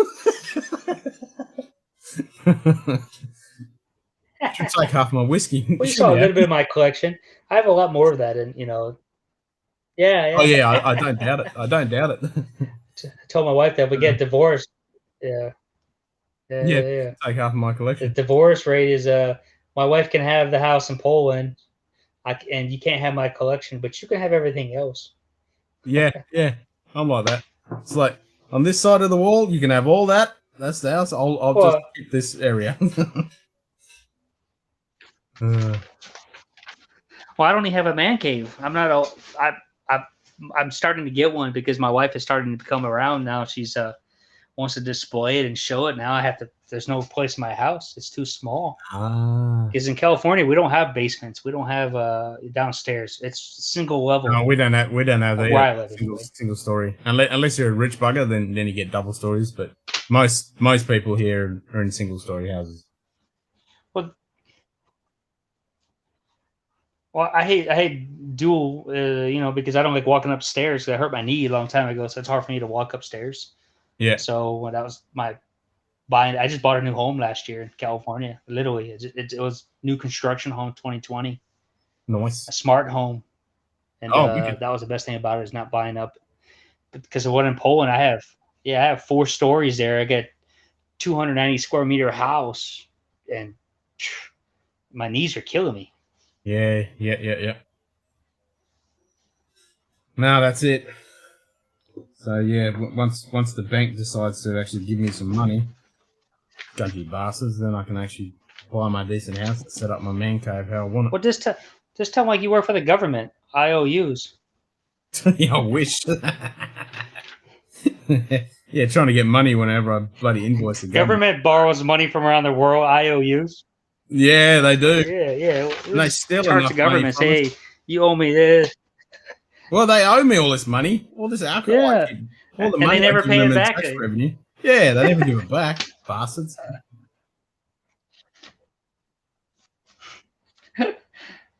That's one thing I hate about California. It's the highest tax bracket there is in California. That's why, I work abroad because I don't pay taxes too much. Yeah. That's why it's quite a bit of savings. It's almost like your alcohol tax, what I say. Yeah. Yep. That's why I went bugging out of California. So, Whiskey Pilgrim, I had a sample of a Del Ewan 34 cask strength, the RJ Special Release 2015 that was also fucking amazing. I bet it was. Stop flexing, Pilgrim. It's not fair. If you're going to flex like that, you got to come in here and flex.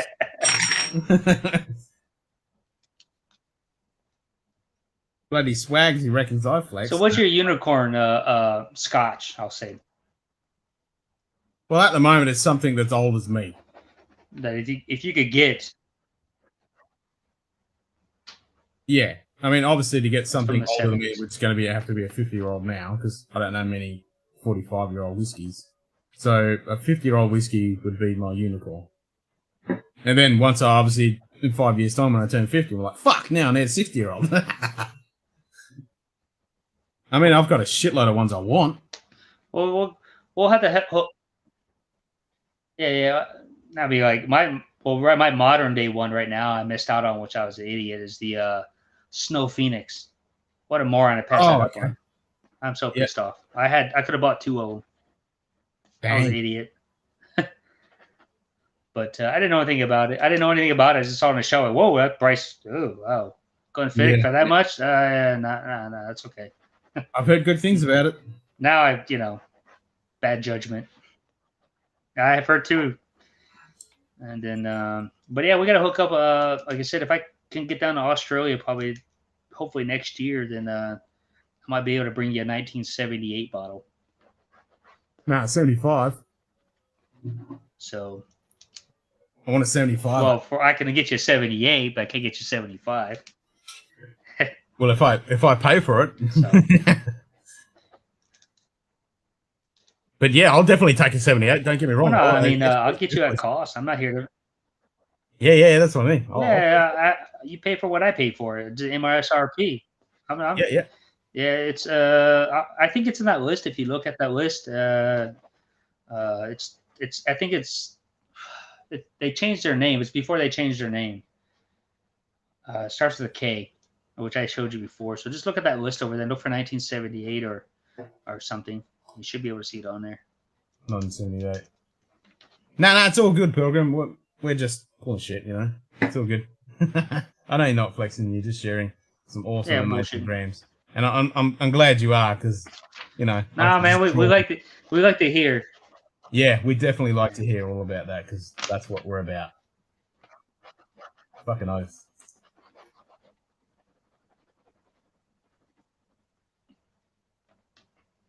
We can all drool and appreciate those lovely drams. Yep, exactly. Flex away to your heart's content. Because then occasionally you'll come up with one and like, yeah, I've had that. That was fucking amazing. So what am I looking for? Did I put a year in 1978? Oh, here we go. Found it.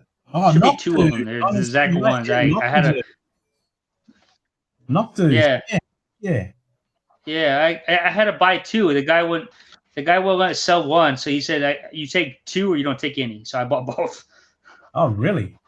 Yeah, no, Noctu is actually nice. I've had a little sample of Noctu. That is honey oat to the nth degree. It's so honey and oaty. It's fucking beautiful. Yeah. So I can imagine a 1978 bottling being. Yeah, we'll have to hook up when I go to. Yeah, it was. So yeah, we'll have to hook up, and like I said, if I come your way, I'll bring the bottle with me and go ahead and meet up. Yeah, shit yeah. We can all flex. Oh, we can definitely all flex. I don't mind. Yeah.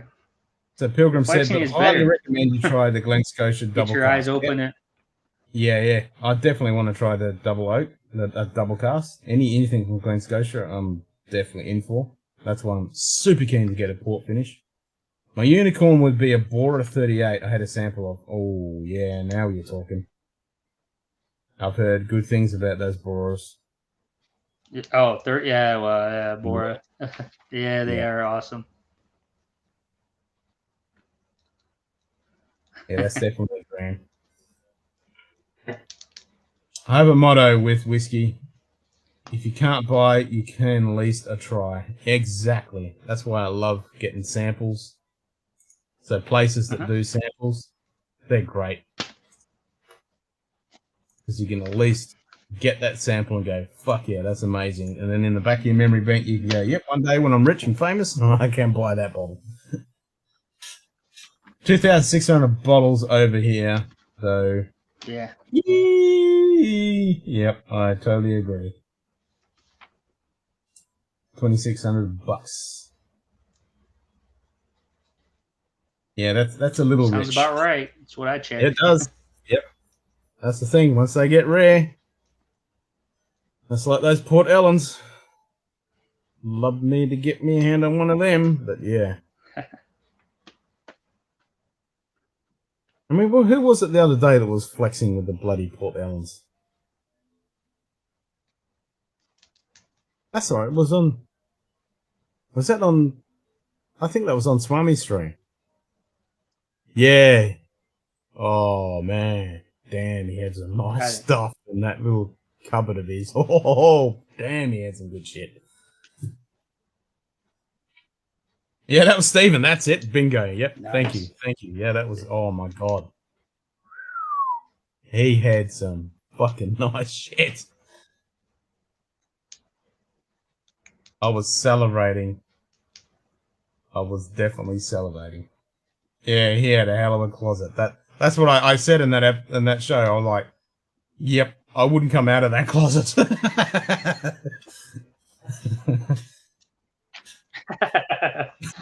Nice.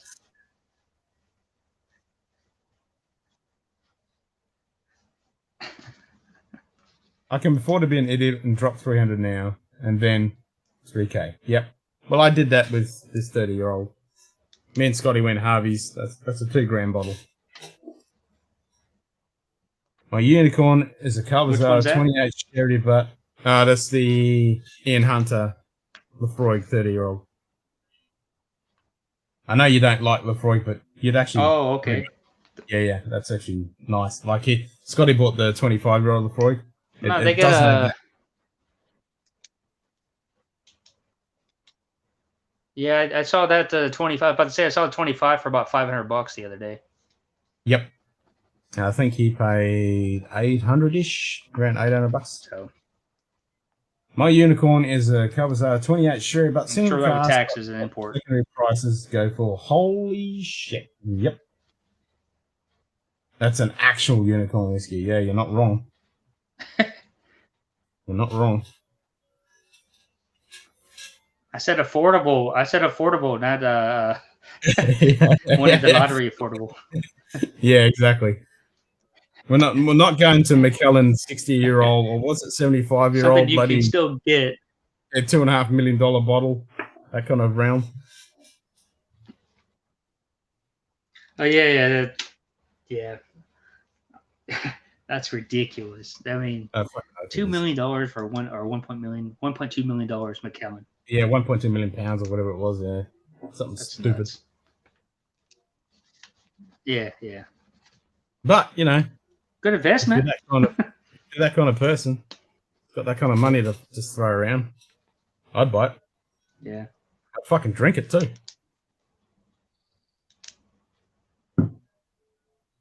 Why not? Fucking oath. There's no point in having it and just selling it or whatever. It's like, if you're one of those kind of people that has to buy that, hang on to it, and then sell it as an investment or that, what's the point? I want to be one of those people with the fuck you money that could just buy that and literally just sign the check or whatever and grab the bottle and go, yep, awesome. Crack that fucker and cheers. That's fuck you money. Knowing me, I'll get so excited. I'll drop the bottle after I paid $1.2 million and drop it on the ground and shatter it. Nah, but if you had that kind of money, you wouldn't. It'd be just nothing. It'd be nothing. Like if you had Bezos or Musk or one of those kind of folks, it's nothing. Yeah, man. I think my best bottle is like I told you, the Rittenhouse 25-year-old. Yeah. That is a good flex. I mean, that's a flex if you've got that kind of fuck you money.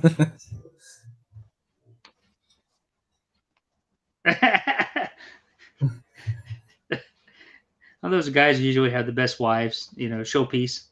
Oh yeah, Not committed. It's a piece of artwork. Yeah. But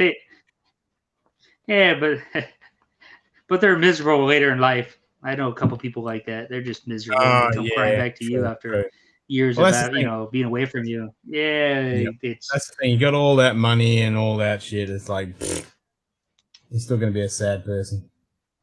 An unopened bottle of that would buy you a whole new life, but that you would never know it tasted like, which is heaven.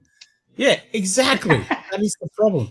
So whenever I look at these really expensive bottles, like I never look at it because I'm like, nah, fuck that. I want two.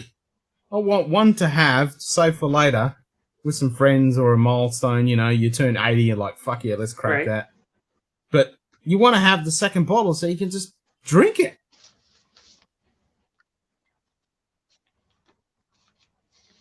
That's where if you've got that fuck you money, then you can go, it's only 1.2, that's pocket change, I'll make that in 10 seconds. So you can just crack it and have it with some friends. 60 euros for a 4 centiliter? I would totally throw that 60 euros over and like, yep, I can understand why you almost smashed that bottle. I would totally do that. Hell yeah. Hell yeah. I would like, yep, here's another one. Here's another one. You only live once. And that's the thing. Like you've just said, you're never going to forget that experience. You're never, ever going to forget that experience. Oh, never. And that's what it's about. That's like when I was in Germany. I was only a young every lad. time I look at the extra ones I have, exactly. Yeah. Yep. Go ahead. And I had ordered in a bar. I can't even remember where it was in Germany somewhere. But I ordered a Glenlivet 18 and had it in the bar in Germany. And I'll never forget that. That was amazing. I felt like a real big boy. I bought a whiskey at a bar, an 18-year-old. I was all flashing shit. And now I'll be like, oh, give me that 45-year-old. You gotta have memories like that, you know. I've got a lot of memories. Yeah, you gotta have those memories. 45-year-old. Yeah, give me that 45-year-old something or other. Just leave the bottle.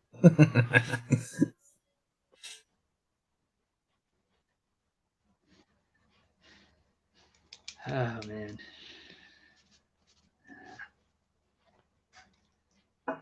A bottle of that is around 10,000 euros, and at least today, but damn, what a Dram memory. Exactly.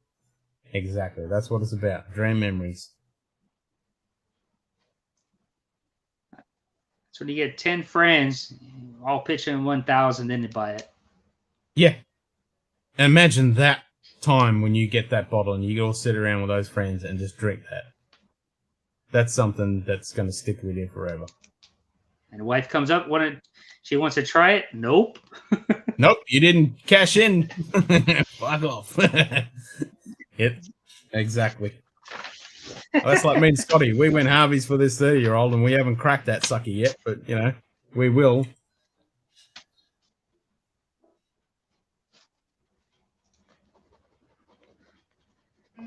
Yeah, 70 mil. That's a decent bloody dram. 60 euros. Fuck yeah.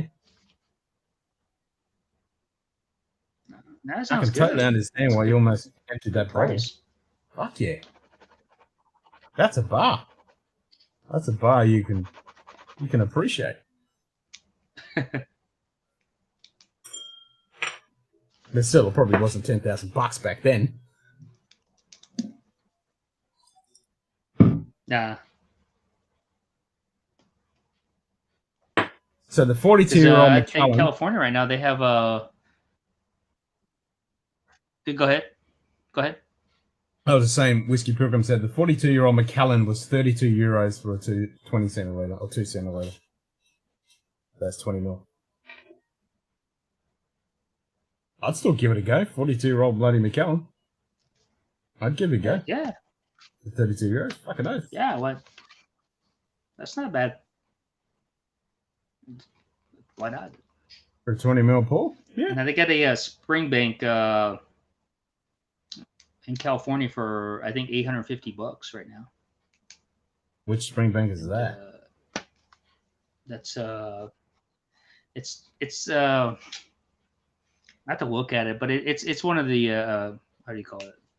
Not the Springbank directly. It's Independent bottling. My mind blank right now.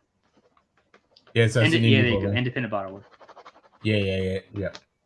So it'd be a like a signatory. Correct. Similar, Yeah. but it's not signatory. But yeah. Yeah. One of those. Yeah. And Jason said, "How else are you ever going to try one?" Exactly. That's why I love these websites that do lots of, they'll get a bottle in and they'll just throw that bottle into 30ml samples, and then on the website, when you're buying a couple of bottles, and you go to the samples, and you're like, oh, that's a nice sample. Yep, I'll have one of them. I'll have one of them. I'll have one of them.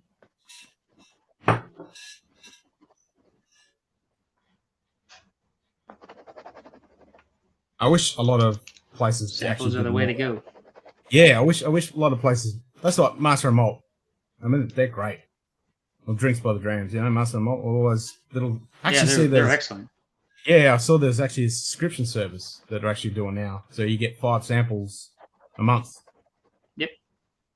So I saw one guy he actually reviewed it, and I've got the website listed up there, and I was like, I could get in on that. That would actually be alright. You have over 100 samples piled up. And what are the distillers now? Yeah. Yep. Whoa. 100 samples. 100 samples. Yeah. Damn. I've got not many samples left now. I mean, I've done a lot of, since the beer bug hit, I've done quite a few online tasting samples. So the Brook Lady one was pretty good. The Bladnock samples, they're amazing. Because they even gave you some of the new make. But the lime burners. Right. The lime burners online tasting, that was the best. So Cameron Syme, he's I don't know if you seen the episode I did. I went down and interviewed him, and it's like an hour-long episode. But the samples that they bring out, they're 100 mils with the little cork bottle, and he has to import these by pallet from France, and you can't get them. These are perfect little 100 ml bottles. Wow. And I've been looking for ages to find 100 ml, 200 ml Nice. would be good. Yeah, 200 ml corked bottle. So when your bottle gets down to half, you can just go, yep, just pour that in there and then seal it so you're not evaporating the living shit out of it.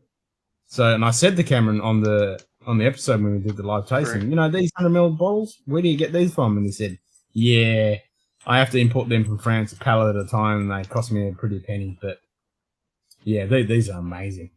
I just wish I could find somewhere I could buy, a shitload of these little bottles. That'd be great.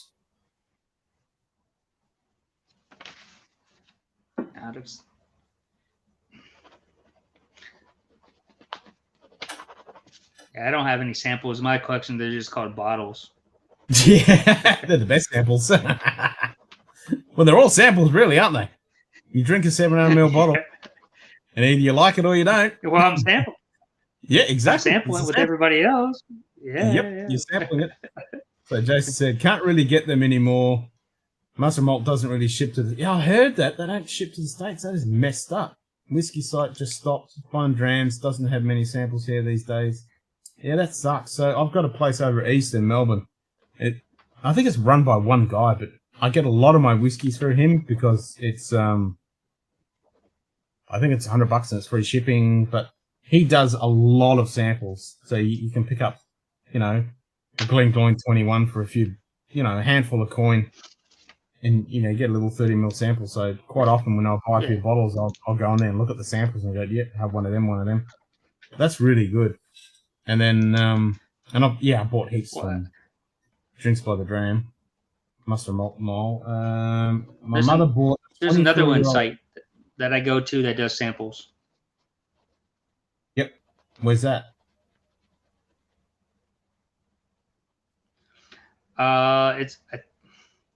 I'll send you the link. Let me look at it right now. But it's actually I could do this. They do a lot of samples and their price points are very on. I don't know if they ship to your neck of the woods. So let me just check right here. I'll get back to you while you're speaking. Yep. So whiskey. My mother bought a 24-year-old small batch Delmore from the Cadenhead for £90 in 2016 in Campbelltown at cask strength. Ooh. So that would actually be a decent Delmore. Yeah, I'm a big fan of independent Delmores. That's the same thing with Mortlach. If you get an indie bottle of Mortlach, it's freaking amazing. I've got the finer rare and it's a bit for what you pay for it. It's ridiculous, but I've got a Gordon MacPhail Mortlach up there, which I haven't popped that sucker yet. I'm keen to crack that. The Delmore is so good. Or bourbon. I got the website.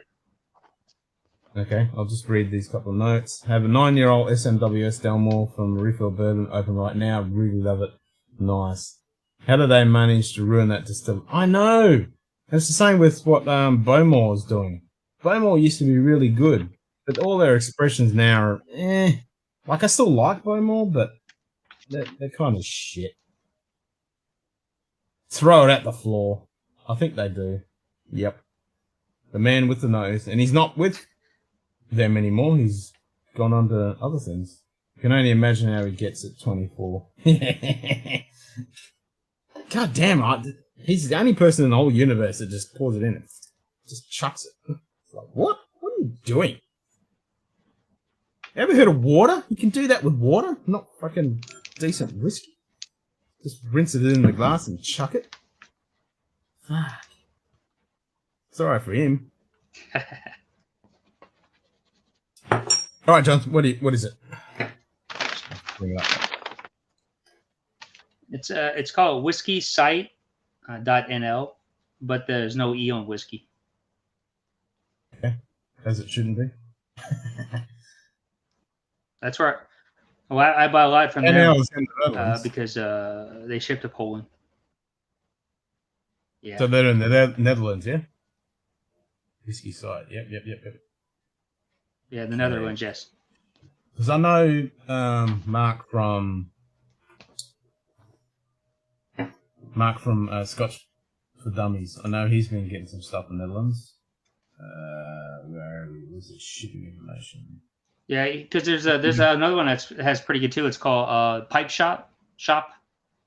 That one's a pretty good one too. I get from the other ones, and this one. They seem to be. There's a bunch more, but those are the ones I shop at, and they have pretty good everything. They have a lot of the older stuff that you're looking for in this shop right here. If you actually just Google anything that you want, just put in that name brand, watch how much stuff pops up. It's ridiculous. Oh, sweet. Oh, I hear you, Jason. You just and said they do samples. I used to order there a lot, and I'm just seeing in bid reg fucking lettering. We do not ship to the United States of America. So I went to the shipping information outside of EU. We can ship outside of the EU using DHL Express to the following countries. And the first country that pops up, Australia. So I feel for you, Jason, but you've got 100 samples in there, so I don't feel too bad. you need to get rid of some, make it 95. Yeah, exactly. Okay, so I can buy a bunch of samples and I won't get hit too bad with customs tax and all that bullshit. Oh, sweet. Thanks, man. I shall, yeah, if they do samples. Yeah, that's why I buy a lot of my stuff. Oh, sweet. Yep, well, they ship to Oz, so I'm fucking happy with that. Oh, I just saw Bushmill 16 for £60. Or 60 euros. Fuck yes. Oh, want to have a storage? Yeah. And go to their monthly specials too. Oh, yeah. Oh, Compass Box Transistor. They got that Balmore right now. Yeah, I got that one. I just bought 2 of those. It's actually, I think if I remember right, it's beer-based barrels that they put it in. Ah, I haven't heard of that. The cask of beer. No description. Well, that's no fun. Okay, I can see myself throwing some. Yeah, I had to Google that, and it says I think it's beer based. Oh, okay. Oh, sorry, man. Going to go bankrupt now. I'm already broke. It's all good. I'll just keep buying. Drown my sorrows in whiskey. I'll be happy. Oh, sweet. Nice. That's of December. I had an order in when they stopped, had to cancel and refund. Oh, shit. That sucks. That sucks, man. That sucks. Yeah. I feel for you guys. I mean, Master and Malt, can't get them anymore. We can't get these guys. Yeah, that's rough.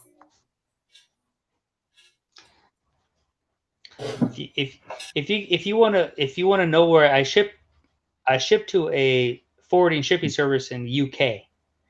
That's how I get my stuff. And they ship a lot of stuff. They'll actually consolidate your stuff and ship it to you.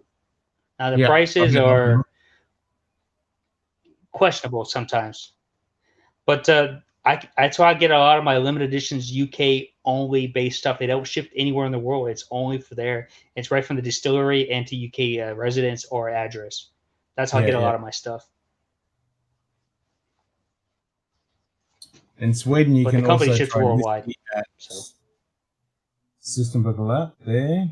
Fine. Then again, the back seat of the police car is not that comfy. True.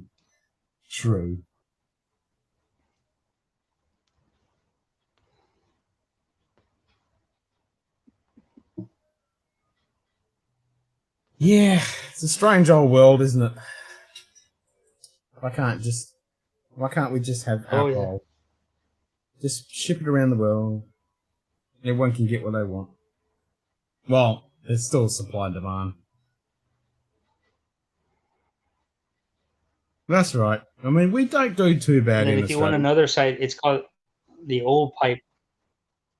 Old Pipe. Yeah, so the oldpipe.com.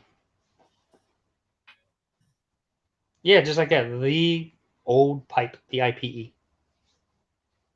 .com.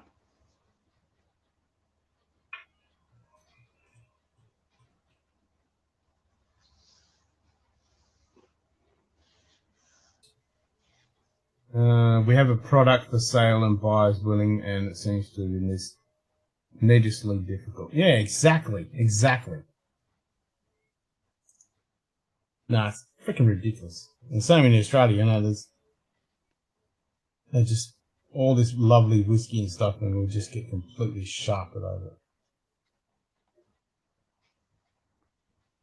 Right, it's so painful trying to import a bottle of whiskey into Australia because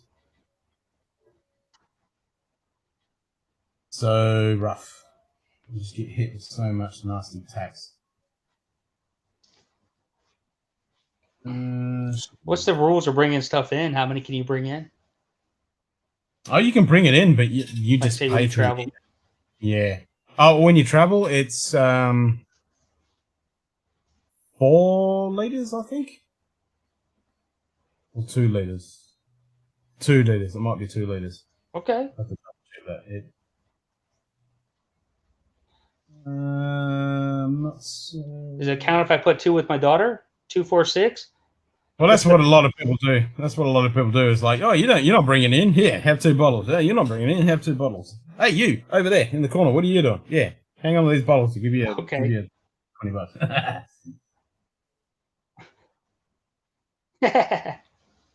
I'm not seeing Australia.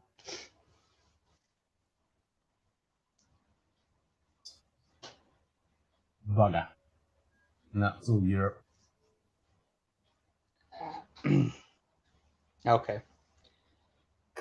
That's the old disadvantage. I get a lot of the older products line. Yeah. They get a lot of old stuff that I research there, and I go search other places sometimes. So Yep. They have a pretty good product line. This side in the Netherlands, yeah. Let's do it. Let's see what I can find. But you look at the price and you go, oh, that's good, and then you order it, and then the Netherlands sends you a thing sends you an email, and it's Australian Customs like, okay, now you got to pay another $200. Ah! It hurts. It's a gift. It's glassware. It only costs $200.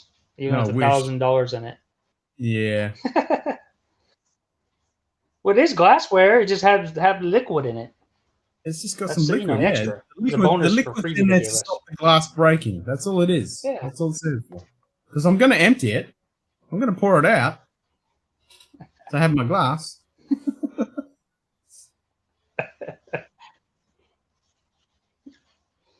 Oh.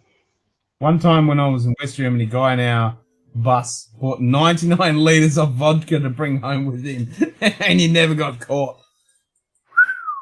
Damn, 99 litres. Whiskey sales can be amazing, though. Paid $125 USD for a Red Vest 21. €74 for a Glendronach 18. Oh, Longrow 18 for $99. Galila 25 for $119. Yeah, that's all great until you try to bring it into Australia and the government goes, "Oh, you got some alcohol, have you? Hand over your wallet and then bend over."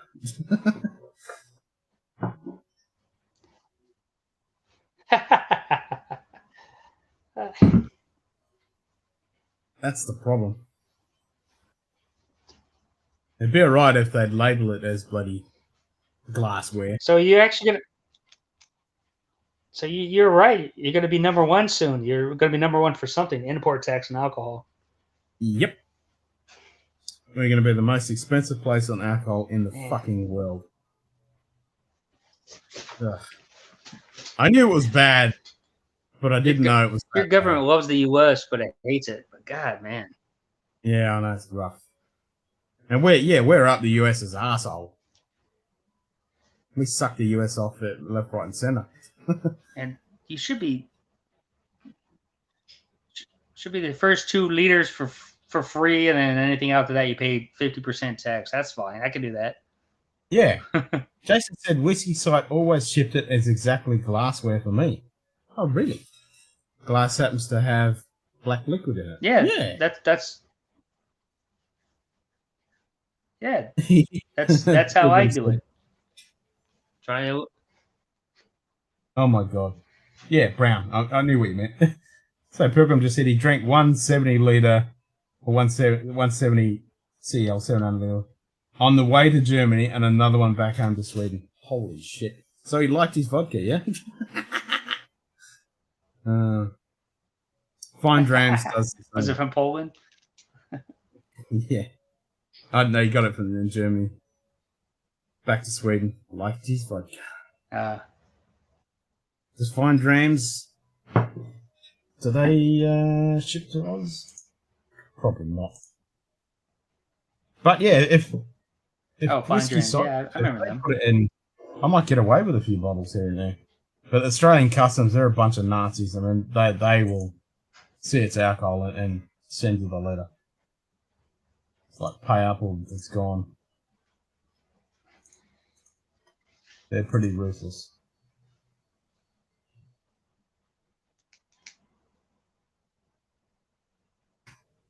I need to have a friend in customs that'll just let it slide through. That'd be so good.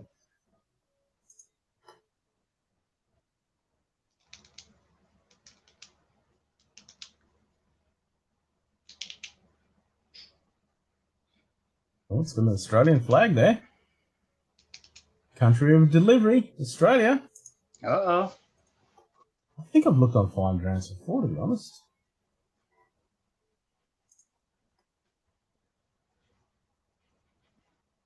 Would you like to deliver to Australia? How much is it going to cost me? 1 kilo, approximately 10. Oh, they do. $1. $1. $1. I love you long time. So 1 kilo is going to cost me €35. Yeesh. But, you know. It's a pretty hefty price on the. Yeah, that's the problem. Australia, trying to get stuff to Oz is not the cheapest thing in the universe, but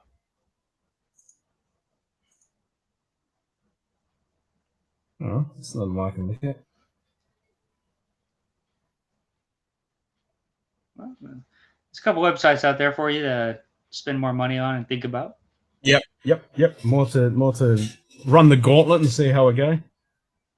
See how much I get shafted with. Yeah.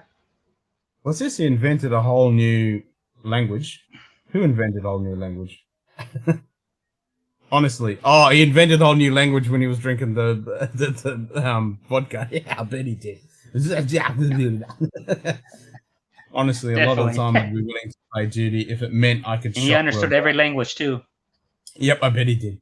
Oh no, only order overseas stuff that I can't get. Yeah, that's it. That's what I want to get. I want to get the stuff that I can't get, and I'm not getting completely shafted with. I want to get it. One bottle for Fine Drams to me is $24.35. Isn't awful. Yeah, that's $35, €35, and then I got to convert that. So you're looking at just about like You 40 something bucks, which isn't bad for 1 liter, 1 kilo. They said 1 kilo. Let's go by weight. So I'm looking at it. It's weight, so up to 1 kilo, which is 1 bottle, is €35. Oh, so this is in Denmark. how much is Yeah. 2 bottles? Does it show you that? Yeah, it goes up to 1, 2, 3, 4, 5, 6, 7, 8, 9, all up to 100 kilos. So if you're going to do 100 Okay. kilos, you're looking at 900 Sometimes they have euros. those deals where it's Wow. Okay. Yeah. So when we pack the order, we include a delivery note in the box. It shows a list of items that are sent without prices or amounts. An invoice will be sent to email when the order is sent. Yeah. But they're still going to see alcohol. They're going to open it. They're going to see the ABV count, and they're going to send me a bill. That's what we get done with.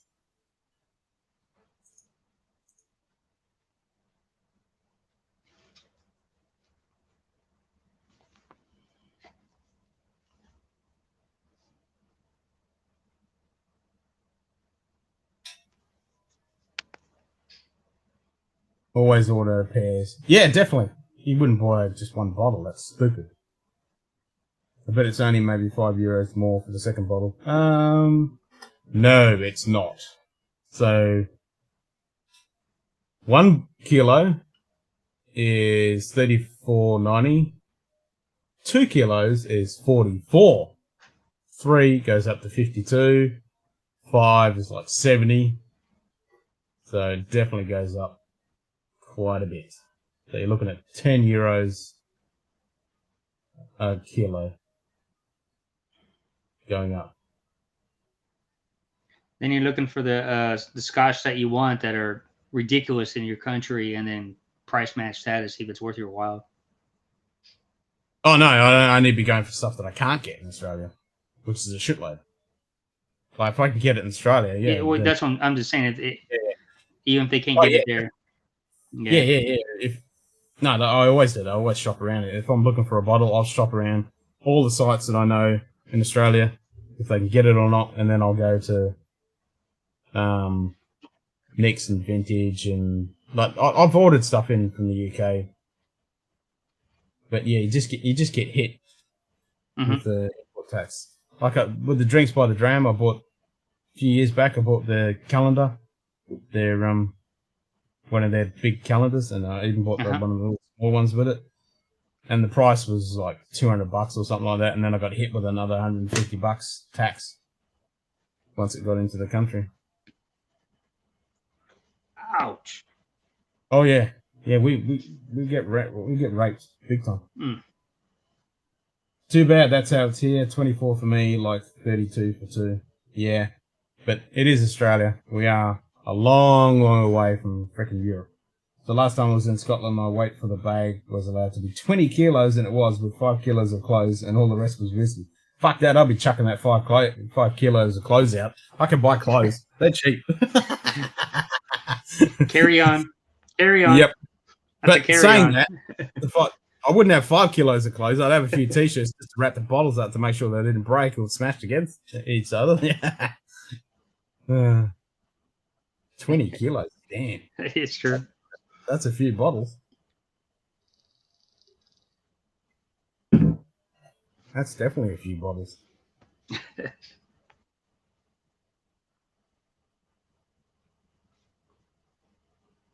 Yep, 5 kilos of clothes just sounds like it's minimal for cushioning. That's exactly what I'd be using it for.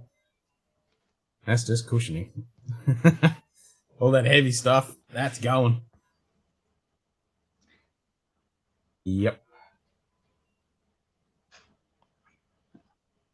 I'm gonna check another a duty-free shop that ships international. See if they ship it to you. They have really good stuff, and it's all travel exclusives. Yeah, but if you're not traveling, it's a bit hard to get travel only. No, it's not. This is a special one. I shipped all the time to my house in Poland. It's based out of Germany. Oh, They got some unwritten rule. It's actually an airport. okay. That's I've where the heard of it. 18-year-old I was telling you about. I've heard of those places. I've been interested in that because I've googled them every now and then. I've seen popped up that they ship. You know what? Let me just I don't. Okay, let me. You ready? Yep. It's called Shop SHOP dash the actually dash marker HELGOLAND.de for Germany.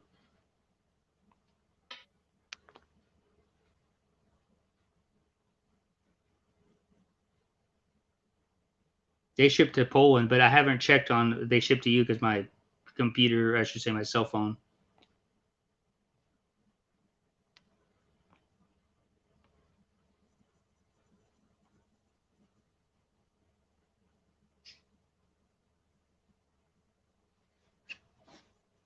Helgoland. Online shop Helgoland. Yeah. Diese Website werden Cookies und innen die möglich ist. Yeah, I know that. My German isn't that good, so I'll just whiskeys. I used them before, and they're really fast at shipping.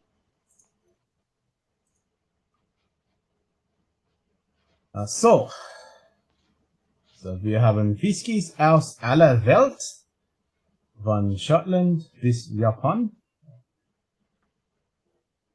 Gin, Mint, Vodka, Noi, Topseller, Aquavit and Clara. Cognac and Legionellas, Gefliege Produkt. So where is shipping? Contacts. Sender custom.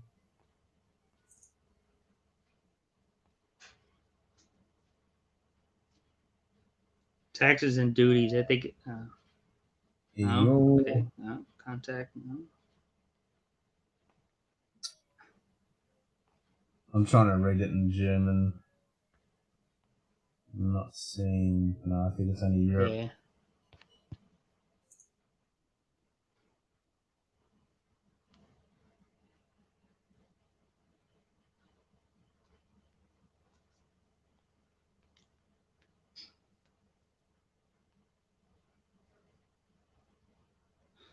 But I bought from them many times because they buy. I get a lot of their travel exclusives from them shipped to my house, so I don't have to physically go there. They have pretty good specials. Yeah, it's only Europe. What it looks.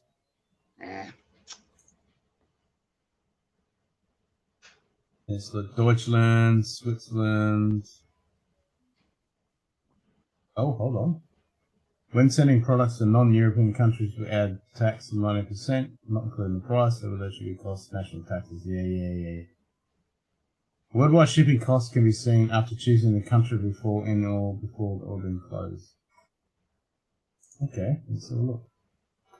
Lagavulin 16 for 57 euros. Yes, it. Let's add it to cart and see what comes up. But they have a lot of exclusive. Yeah. Like I said, I was reading like you said, is a worldwide shipping cost. Yeah. So check it out. Yes, most definitely. Thank you. Proceed to check it out.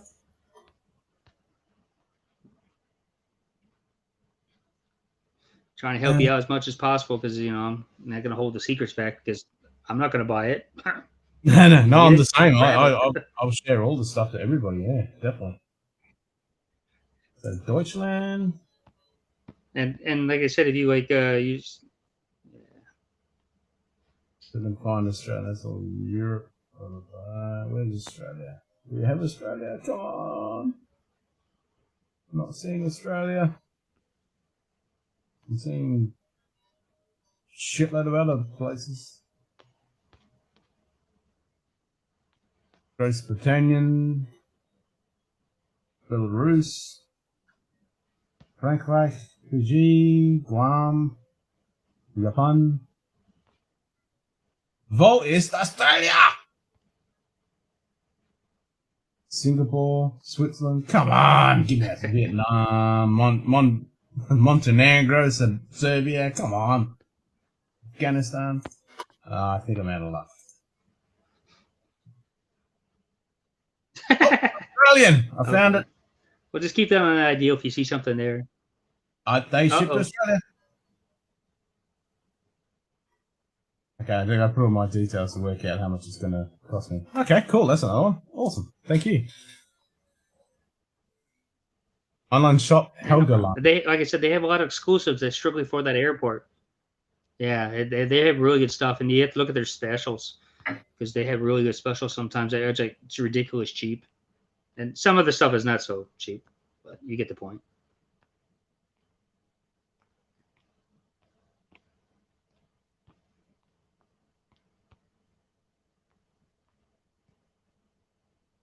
Damn, Glenflacus 105 1 litre for €35. But there's the treble only exclusive PX stars. Yeah, I got that the other day from them. Martin, Glenmorangie, Holland Park. 1 litre bottle. Now you're talking. Yeah, most of these are 1 liters. So yeah, they're all 1 litres. It's like all Edgerton 10-year-old. Or this 700ml, 40%, €35. Oh. Glenmorangie 19-year-old, 700ml, €107. Oh. Oh, Lefroy Annington Amore. Okay, alright, yeah. We'll look at that later. Right, what did I miss? Sorry, mate. No, you're all good. Last time, yeah, I got that. 5 kilo bit, yep. We'll have to sign out. Great stream. Take care. Hopefully you're still there, Pilgrim. Cheers, mate. I need to pour something. I was going to pour, what was I going to pour? I was going to try that Anok. Give me a sec. Yeah.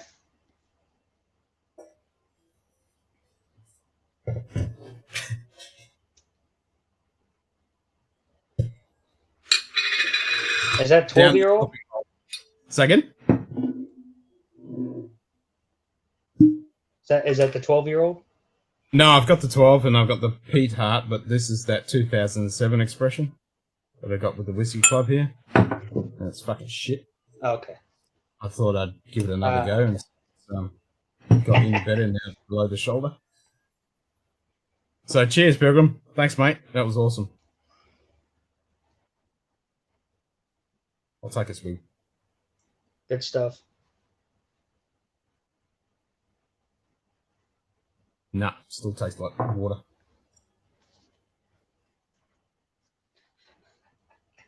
Nah, it's garbage. Wow. Which is so disappointing. You know, big fat non-chill filter, natural coloured. Mm. You know, it ticks all the boxes, and it's Anok, which is... You would think? Yeah, it's 46%. But it's just bleh. It's like they had a pile of cast there and they're like, let's just pour this shit out. It's very ordinary. I've had a couple of those casts before where it's like, what were they thinking? Yeah, exactly. That's what we said on the episode. It's like, what are you doing? And the presentation is cool with this green minty looking on the tube and everything. Yeah, they just really bummed it. Sometimes the package is deceiving, you know that. Sometimes exactly. Well, it's exactly the same as the 12, except the colours just changed. Nose packed with notes of tropical fruits, toffee, and marshmallow, all wrapped up in the classic honey of citrus flavours, which are typical of Anok single malt whiskey. Bullshit. Rounded sweet vanilla, rich dark chocolate with delicate oak spice and hint of leather, which adds more complexity to this fine single malt, resulting in a smooth, delicate fish. Yeah, bullshit. There's none of that. And when a few of the guys were getting... Well, according to the color of the bottle... in Australia, and once people were getting their bottles, they were reviewing it and talking about it, and everybody said it was shit. I mean, it does have a light, fruity, floral kind of nose, but on the palate, it's just thin and flat and boring. And I there mean, is the that. bottle, the way it looks, Corey, I could be wrong, is that it looks light. Oh, it's very light. It is hugely, just very. It looks like pig. It's so light. Where's my? It's not dark. Nah, there is no. How old is it? Um. No age statement. No, it's 13-year-old. Because it's 2007 bottled. Sorry, 2007 distilled and bottled last year. Understood. So, yeah, that's what it is. But you can see the color of it. It's Okay. really, really light.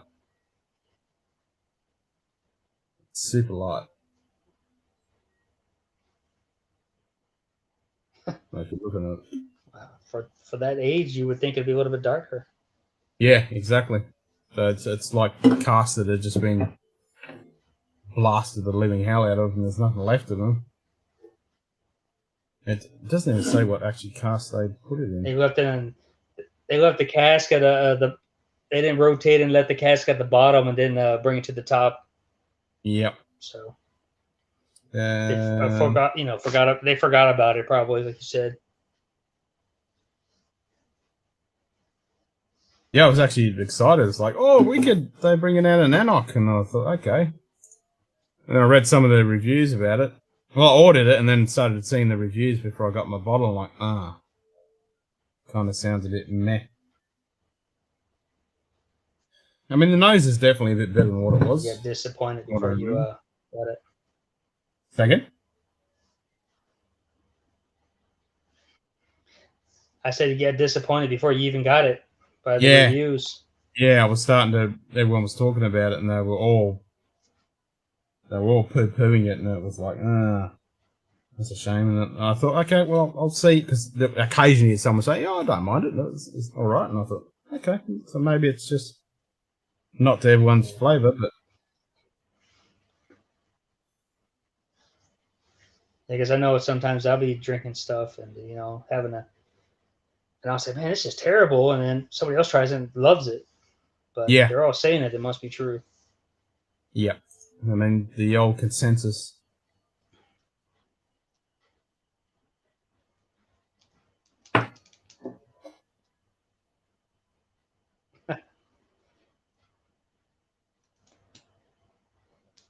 Looks like the struggle there.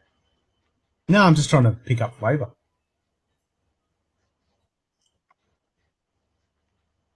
That's what I'm saying. Struggle to pick up flavor. Yeah.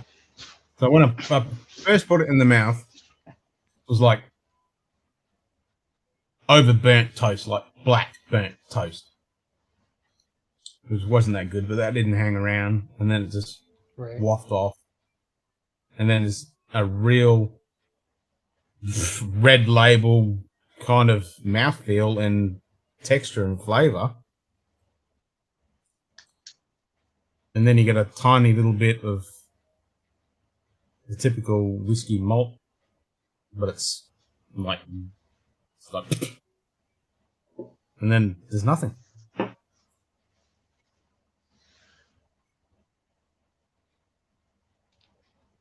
Anticipation of having a nice finish. You're still waiting with nothing. Yeah, I'm like, where is it? What did I have? Did I drink something? What happened here? What's going on? Yeah, it's gone. It's like, did it go out the back of my throat or something? Yeah. No, it's very disappointing. The nose is a lot better than the mouth. That's for sure. There's a lot more interesting and there's some bit of stuff going on there, but on the palate it's very bleh.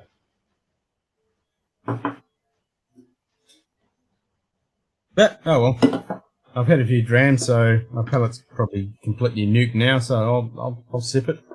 It's whiskey. Yeah. You know.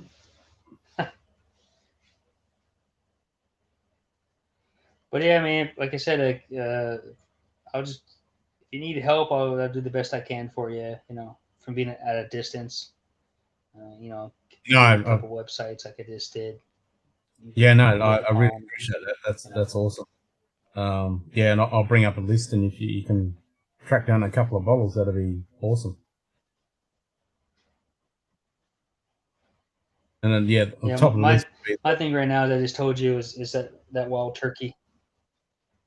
Yep. That's the Yeah. only Well, thing we can definitely track that down. what you currently have. I can't get because it's exclusive. Yep. Yeah. No, we can track that I down. can always buy it and ship it to you, and then it's already in a box. Just take all the BS label in it and then ship it to California because they have lenient laws there for imports. Even if I have to pay taxes, I'm fine with that. I got no big deal with that. No, you only have to pay a small amount of tax compared to what we have. No, we can definitely sort that. We can get if you that. put it as a gift, then there's no taxes and California. Yeah. Yeah. No, we always put that. And you'll have to tell me if you want to tell me the best place to buy it. The cheapest because I've seen them different prices. It looks like they're trying to get rid of it. It's not like it's selling very well. Yeah. According to what I've been researching, it's like $199 or $225 to $250 max. So which one is it? Used to be $400.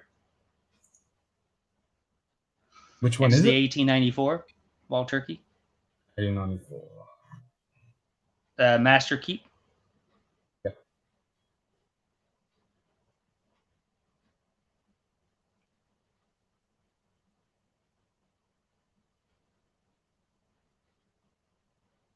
Okay, so we go Dan Murphy's, which is one of the biggest chains. Out of stock.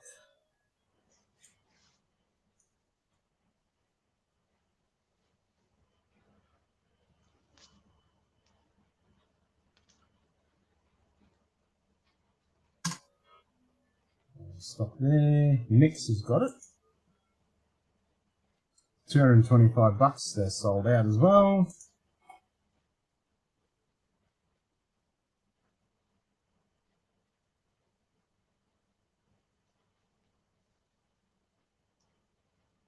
I'll take two if you get it. So one's going to be a present. It's a Wild Turkey fan that has all of them in the collection except that one, but he's not paying for the price to fly over there just to grab that to come back. Well, I've just gone to 3 main sites and they're all sold out. Okay. I saw a couple sites online the other day. There we go, my bottle shop. See if they've got any.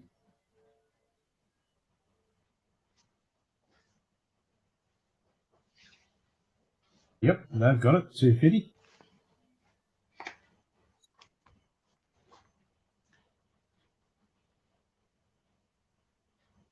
Yep, mybottleshop.com's got it. Okay. Looks like they've got it in stock.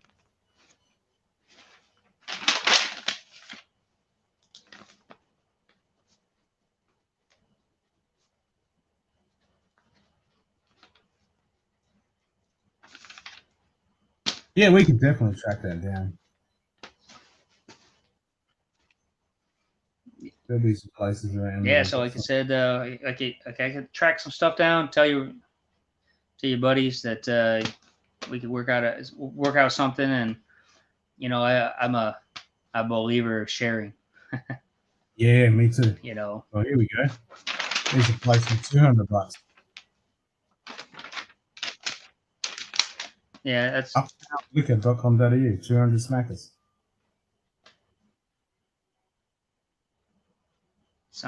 sounds pretty good. Yeah, it says normally $250, and I know the prices come down on that. It used to. Yeah.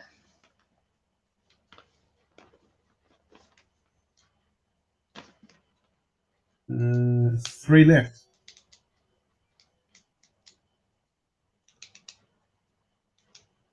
So we can definitely get it. Which one's that? What site? That's uptownliquor.com.au. I can even buy it. I could buy it in Hot Town.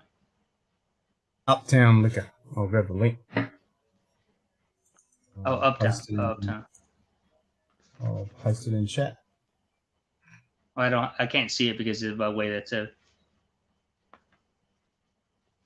Uptown Liquor. Okay.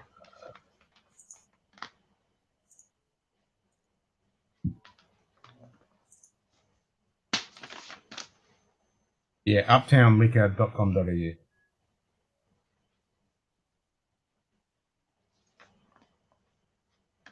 I wrote it down. Then, like you said, I have international credit cards. So I ain't worried about it. So I can ship it to you, and then go from there. And then, like you said, if you got anything that you need, I have, like I said, family and friends all around the world, and including myself traveling. That I can ship from where I'm at. So, except when I'm in the Middle East where it's dry country. Yeah. Yeah, they do American Express, they do Visa, MasterCard, PayPal, they do everything under the sun. Yep, not a problem. Yeah. No, well, you can buy that and just ship it straight to my mailbox in the description. Okay. Cool. Yeah. So, well, I might have to go because the old wife just woke up in California, so it's 9 p.m. here and it's 10 a.m. there. So I might. Yep, not a worry. So when the wife gets up, I gotta kind of go because. But I appreciate your talk, Ken. And, awesome. Get together and see what we can do for each other. Appreciate it. Yeah, that'll be absolutely awesome. Glad I contacted you, Hot Buddy Rolls. Yeah. So you can put a name and face together and go from there. Yeah, no, absolutely bloody brilliant. All right, and yeah, man. great meeting you, great chatting with you, and don't suffer with your lockdown too bad. No, I'm used to it. 20 years of it, but lately the last year has been terrible. Yeah, totally. All right, mate. You have a bloody good one, and we'll catch you on the flip side. All right, man. Cheers, mate. Bye. All right, take care. Bye. Yeah.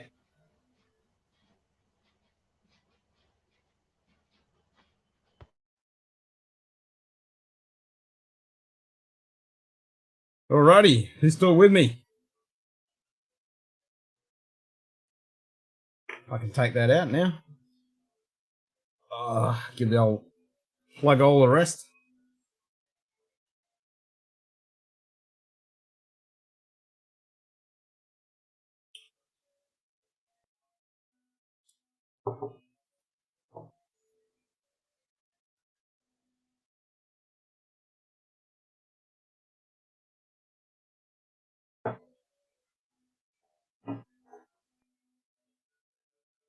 Anyone still alive?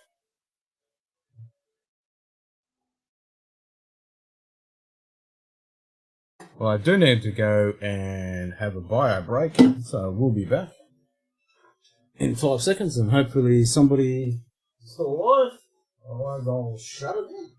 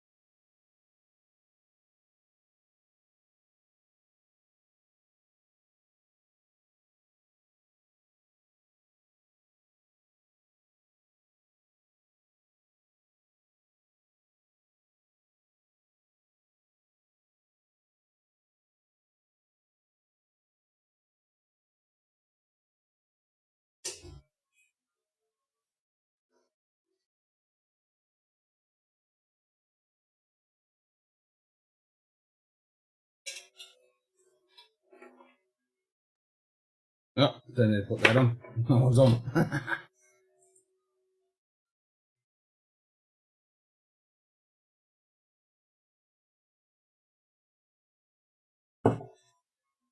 Anybody still here?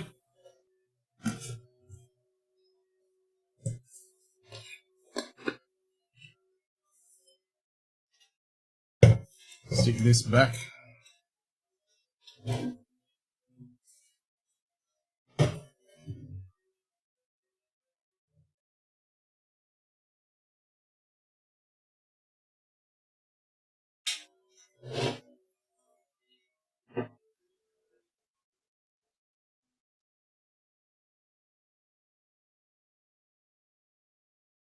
Nah, looks like it's all quiet on the western front.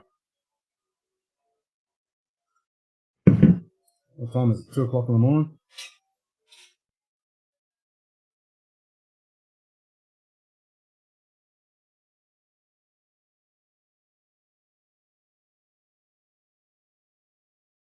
Oh well, might as well kick it in the guts.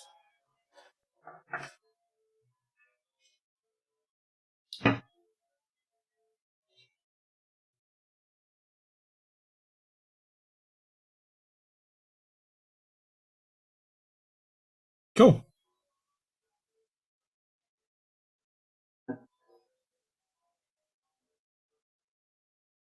Yeah, it's 10 past 2. Yeah, alright. Kick it in the guts. Go watch some YouTube for an hour and hit the hay.